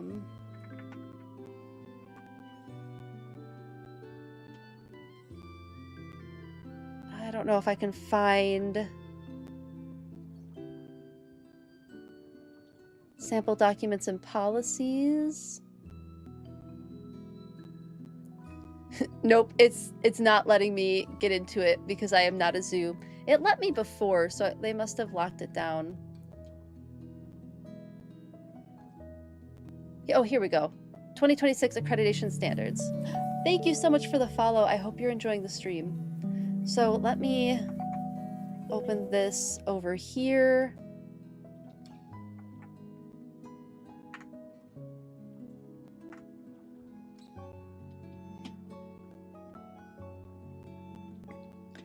So accreditation standards, we don't have to go through everything, but just like a general overview. So things that have changed it. So accreditation standards. So we have veterinary care, well-being, and management. Animal care is the #1 priority, the first part of the accreditation process. What is the animal care like? Is it up to standards? Is their well-being being met? Veterinary care, conservation, participating in conservation programs, like literally breeding species to release back into the wild, doing research to ensure the environment is better for animals if they are being released back into the wild, and like keeping those species around. Scientific advancement, governing authorities, staff, support organization, finances, even finances are a part of their accreditation process. Physical facilities, so there's your buildings, safety and security, guest services, campus and strategic planning, so how is the layout of the zoo? Standards for, oh, here's specific ones for elephant management and care and cetacean care and well-being. A lot of zoos in North America decided to give up their elephants because the weather was not appropriate for elephants in that part of the world. They sent their elephants to zoos where it was appropriate for them. So there haven't been elephants in northern zoos, AZA accredited northern zoos, in, I think we can say, decades now. So the process of AZA accreditation is, and I'm saying this because I want you to know that if you go to a zoo with accreditation, you're not going to a place that is harming animals. There are absolutely places that call themselves zoos and have animals and keep them in cages and harm them. They are not AZA accredited. So I just want to reassure you that if you're going to a place like this, you're going to a place that is helping animals and helping the environment and the people who live in those areas. Like that's part of it. It's a very ethical organization versus areas that have, or places that have animals in cages and do awful things to them as well. Think like tiger petting, like animal petting zoos. Some petting zoos, when done well, can be safe for the animals. But anytime you're seeing like, come pet a baby tiger, come pet a baby bear, those are not AZA accredited locations. Those animals are typically not in good conditions because they're having to be pet all the time. They're sometimes drugged. There's some, like, the parents are often not in good situations. If they're breeding these animals constantly to constantly have more tiger cubs to be pet, those parents are probably not part of a species survival plan, so their genetics are probably not great for any of those animals. So yeah, the AZA accreditation process is incredibly rigorous, incredibly thorough, and it's for specifically the welfare of animals. So animal welfare, here are our definitions. An animal's collective physical, mental, and emotional states over a period of time measured on a continuum from good to poor. Animal welfare refers to the science of animal welfare and is measurable using both input and output-based measures. The science of animal welfare supports and informs an understanding of animal wellness. And then we have the animal wellness definition here. The state of being comfortable, healthy, happy, achieved by AZA facilities, giving animals lifelong opportunities to thrive. This is supported through leadership, culture, operations, science and innovation, expertise and passion, collaboration and sharing, engagement and communication, and our approach to the conservation of species and natural spaces. Well-being is a concept used to communicate desire to provide an overall positive balance of comfort, health, and happiness to the animals in our care. Well-being, for the purposes of this document, is conceptual and contrasts with animal welfare, which is a different definition above, which is science and measurable. So, just like, hopefully that helps with like knowing that these organizations, these like zoos that have these accreditation services are doing things that are benefiting the animals in their care, and that they're not just all animals in cages. Sorry that this like went really off the hand. This is something I'm clearly very passionate about, but I just wanted, hopefully this can give some comfort to people that are worried about zoos. Yes, thank you, Z. Wondering if they do that in different topics. Very few zoos are good, but they all keep animals in smaller spaces than they should be. Well, Vertigo, I understand what you're saying there, because like having a lion in an enclosure is obviously not going to be the same as a lion out in the wild. However, lions are an endangered species, right? Giraffes are an endangered species. And there's ways that we can improve their care in captivity that keep them still feeling fulfilled even within a smaller space. So that's called enrichment, is often what is done. Things that enrich the animals' lives. But that doesn't necessarily mean that they're all bad.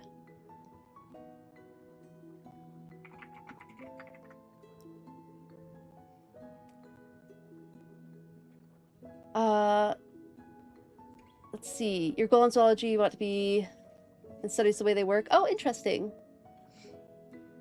Wife doesn't let you go to zoos or aquariums unless they are accredited. Exactly, VB Crasher. Yes. Love animals in this house.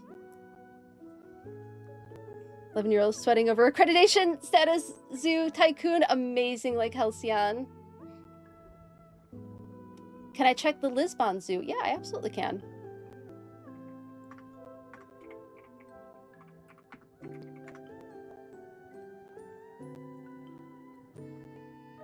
Let's see.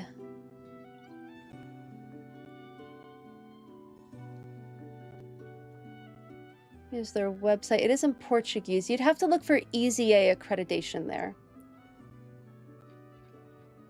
Let's see if I can find... Yes, I see EAZA and WAZA accreditation for Lisbon Zoo. So, that is an accredited zoo. But Vertigo, I'd have to ask you, you won't go to any zoo unless the animals get released back into the wild. What wild are they getting released back into? Is it the wild with pollution? Is it with poaching? There's so many situations where the goal is always to make the habitat for these animals livable again. Like, the goal of zoos is to put themselves out of business. They would rather have the animals back out into the wild. Now, of course, the history of zoos didn't start that way. Nope, zoos were an awful situation that were animals in cages, but they have evolved to being something where they would love to put their animals back out into the wild. And that is a goal and a process that many zoos do.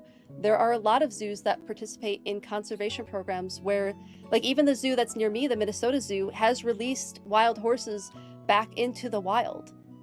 And there's frog breeding programs. Black-footed ferrets were saved by zoos and released back into the wild. So there are a lot of zoos that do release animals back into the wild. But there's a lot of habitat where many of these species are from where it's no longer safe and no longer possible for them to survive in those wild environments. And so zoos in that way are very important while we work with governments, while we work with different countries, while we work with different people to encourage them to want to create that habitat for animals to live there so that animals can then be released back into the wild when it is safe for them to be done so. So I totally understand your concerns. I so see where you're coming from, and it's coming from a place of love of animals, and I think that's wonderful. I do think learning about the accreditation process of zoos will hopefully ease your mind that these aren't places that are just exploiting animals. Safe specifically for important in regards to poaching. Exactly, Polite Pangolin. Exactly.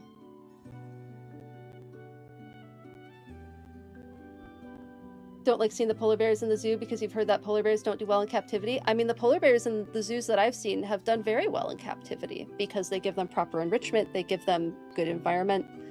I have not heard that, but if you have a source for it, I'd be interested in seeing it. Don't a lot of zoos take rescue animals? Yes, like Halcyon. One of the zoos near me did take 2 rescue mountain lions because they're not an SSP, because they're not an endangered species. They took in rescue mountain lions rather than having mountain lions that were bred in a zoo. So they did take rescue animals at one of my zoos.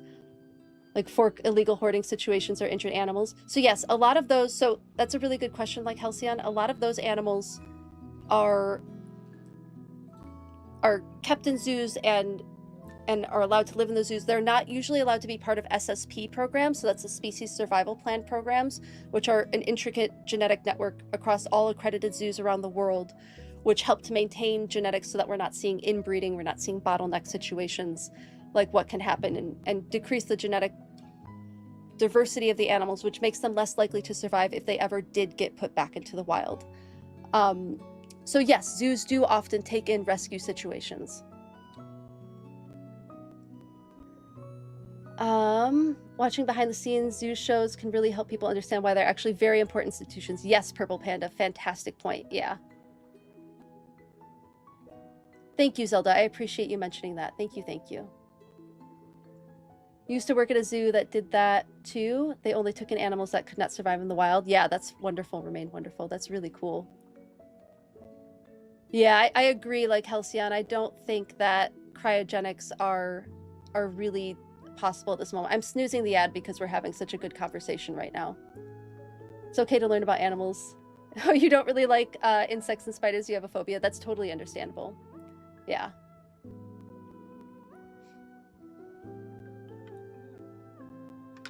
I appreciate you, Zelda. Thank you so much for coming in there with that. Definitely appreciate that. Thank you, thank you.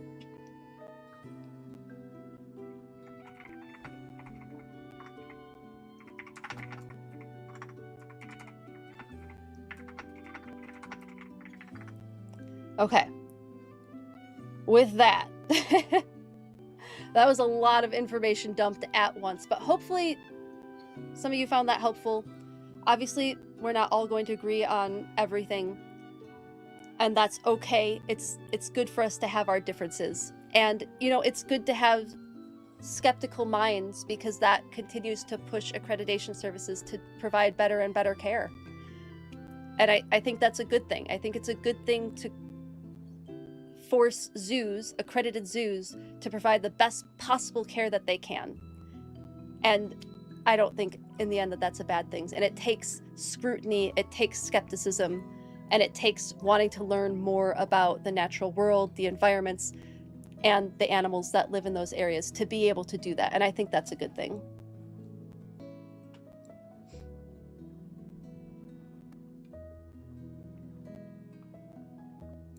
I do think maybe we need to move away from this topic, however.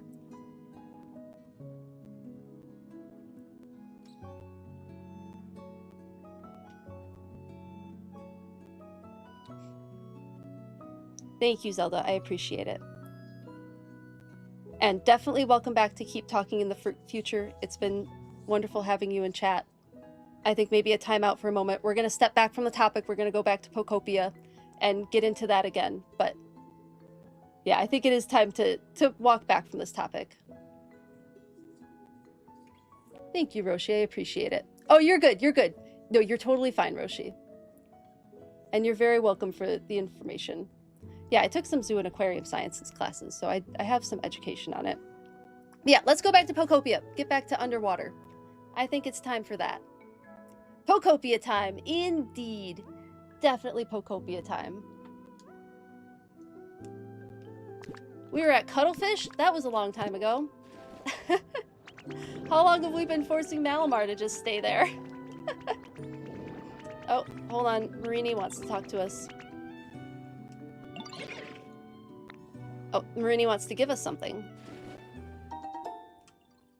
I won't lie. Games like this and Pokemon Snap, you know, maybe not Pokemon Snap, but this game definitely is giving me a better appreciation for Pokemon like Marini. Can cuddle a cat, but I'm not sure about cuddling a fish. Polite Pangolin, were you not there when I was talking about Malamar? Because I think Malamar is very inspired by cuttlefish. Squid, of course, but the hypnotic flashing of cuttlefish, I think, is a big inspiration for Malamar. Also, the body shape with the shorter arms and the longer tentacles, which we defined earlier. And look, Malamar's showing it. The tentacles with the wider shape at the bottom. Very tentacle-like. So, also very cuttlefish shaped, in my opinion.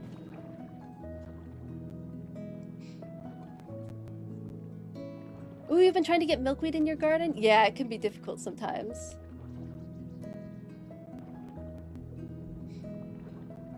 Yeah, you're so welcome, Garlic Girl. You're so welcome. The milkweed in your yard has exploded and you've been seeing butterflies and caterpillars. I get a lot of milkweed, but I don't get a lot of caterpillars, and I think it's the wasp and the ants are carrying caterpillars away, which is a bummer.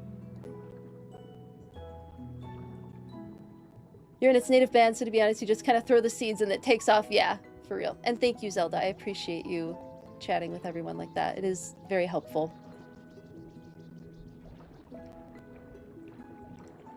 Thank you, Zelda. Learn something new every time you're here. Oh, you're so welcome. You're so welcome. Okay. Do we want to keep looking for that map, or should I try and find some more habitats? What sounds fun? Because I could keep looking for that map, but I did lose track of, we weren't able to get any hits on it. So that might be something that I have to do for next time. And that's okay. We'll try like maybe one more time over here. Might have to try seeds. You've been starting plants from native nurseries and they all perish. Oh no! That's a bummer, Deotter.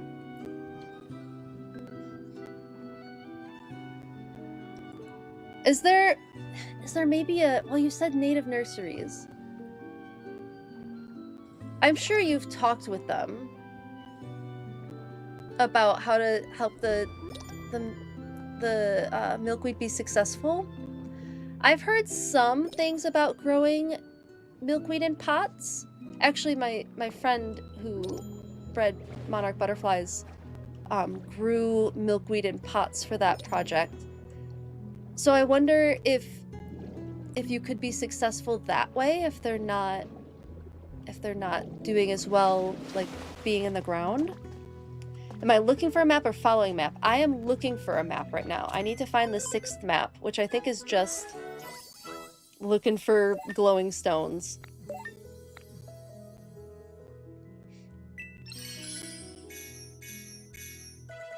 Whew. Completed a lot. Anything else? Oh my goodness! Hello! Welcome in, Raiders!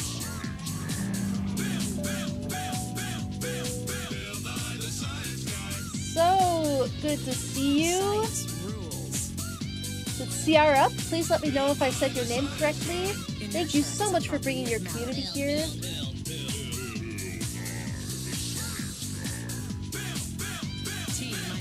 Welcome in.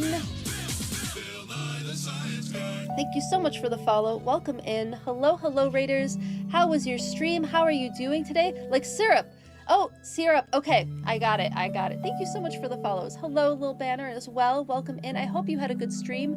If you are new here, hello, my name is Dewfeathers. I'm a former wildlife research biologist who likes to talk about animals and nature. We were just talking about a lot of other fun stuff too. And then we also play games inspired by nature and get inspired and go on tangents and stuff like that. So I hope you enjoy your time here. If you would like to tell me what you were playing, I would love to hear about it. Otherwise, please feel free to raid and run if you need to take care of yourself after stream. Please do so, but absolutely would love to hear about it. Oh, you were playing Pokopia. What were you doing in Pokopia? Do you have the DLC? Are you having fun with it? I absolutely love Bubbly Basin. Oh, you're gonna try the pots? Fingers crossed. I hope that helps, the outer. I hope that helps. Bubbly Basin, yay! That's awesome. Do you have any builds that you're working on yet? Or are you still... I'm still in the very much let's explore and find things phase. I still haven't found like the 6th treasure map yet, so I've kind of been looking for that. I'm missing the 6th one, Remain Wonderful. I'm missing number 6. Definitely exploring. You know, I haven't done any scale fetching for the Phoebus event yet.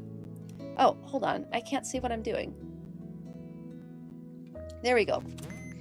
So I could run and do that. Because we've kind of been like wondering what to do. We got a bunch of Pokemon. Ooh, look at all these fun new things. And I haven't been to a Dream Island yet. Alright, yeah, we just got to Environment 6. Heck yes, got it. Definitely exploring. Yeah, it is fun, isn't it? Oh, overwatered, that can do it. Yeah. The intense sun. Yep. Currently collecting scales. Cat of Diamonds, did you make it home? Is that the sign that you made it home and you are safe? Thank you for letting me know, Z. The Starmie Dream Island has a lot of scales. Okay, we may have to do the Starmie Dream Island because I heard in the chat or in the Discord that somebody found a legendary, and I don't know what it is, don't spoil it yet. Somebody found a legendary that's not one of the three legendary beasts. So one of them's definitely a cat. But it's a different legendary. But I haven't found it yet, so no spoilers yet. You posted, is at the beginning of the tangent. Thank you, Cat of Diamonds. I'm so glad you made it home. Enjoy your scale collecting. You deserve a break. I know you're in Con Crunch, but you deserve a break after all that, because that was a lot.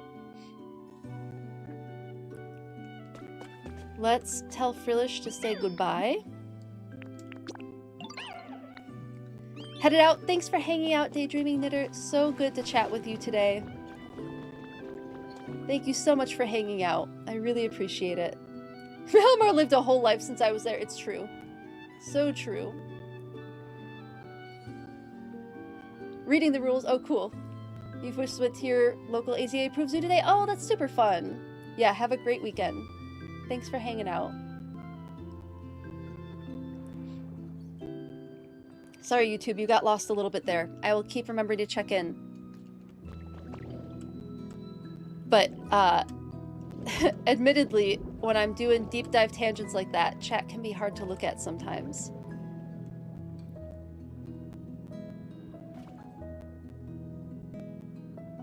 Backing up Disser. Okay, cool. Cool.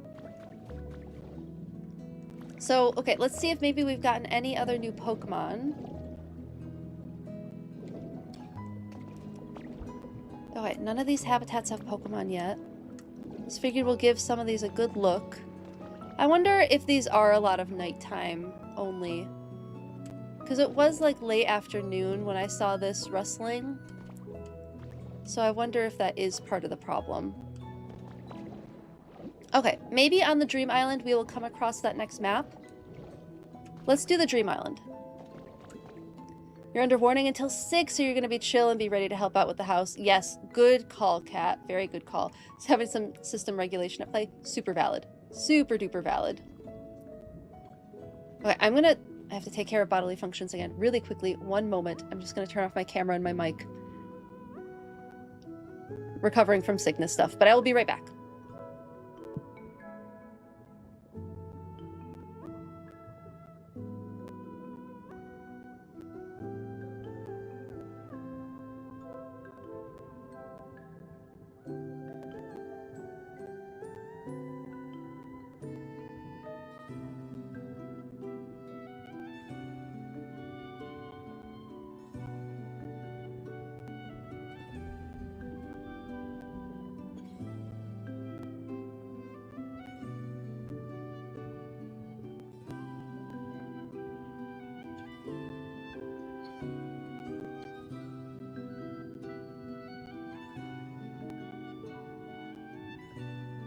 Human bodies require so much more maintenance. It's so true. We gotta take care of our brains. We gotta take care of our bodies. It's a lot. It's a lot to think about. No worries, you're here for the hyper-focused deep dives? Okay, I'm glad. I'm glad. Thanks for hanging around for them. Okay, let me put some of this stuff away because I have too much stuff.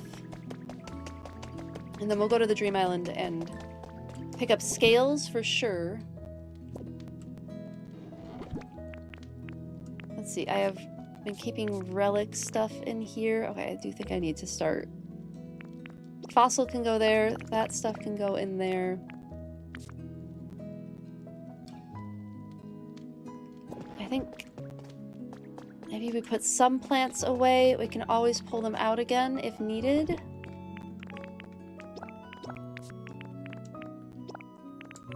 Where'd my logs go?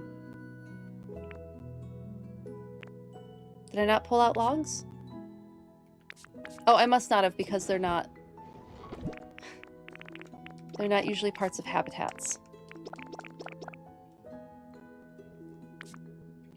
And then I think the rest are planty plants. Oops. No, I would like my soup back, please.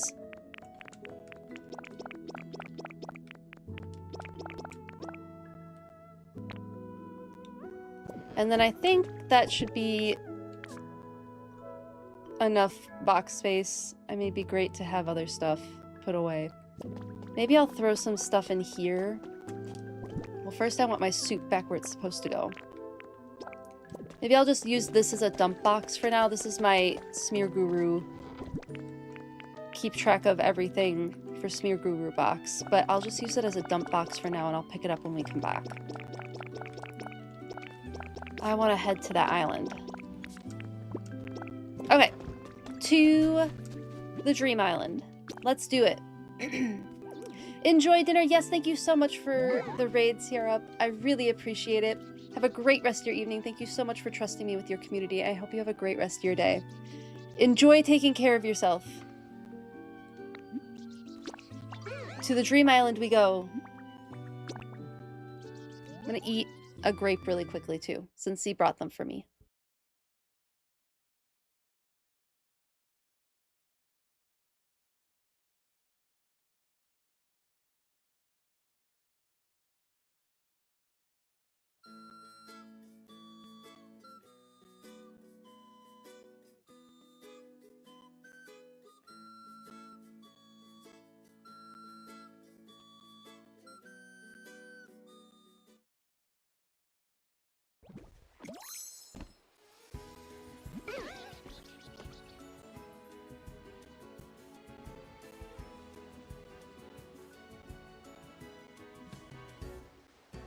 That should be plenty of grapes for a little bit. I was getting hungry. Oh, Polite Penguin, let me put the Discord link for you.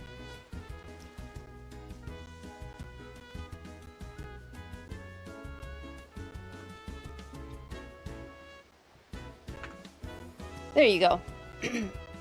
Pearls and Stardust and Scales. Oh my, indeed.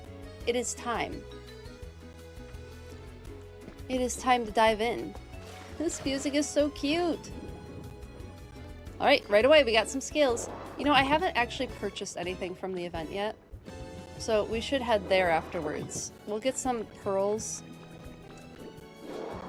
So I don't think I need a lot of other things from the Dream Islands at the moment. I have like 50 something of each type of coral. I'll probably grab the seaweed. Like the kelp seaweed, if I see it. And then, of course, if there's any interesting structures, we'll grab that too. Hey, scales! Yeah. Yeah, I had also heard that this Dream Island is the best one for getting scales. I had counted, it was like 90-something scales. I think that had been a question, how many scales had I gotten? I had 90-something scales before just now. For my first Dream Island. When the event first started. You went to 2 non-Starmie Islands and only got like 30. Oh my goodness. That's not a lot. The Starmie Island is really the one to go to then. Ton of them in the Basin area. Or on the Basin Island. Oh yeah. You were surprised when you went? Yeah, for sure. Yeah, they really packed them into this one, didn't they? I mean, they did that with the Sableye event. The Growlithe Island, Dream Island, had more of the red crystals than any of the others, if I remember correctly. Concerned about 65 on your Starmie, but then yesterday was successful. Oh, good, good. I'm glad. I'm glad that you got more.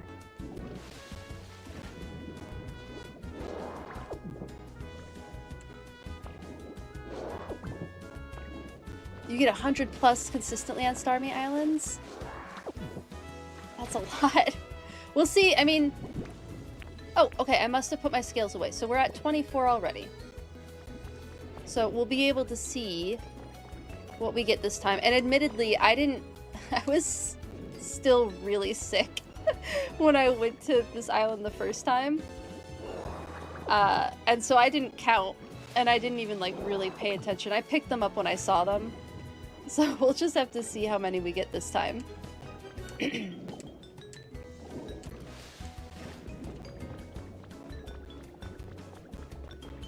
Alright, not seeing any more over here.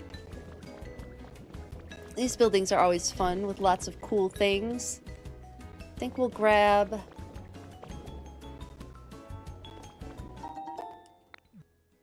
And I always end up needing more of these tire toys. I never think I want them, and then I always end up needing them. So we'll just grab them.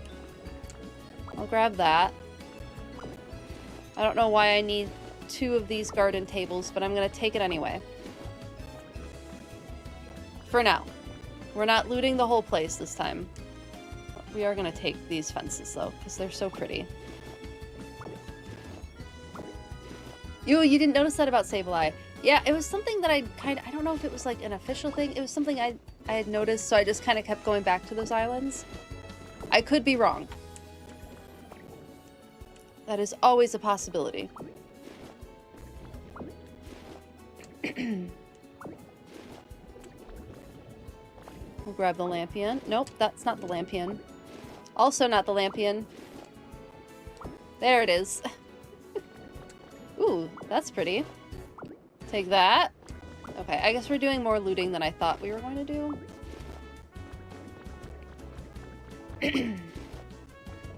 This Lampion item is so nice.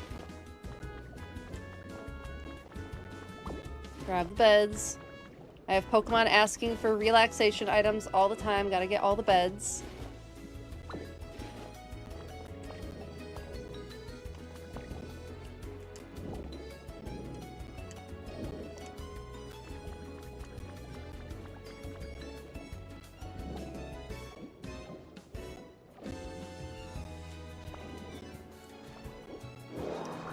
Is floating land on your island spawn? That's wild. Like above the water? I don't know that I've seen that before. Mysteriously, I really wanted it to be a map.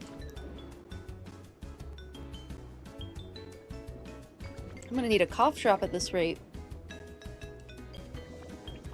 I still have some down here. I did find the cough drops I was looking for. They were down here. There's more scales. It'd been a minute. If any of you see scales that I'm missing, please feel free to point it out. I am open to being told if I miss some. Ooh, yeah, thanks for posting the screenshot. When you get a chance, of course. I will let you know. I have not partaken yet. But I likely will soon. Hello, Kippy, how are you? You're so tempted to always find a place to line up blocks to see what they look like painted, but you're never satisfied with where to put them? Oh no! Do you have you done a lot with your pallet town?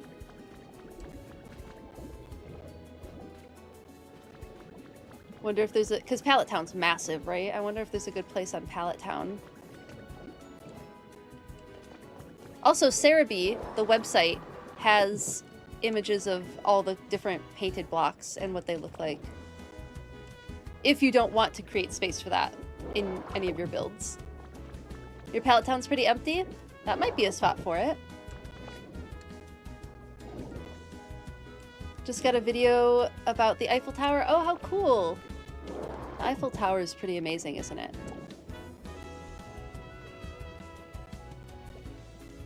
Okay, I think we're gonna keep doing the perimeter. As long as this is the perimeter. And I'm not just going back places I've already been. Entirely possible. Cerebi! Yes! Cerebi is awesome. Oh, you thought it would be smaller? No, the Eiffel Tower is a very large building. Okay, I see some pearls down there. I don't want to miss them.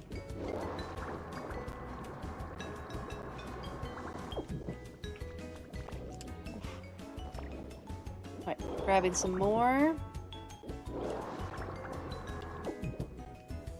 We're getting a decent amount of scales. I don't think it's like a incredible amount of scales. But we're getting some.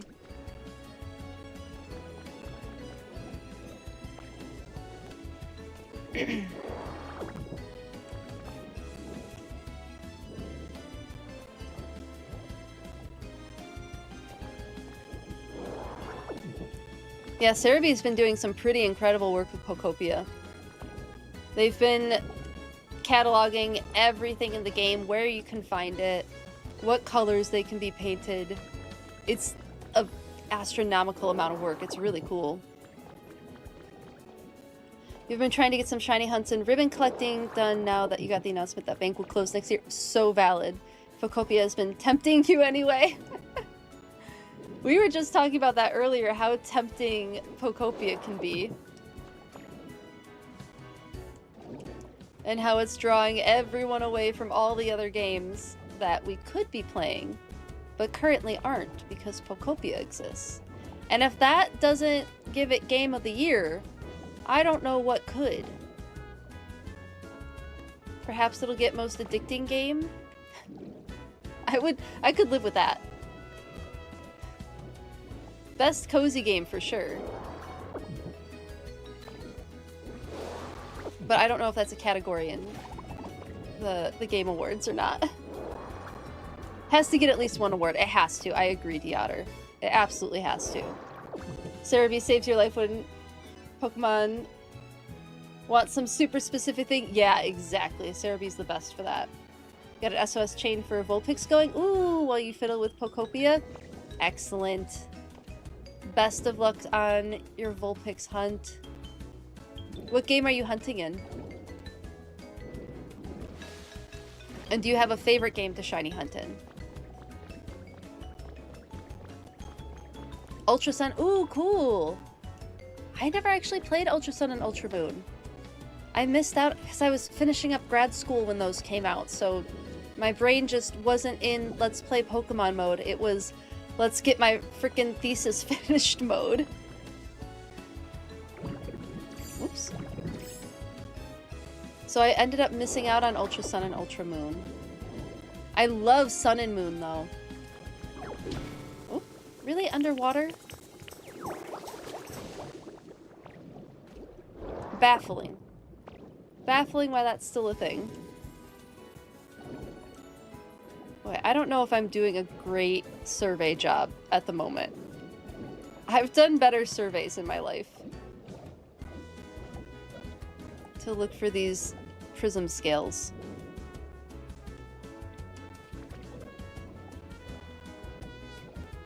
Let's maybe just kind of start diving into the middle a little bit. I see something glowing over there, so we're just gonna head over that way because it means I probably haven't collected scales from over there, if there are any.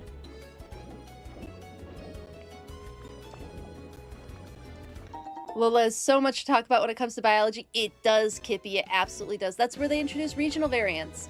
It's amazing. It's so, so cool. No, I love the Alolan region. Absolutely. I hope they give us a new game in the... Like, if they... Could you imagine if they gave us a Legends Pokemon game in the Alola region? That would make my life. I would love a Pokemon Legends game in the Alola region. Yeah, when it comes to biology, ecology, preservation, yeah.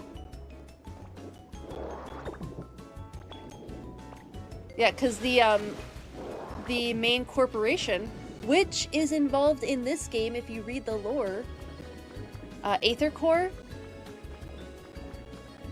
they have, like... I mean, Aether Core ended up... Well, Lucamine ended up not being great. But the idea of conservation is generally a good one.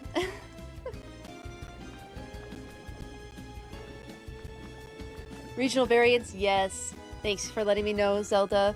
There's tons of discussion in the Pokedex about habitats, preservation, human encroachment on the area, invasive species. Good ol' Aether Foundation. Yup. Yup. No, Alola's phenomenal for that. You're absolutely right. I would love to see a new game set in Alola. It'd be so cool. Yeah, I've had a hard time going back to some of the graphics from older games. It might just be that I need to train my eye to it. And I need to reacclimate my eye to it. I don't know if I want to set up like a 2DS or not. I haven't decided. Or 3DS or not. I just haven't decided how I want to do older games like that. I've mostly just been hoping that they'll port it to the Switch. Mostly that's just been my hope so far. Okay, time to go into the caves. See what we get. Oh, we should check the Pokedex and filter by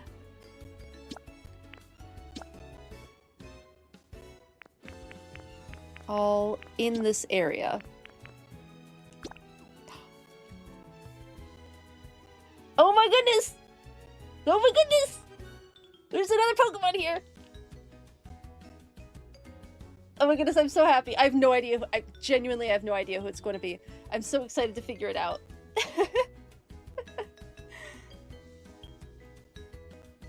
When you play Minecraft without mods, you thought, what's that? Yeah, exactly. Exactly. So used to the new graphics now. They're so pretty. Oh my goodness. I haven't been to a dream island like this yet. Oh, don't worry, I'll come and loot all of that stuff later. We're finding this Pokemon first. Oh my goodness, I'm so excited. I have no idea who this is going to be. Like, genuinely, I'm gonna ignore chat for just a little bit. While I figure out who this is. What direction am I supposed to go in? I'm gonna guess the other direction because it looks fancier. Okay, I'm not seeing anything yet. Oh my goodness. Where are you? Who are you? Ah! There's a building! Who is it going to be? Oh my goodness! Oh, I didn't know this is who we found here. Oh, exciting! Oh my goodness, exciting! Yay! We have Phione! Okay, I really like this about Manaphy being able to lay eggs and Phione coming from it. So cool. Love, just like a special mythic Pokemon thing. It's so cool. You met that lad the other day? So exciting! So Phione and Manaphy are inspired by sea angels. Let me show you what these look like because they're really quite cool.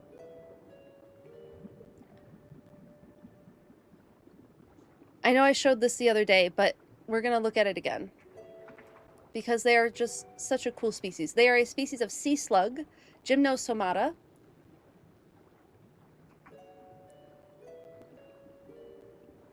Oh, they're just so pretty. I'm going to show a couple different pictures of them. We'll start with this one. So they are species of sea slug. They are predators. All sea slugs are predators, but this one in particular is a surprisingly voracious predator. As we're staring at Phione and going, oh, how cute!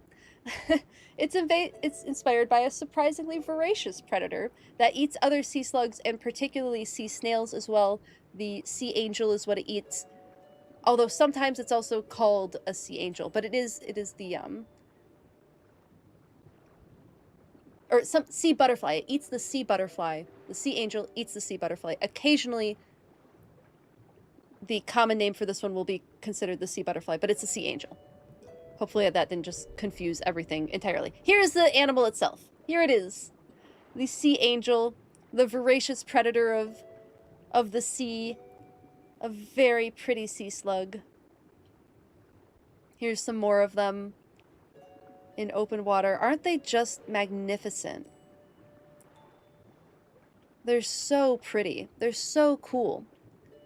So it's a free swimming sea slug that's classified into, there's 6 different families of it. And it is a mollusk itself as well. So let me see if I can find some other fun. So these organisms have a wide geographic range from polar regions under the ice, sea ice, to equatorial tropic seas. I believe sometimes some of these species will migrate from different areas. So from spring to autumn, sea angels live at a depth of 200 meters.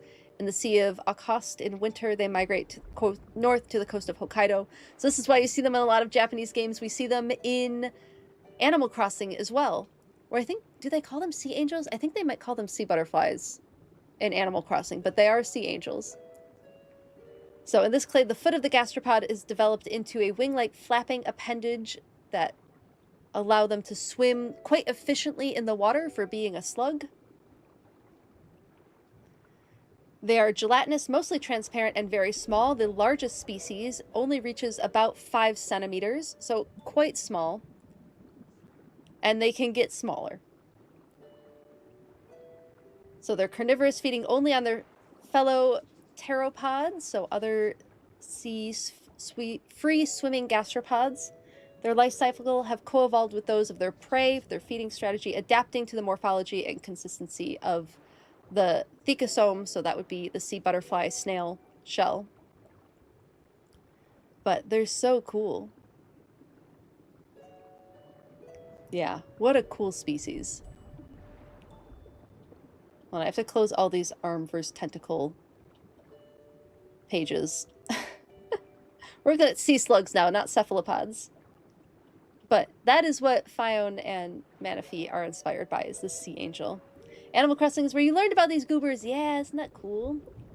In Germany, they say sea angel, so yeah, that would be an excellent cool. A truly angelic being. Truly. Yes, you can catch that in Animal Crossing. Exactly, yes you can. They have Manaphy acknowledged. That's my baby, then this is a 10 out of 10 game. Oh, fingers crossed. Fingers crossed they do. Welcome back, Zelda. Welcome back. Yeah, it's so cool. Such a cool species. Okay, back to Phione. Very happy. I didn't even, like, I knew that you could get Phione because we got Manaphy. Didn't expect it to be this way, so this is delightful. Yeah, will you be my friend? Absolutely, I'm gonna be your friend. I woke up all by myself and I'm lonely. Oh no, let's get you back to Manaphy's stat. You know someplace where lots of other Pokemon live? Yeah, I do. Please take me there. Absolutely, I will. I need to make a house for Manaphy, because I think they're still without a home. The Sea Drifter Pokemon. It drifts in warm seas. It always returns to where it was born, no matter how far away it may have drifted. Aww. It's so cute. What a cutie patootie. Let's... Hold on a sec. You can follow me around for a bit. I guess I could always come back and loot this off of stream. Wow, look at how many cool things are in this building. Wait, I need you to follow me.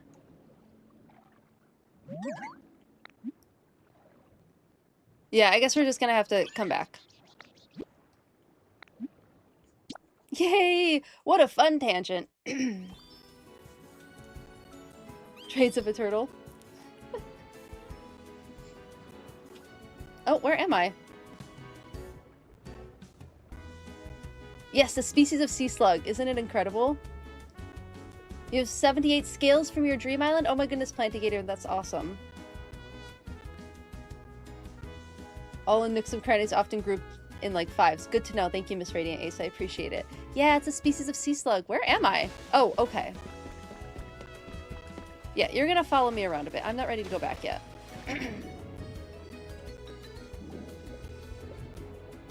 You have them in a seashell hut together. Oh, cute! But they're like different temperatures, so they have to deal with neutral environment until it's building time. Very fair. That's so funny that they like different environments. Okay, I had wanted to go get seaweed, which I saw over here. I'll at least grab that. I think I've gotten most of the scales. We'll do a little bit more exploring of the cave. Oh, you are slow. You are really slow. That'll just have to be okay. Shall we enter from this way?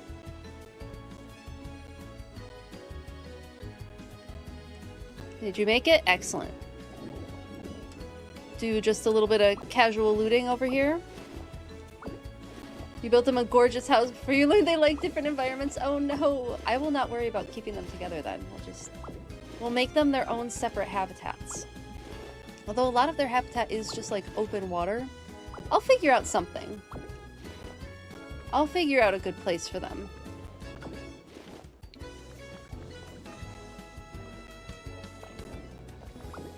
So many stones. One moment, everyone. I do have to take care of biological needs again. One likes heat and the other likes cold. Ah, that makes sense. One moment.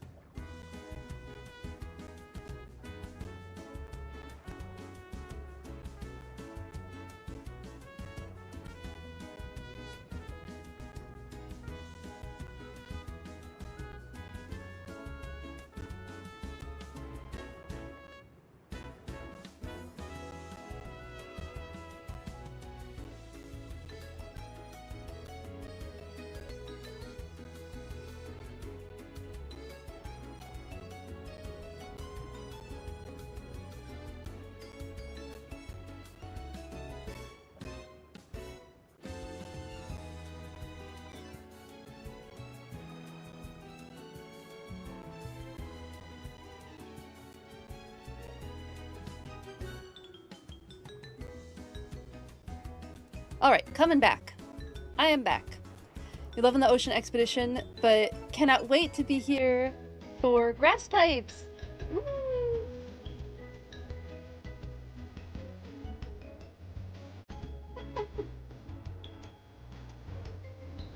Thank you for the textbook tangent, Cat of Diamonds. I so appreciate it. I see you. Welcome back. On a scale of 1 to 100, how bubbly are we feeling today, dude? We're feeling pretty bubbly. I did finish my bubbly drink already. Carbonated water. But otherwise, still feeling decently bubbly. Okay, Cat of Diamonds, do you have a preference? Oh, a plant textbook. Okay, let's do that. Good call. Let's see. I don't have a lot of botany, but I will find something interesting. We could do the earth one and find something plant related. I could see if there's something in any of my biology lab books. Uh-oh. Lab book down. Oh, I have a botany notebook. It's like a little refresher course situation. All right. Polite Pangolin, do you have a particular type of plant that you are very passionate about? Should I curate the search in any particular direction? Time to check. Gotta go to your stream for that. Is there a particular direction I should look in for plants? Do you have a particular type that you like? I can grab any sort of plant stuff that I have. Oh, I actually do. I have, you know, I do have a tree. I have a tree guide. And I have an aquatic invasive species guide. Yeah, we probably want the invasive plants if we go that route. So I have those. Like I said, zoology is my main knowledge base, but that doesn't mean that plants are not also incredibly important. Ooh, cacti! Or an aquatic invasive species. Do you want the invasive plant one? Because I could definitely do that one. I don't know if I have any books on cacti. I'll have to correct this. Okay, let me go to a different screen. Okay, so this is specifically for Michigan, because when I did aquatic invasive plant species work, it was in Michigan. So I believe, yeah, this is Michigan State University Extension. I believe we used this when I was doing those surveys. So let's see.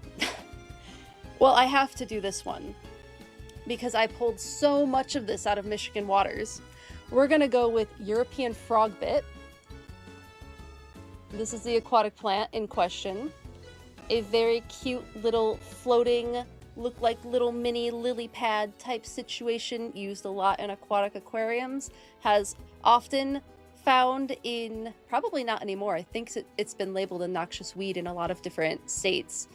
So probably harder to get for outdoor pond waterscaping, but that is definitely how it got into the environment, was through the outdoor pond type situation. So, Hydrocharis morsus ranae. It's funny, it has ranae. Rana is a scientific name for frogs, so it's funny that that's in the scientific name for European frogbit, this weed. So, aquatic floating herbaceous plant reaches 20 centimeters in length with strong cord-like stolons, forms large colonies, can confirm, creating dense mats. Kidney-shaped leaves resemble tiny water lilies, 1 to 6 centimeters or ½ inch to 2½ inches across. White 3-petaled flowers with a yellow base bloom in midsummer. It grows in open, still waters found in lakes, ponds, ditches, and along the sheltered edges of streams and rivers.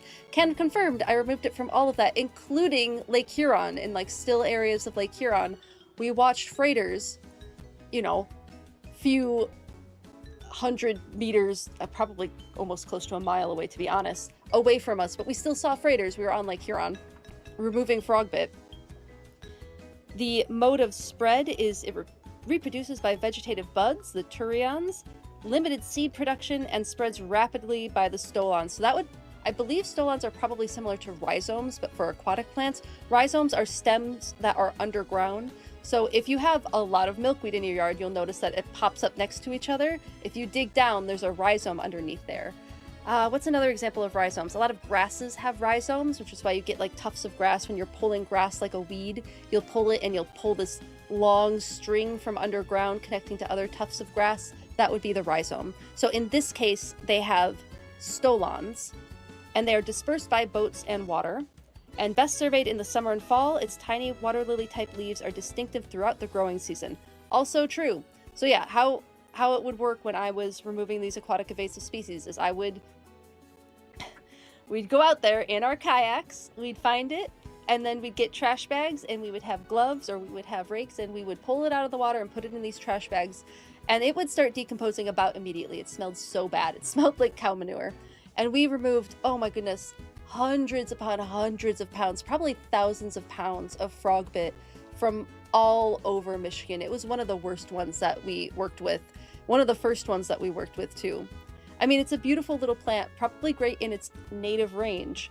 Not so great outside of its native range. Ooh, aspens. Yes, Deatter, you're right. Aspens also form colonies through rhizomes. Absolutely they do. Looks like what we have in the game. It does, doesn't it? Cat of Diamonds. It does look very much like the, I think they call it duckweed in the game. Actually, I think what we have in the game might look like water lettuce a little bit. Let's have some fun with aquatic plants. Let's pull up Pokopia. Actually, I'm going to do this in the other screen because I don't need to read information. Let's see. Duckweed is what they call it in the game, I think.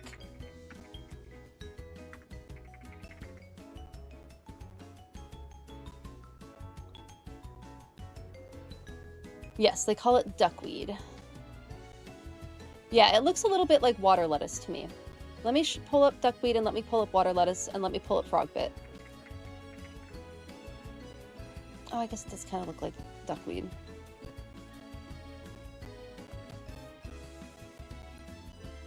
Let's see. There's a good picture. Yeah, that's a pretty good picture. And then I'm going to look up water lettuce.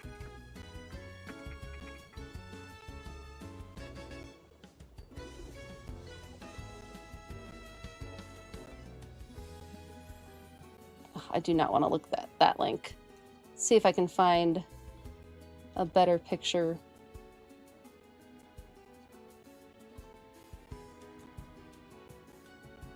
It's a lot of websites selling water lettuce. We removed water lettuce too, also an invasive plant species, not one that I think has been like removed from being allowed to sell in a lot of stores. I see it in the aquarium stores all the time. But just don't let it, you know, get into the wild. Okay, that's pretty good. And then frogbit. Oh, we need European frogbit. We're going on quite the tangent again. There it is. Okay, so here is what we get in Pokopia. This is the duckweed we get in Pokopia. Here is actual duckweed. A kind of blown up image of duckweed. So this is what duckweed looks like. Which there's some images that I can see it. I can see where they're going with here, especially with this image, this diagram of what duckweed looks like. I can see it. I think it looks more like water lettuce. I think what we're getting in Pokopia looks, oops, a little bit more like water lettuce. Some other images of it. Unfortunately, the image I like the most is an Amazon listing. And it's the like lines on the leaves. Like this one here. You can see those lines on the leaves, and I feel like we can see that in the Pokopia one too, and just like the way it layers. I feel like the Pokopia one looks a lot like water lettuce. And then here is frogbit, which looks like little mini lily pads. It is cute. I think it would be great in an aquarium and never ever released into the wild ever, because oh my goodness, it took a lot of effort to remove. holy cannoli. Do not recommend. Maybe this one stays on the European subcontinent. There's other frogbit. But yeah, that's my my comparison of plants for the duckweed that we get in Pokopia. I think it looks a lot like water lettuce. There's a particular image. Yeah. This one here of water lettuce in this one too. This one looks a lot like the Pokopia image, I think. It is a very pretty plant. Whoop, whoop. That's a textbook and not my controller. Let me get caught up on chat. A different name for it. Oh, that makes sense. Looks like flowering duckweed, yeah. Whereas without flowers, more waterless. Oh, that makes sense, Cat of Diamonds. Yeah, that makes sense. Got a bail for the day. Thanks for hanging out, Purple Penguin. So good to see you. Looks delicious. Or Purple Panda. Thank you, Purple Panda, for hanging out for the day. Have a fantastic rest of your day. Thank you so much for being here.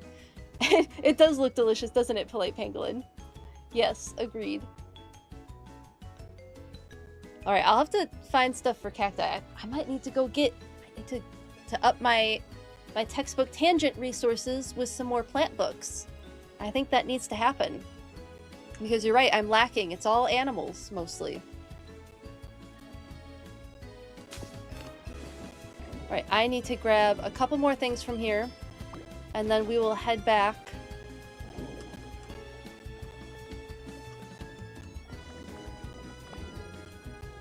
I want to find... Don't get stuck? Okay. Fion's doing good. Any duckweed over here? Nope, it's just over here. Oh, so fun. I'm so glad I was able to find them. Nope. Alright, we got there.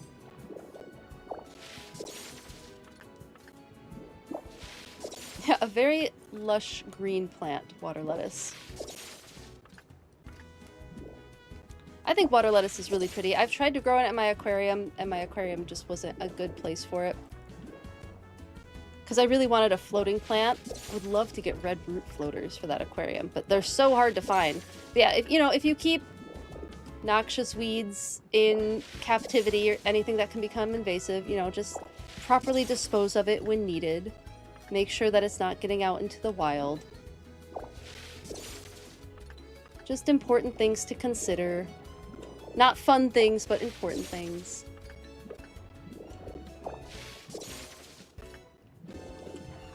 The most frustrating things with invasive plants is when they're endangered in their native range, but they're just taking over in the new one.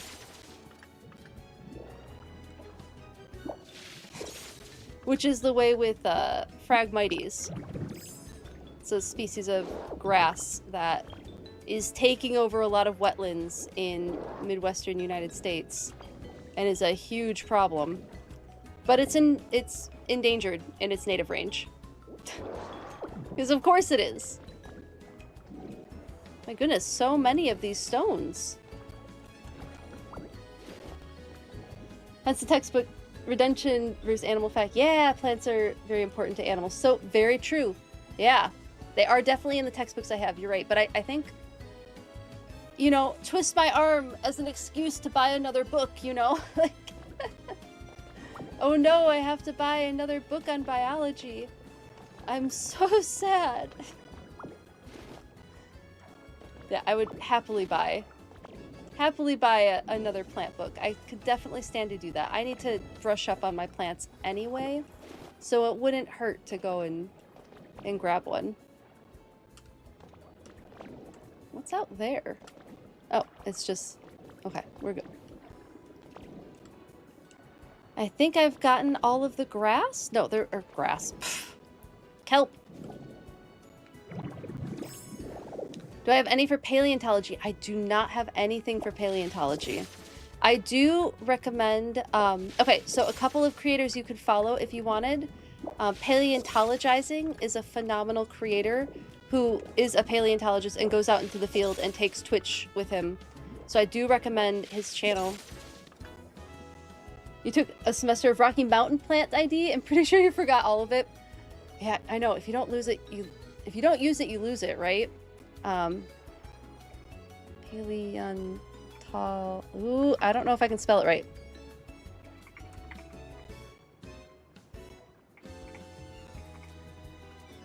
It's something like this, and then you might also like Mallory, who does archaeology stuff, similar to what I do with Pokopia.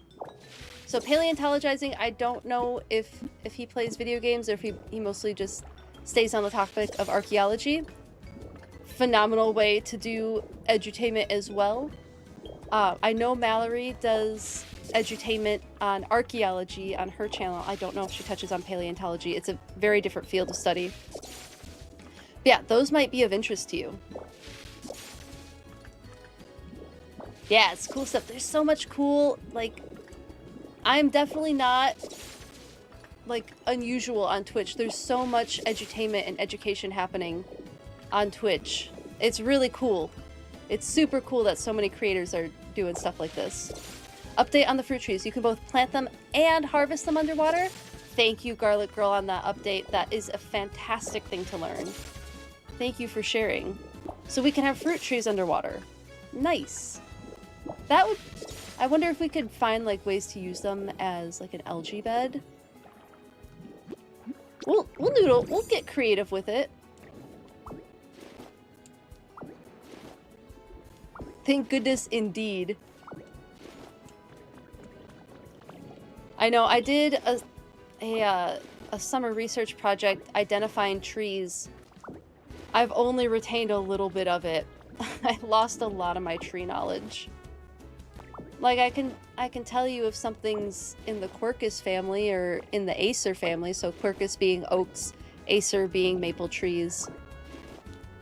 You know, but I mean, so can most people, you know? I have some, like, of the obscure ones that I could pull out. And then, like, I remember some scientific names, but I don't nearly remember as much as I should. But all the more reason to get back on, like, studying botany a little bit more. I only ever took one botany class, so that's part of the problem.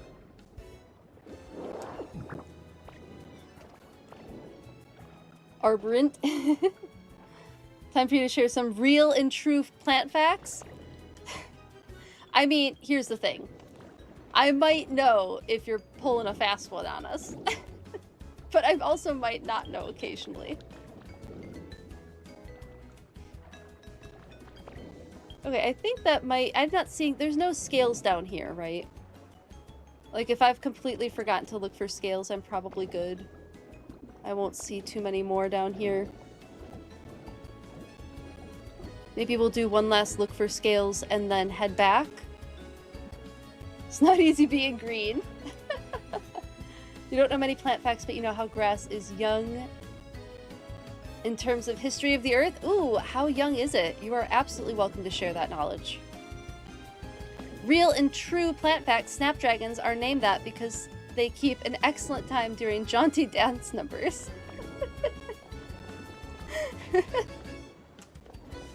As a lover of snapdragons myself, I have many a snapdragon in my garden. Can confirm. Very jaunty, especially when the wind blows. Delightful to pinch and make them get chatty with you.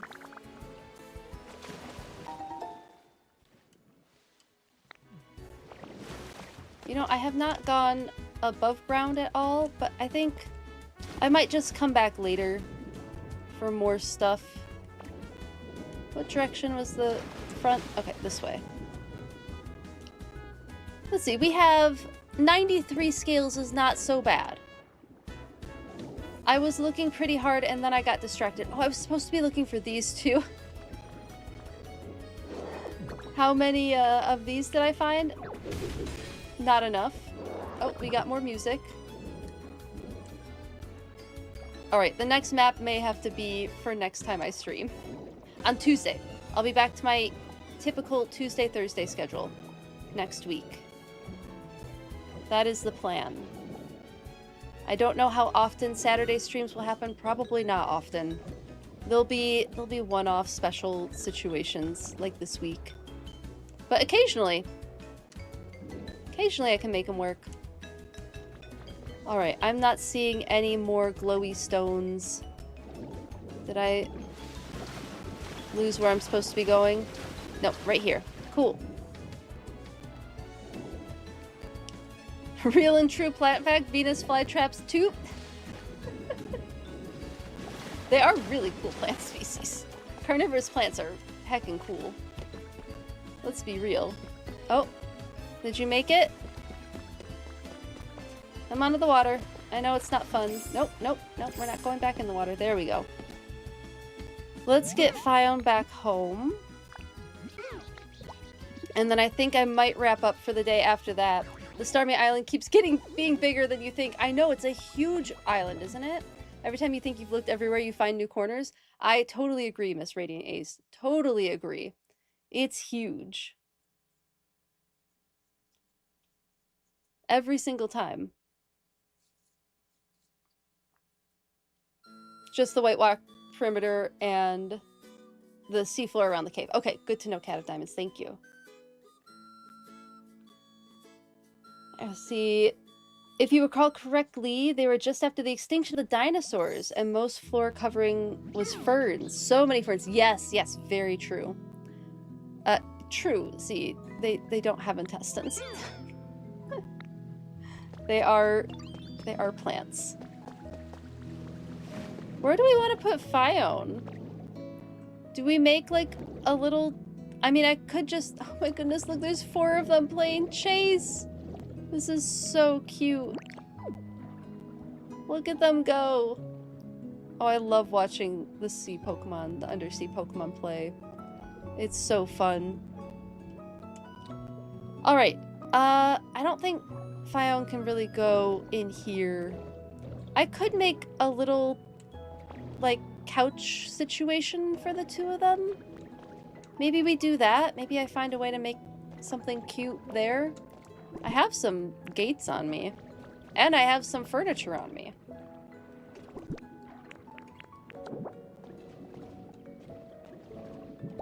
Is it gonna be super cute? Not necessarily. It will be something.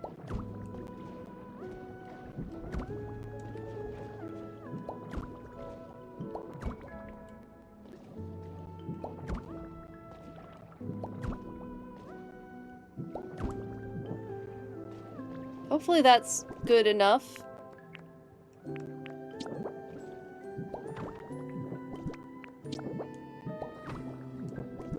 Oh, it needs a door.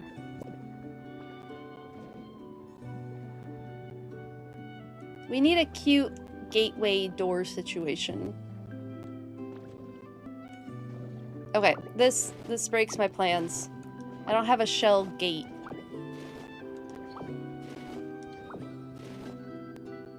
I mean, I could still...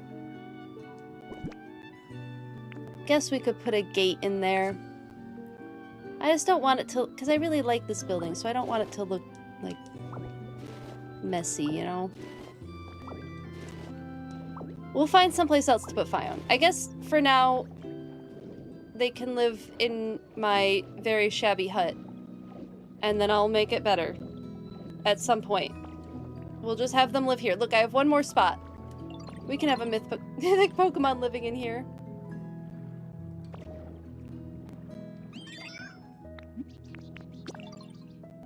Yes, move in with me. Yes, move in. Sea Coral, Lampion, and Seashell Sea. Oh, that's true. Thank you, Cat. Yeah. What do you... Sea Coral, Seat Coral, Lampion, and Seashell Sea. Okay. I'm gonna write that down.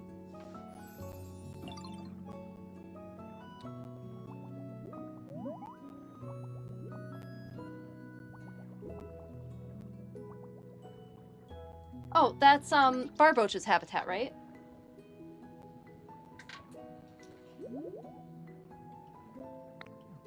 Cool. And then they'll have some other Pokemon to hang out with. Let's check through the habitats we made one last time. See if anybody feels like spawning in. And then I guess for next time, if anybody spawns in, I'll let them, just so that I don't lose out on them. And we'll go and say hi as soon as the next stream starts. So maybe that's how I'll do spawns outside of stream. Because this was shaking all night. And now it's not moving at all. So that's what I'll do. Off stream, if anybody spawns in, I will spawn them. And then we'll chat about them first thing during the next stream. I think that'll be my plan. No one else?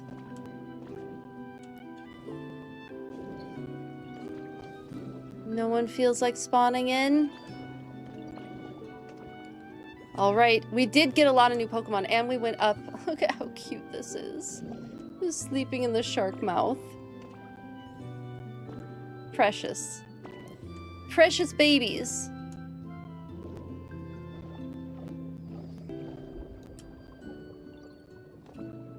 We'll hang out here for now. Oh, you just opened the list. Okay, cool. Oh, we have 30 more seconds of ad, and then I'll do that. They have a trumpet inside them. Zelda, so silly. The Starmie Island is your favorite so far, Luxie? Totally valid. Super, super valid. You're right, Miss Radiant Ace. I could have made a coral habitat and just... in the building. Oh, that's a good point. That's a good idea. Next time. I'll noodle on that for next time. Oh my goodness. One last draw a PokeBiology card. We'll go off on that note. Let's move here. Just so that the song doesn't go away. We'll move to just chatting. We'll do our last PokeBiology card draw. And then we'll wrap up the stream. Thank you for that redeem, Shiny Pidgey. Let's see what we're gonna get. Ooh, Rhyhorn. That's a fun one. Rhyhorn is inspired by rhinoceros. Likely, what was it? The, is it the Indian or the Javan rhinoceros that has one horn? A lot of rhinoceros have two horns. Let me just double check that. One horn rhinoceros. The Indian rhinoceros. Yes, the Indian rhinoceros is the one that has a single horn. Many other have two horns. So, Rhyhorn inspired partially by Indian rhinoceros, likely also by the white rhinoceros with that light gray coloration. And then rhinoceros, it makes sense that we're a rock type with armored plating because rhinoceros have very thick skin to help deter predators from being able to harm them in some way. So that thick skin acts kind of like an armor. Very leathery, very tough. So Rhyhorn is inspired by the rhinoceros, specifically with that one horn, the Indian rhinoceros, with that coloration, potentially the white rhinoceros. And then all rhinoceros have very, very tough skin. So that was a fun way to go out. Thank you, Shiny Pidgey. I really appreciate it. With that, I think I am going to wrap up for today. I can feel my voice being done. I'm still recovering from being sick, but I had so much fun today. Thank you all for joining me. Thank you for the lizard redeem. Thank you, Zelda. Thank you, Whoop. Oh my goodness, are we getting a choir? Are we getting a lizard choir? Have we saved up enough lizard redeems? Okay, not quite yet. Thank you for all the lizard redeems, everyone. Oh.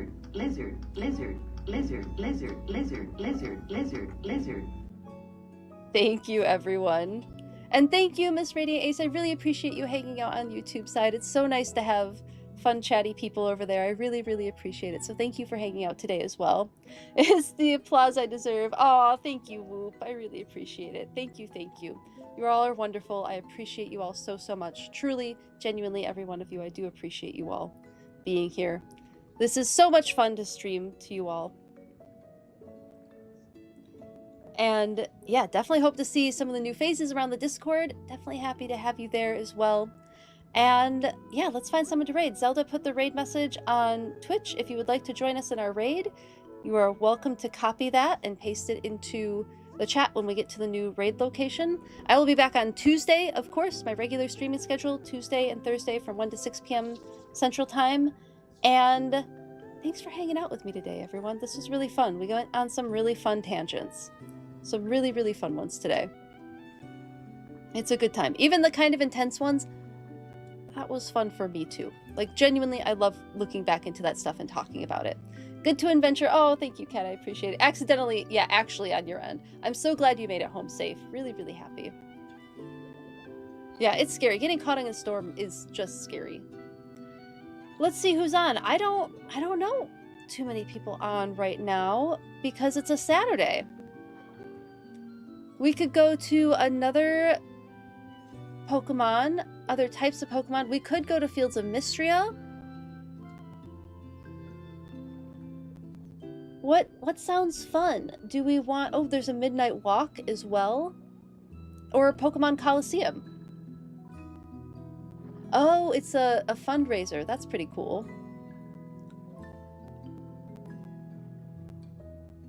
Had such a great time. Oh, I'm so glad. Thank you, everyone. I really appreciate it. Yes, starting 1 p.m. Central Time. Thank you, Zelda. Yes, I start at 1 p.m. Central Time. Let's do maybe a Fields of Mystria or Midnight Walk. One of those two sound kind of fun. Let's do the Fields of Mystria. That's what my eye keeps going back to. We'll go hang out and say hi to Gemily. Once again, feel free to copy and paste that raid message in the chat. Thank you all so much for being here today. I appreciate you all so, so much. Truly, and you're all wonderful. Thank you so much for hanging out with me today. I will see you next week, Tuesday, and I hope you have a lovely rest of your weekend. Stay safe, you know, stay cool if you're in a heat advisory situation, and I can't wait to hang out with you all again. So let's go raid Gemily, and I will see you all next time. Bye, everyone!